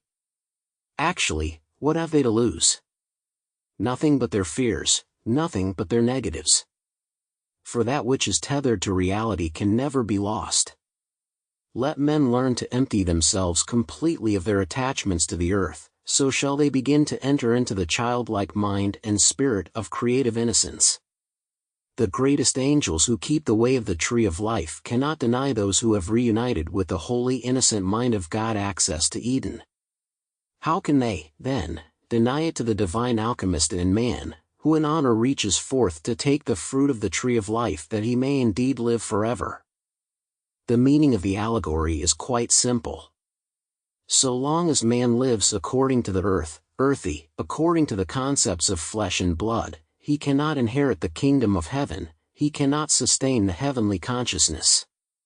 But when in childlike innocence he enters into the divine domain, he finds that all of the universe is his, for now he belongs to all of the universe. This sweet surrender to the mighty currents of cosmic law and purity shows him the need to transfer from the higher octaves of light into the lower ramifications of self the power and the glory, the victory and the overcoming, the transmittal and the transmutation. He must shed the glitter and the glamour, he must replace it by light and purity and do all things well. He must seek for the spirit of excellence, he must forget limitations and all things that are behind. He must have faith in that which he cannot yet see and know that nature herself holds a cornucopia of loveliness and light waiting to be showered upon him when the magic word is spoken. How beautiful then is the cloud of witness. But how important are harmlessness and simplicity. How towering is faith. How gentle, sweet yet mighty is the faith that moves mountains. Because we are approaching a time of greater discovery, I have carefully prepared the mind and consciousness of the students for the most beautiful experiences in the world, but I have not kept them confined to the domain of temporal life. I am creating in you states of inner awareness that will assist you in evolving spiritually, whereby, even if the body were shed, the mind of the Holy Spirit would flow through you and teach you the way of the Christ, the way of the Helper, the way of innocence, and the way of happiness. Humanity are bored, they are frustrated, they are ungentle. Through what you would call the hoopla of life, they have taken on the phoniness that the dark powers have created, spread abroad, and popularized as worldly sophistication, the antithesis of the childlike consciousness. Ye are the salt of the earth, but if the salt have lost his Savior, wherewith shall it be salted? We reiterate the Master's statement because it reminds us that the essential flavor of living is in the cultivation of the inner sense of beauty and reality. That which you receive from God is never denied to anyone, they only deny it to themselves in their ignorance. We all have a responsibility to encourage the light to expand in all people, but each one must open the door for himself. Each one must enter into the realization that the divine Redeemer is the divine Creator and that since man's descent into the lower octaves of human consciousness, the Lord of Light has continued to emanate His radiance everywhere. He is available yet hidden. He is real, yet cloaked with unrealities by the minds of men and their life experiences. He is light sometimes covered over with the darkness of men's misqualifications. He is the great supplier of every good and perfect thing. He combines the green shoot and the crystal snow. He combines the ethereal in the sky that glows with fiery sun from solar center. His loving heart bids all to enter. Take upon you, precious child, garments of mastery, meek and mild. Dominion need not bluster, yet dominion e'er shall muster. Each required grace to help the world keep pace with cosmic legions when facing senile moments. Youth and light appear when facing time's election. Shed, then, all your fears and glow. Eternal fires of youthful cosmic innocence. On the brink of discovery, we remain your faithful teachers of light and divine alchemy, Saint Germain. Chapter 20, The Highest Alchemy. The sense of reality and the sense of delight with which the student aspiring to create concentrates upon the cloud determines its efficacy. In alchemy, as in all things, doubt and negation destroy, faith and happiness sustain. Man must come to recognize that space and time are necessary subdivisions of one sole reality, that the limitations which they embody, providing necessary boundaries, can become ladders to boundlessness and a veritable means whereby any electron in space can become a universe or the universe can become any electron. The drawing in of the sustaining breath of the Holy Spirit and the expelling thereof creates an eddying of consciousness in concentric, rapidly moving rings expanding out to the farthest periphery of manifestation. The finite mind may find it difficult at first to grasp this principle. To make it easier, let us explain that the consciousness of God that sustains the universe is also within man. Now, if the consciousness of God that sustains the universe is within man, is it unreasonable to suppose that man can also be within the consciousness that sustains the universe? In the macrocosmic-microcosmic interchange, in the great flow of life, of delight, of boundless joy, man senses the unity of all that lives. And he recognizes that his role as a receiver of benefits from the universe entails the necessary conveyance of benefits from his own creative consciousness back into the universe. There is joy in the construction of the temple of life, for templed order and templed service create in the individual a sense of building when all around him there is a tearing down of values, morals, and faith. But in the temple he finds his constructive role midst the roles of destructivity men have elected for themselves. Many say, "Let us destruct that we may construct." Let them remember that before they can construct wisely and rightly, all destructive tendencies must be removed from their consciousness, for creative law, as it expands the reality of God into the framework of the natural order, automatically wipes out their imperfect images. There is no need to hold in consciousness a destructive sense or even a sense of condemnation. Beloved Jesus said, "For God sent not his Son into the world to condemn the world, but that the world through him might be saved." The secret of the tree of life is to be found, but the seeker must first surrender his personal sense, his sense of separation from God and from life, so that the universal consciousness can flow into him. Thus the breath of the great alchemist shall become his own. It is not, then, the personal I that doeth the work, but the Father in me that worketh hitherto, and I work. The Father that worketh hitherto is the creative effort of the universe that enhances the vision of life's perfection for an onward moving humanity. The I that works is the conscious individuality yoked with the I am presence of universal reality. It is the Son working with the All-Father to produce in and for every man the summation of the glory we knew together before the world was. If imperfect manifestations defraud the functions of cosmic law, then let it also be remembered that spirit enhances the quality of life. Through the beautiful bonus of man's acceptance of the reality and the flow of life, he becomes wholly identified with the formless spirit. He is then able in the form manifestation to create a relative perfection as above, so below. As the great Master admonished his disciples, "Be ye therefore perfect, even as your Father which is in heaven is perfect," so we would disabuse the minds of the would-be alchemists of the idea that form cannot be perfected within a relative framework. While we acknowledge that according to the patterns of evolution, forms and ideas do transcend themselves in life's great cosmic ongoing, we also see that within a transcendental universe scientists have been able to perfect their methods and inventions through the historical epochs. Thus the dispensations of science have been ordained in the hopes that in relieving mankind of their drudgery, they would use their free time and energy to develop the Christ consciousness that overshadows and transcends the mortal mind and being of man. The Great White Brotherhood is aware of how destructive trends in music and art can exert enormous influence on young minds. Many of the youth of today have no standard by which to judge that which is fed to them, simply because from early years they have been enmeshed in a web of darkness which seems to them to be a creation of light. It becomes difficult, then, to extend the wings of the Spirit to these young souls, for the human intellect inciting their rebellious egos has convinced them that free form and the absence of all restrictions is the means through which they will achieve self-realization. Nothing could be further from the truth, for self-discipline is the requirement of the hour.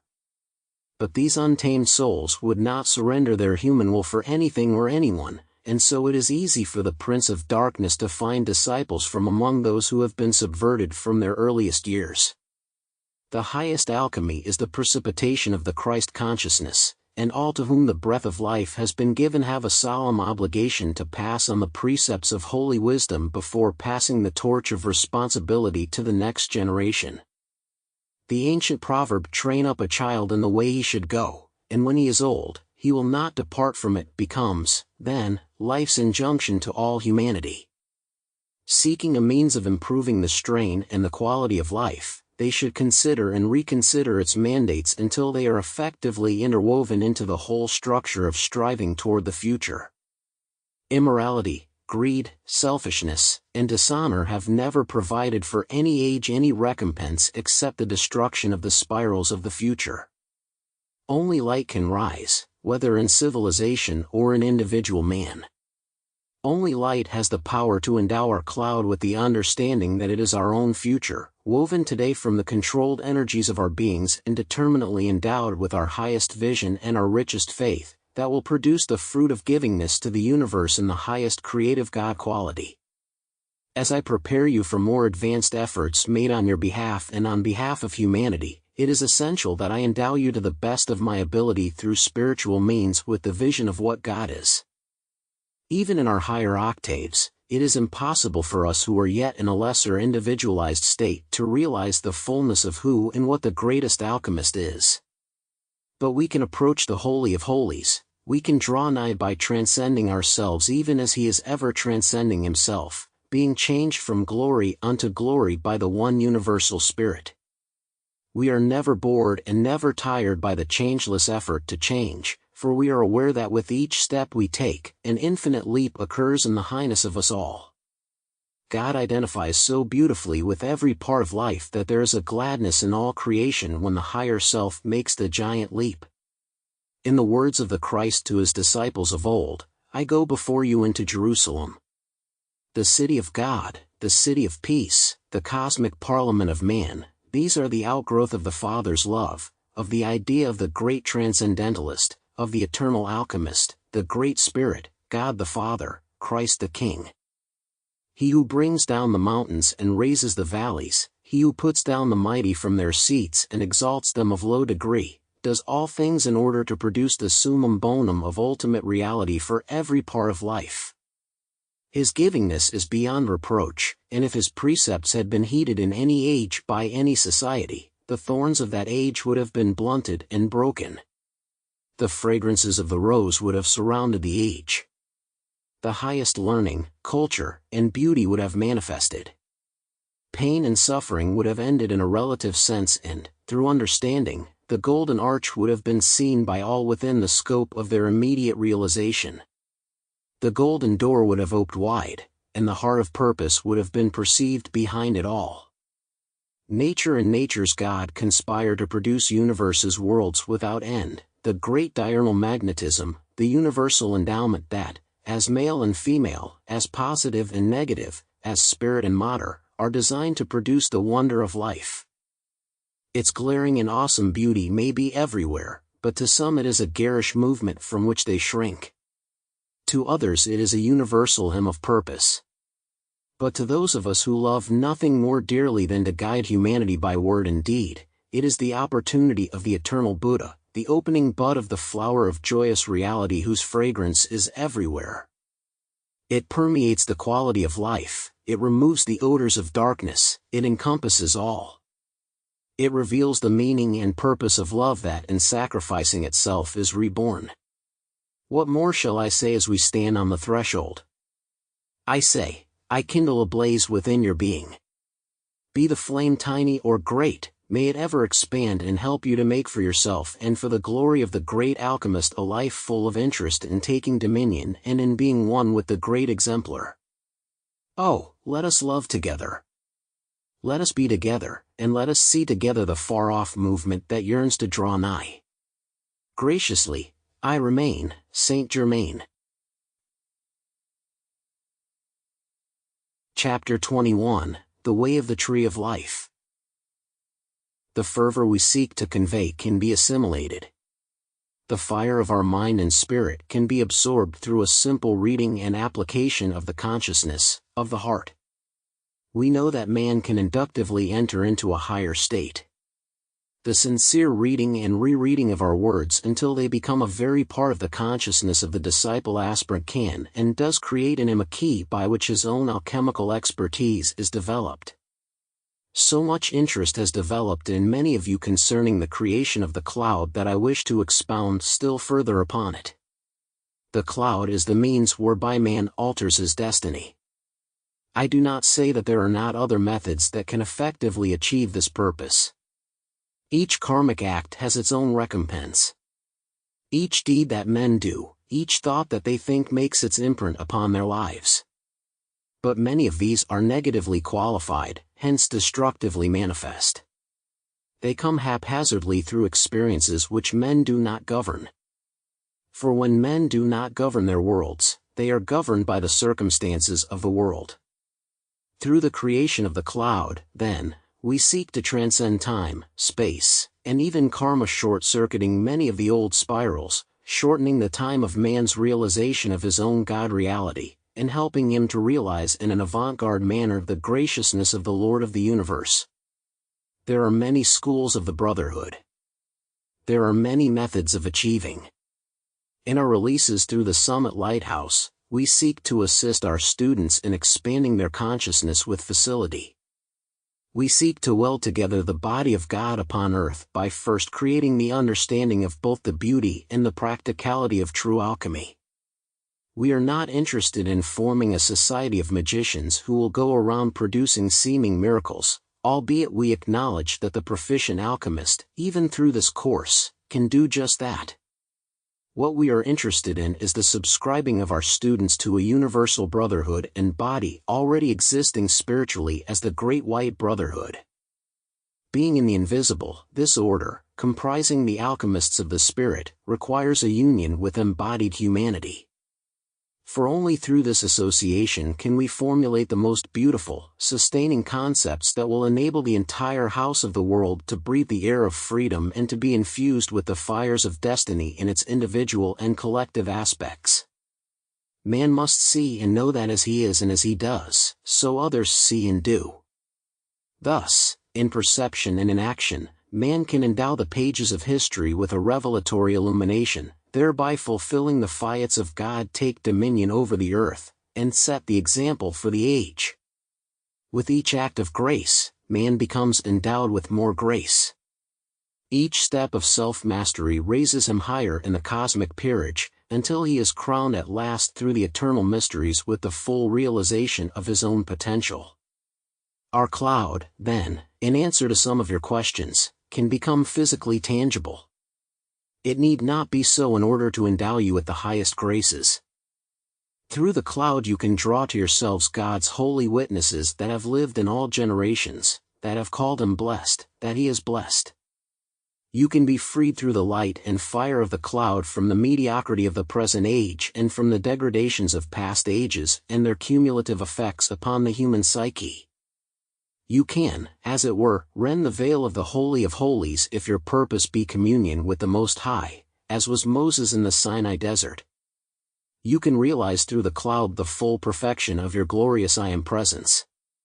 Then through your contact with the I Am Presence, the presence of all being, you can develop a culture of the Spirit at lower levels that will provide stairways of safety upon which others may climb.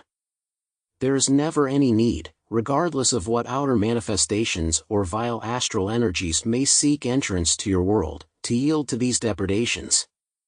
You have the power of the Christ to cast out unwanted states of consciousness. The great alchemist lives within you. You live within him. Therefore, through your conscious experimentations with the cloud, you can surround yourself with the means of producing change. In our examinations of those who through the ages have worked with the cloud, we have taken note that those who have been convinced of the reality of the cloud, those who have dared to endow their consciousness and being with the very qualities of the cloud itself, have become more and more efficient in its use. For them each daily experiment in creating change has become easier. I hope that I have conveyed to you in this intermediate course the ideas I have sought to convey. Please understand, however, that the full power and glory can only unfold within the concepts of the total course. It is my hope, as it was to create this series when I first produced studies in alchemy, to one day produce for you advanced studies in alchemy. We shall then be able to offer humanity a beautiful trilogy, the first section laying the groundwork of ideas through the golden flame of illumination, the second herein pronouncing the love ray that through the cloud of the Holy Spirit endows your ideas with life, and the third section explaining how to make permanent that which you create through the power of the spoken word. This trilogy will be especially valuable to those who are not only concerned with magic, but who also recognize that alchemy is the means of renewing youth, first in the inward parts of man and then throughout his entire consciousness and manifestation. And if this be accomplished, it cannot help but be the means of enhancing individual and world thought. Now as you ponder the correct experiment for your efforts in alchemy, remember that the stereotypes that abound in the world are not all ugly. In fact, there are many historical and cultural literary masterpieces that embody divine stereotypes, or archetypes as we would call them. It is not necessary for the student in his alchemical experiments to shun all that appears to be of the ordinary. In many cases, rather than ferret out the commonplace, it is more important that you avoid the classification of a condition as trite, for in reality it may be a great idea. Do not fear to embrace beautiful thoughts because someone else thought of them first. The time will come when you will develop a greater uniqueness. But until you become more proficient with your experiments, it is more important that you go upon a safe highway, that is, if speed combined with exactitude be your desire. There comes a time when man passes beyond the pale of that which his own experience patterns can teach him. Then the immortals stand ready, even as they do while he is still learning the lessons of earth, to help him expand in every facet of his endeavors, whether human or divine. Progress is never governed as much by what man desires to do or to be, or even by what the world has to offer, as it is by his realization that he can be all that God wants him to be, if he will just accept that simple thought. Seek not, then, the bizarre, rather be content to be a good man or a good woman.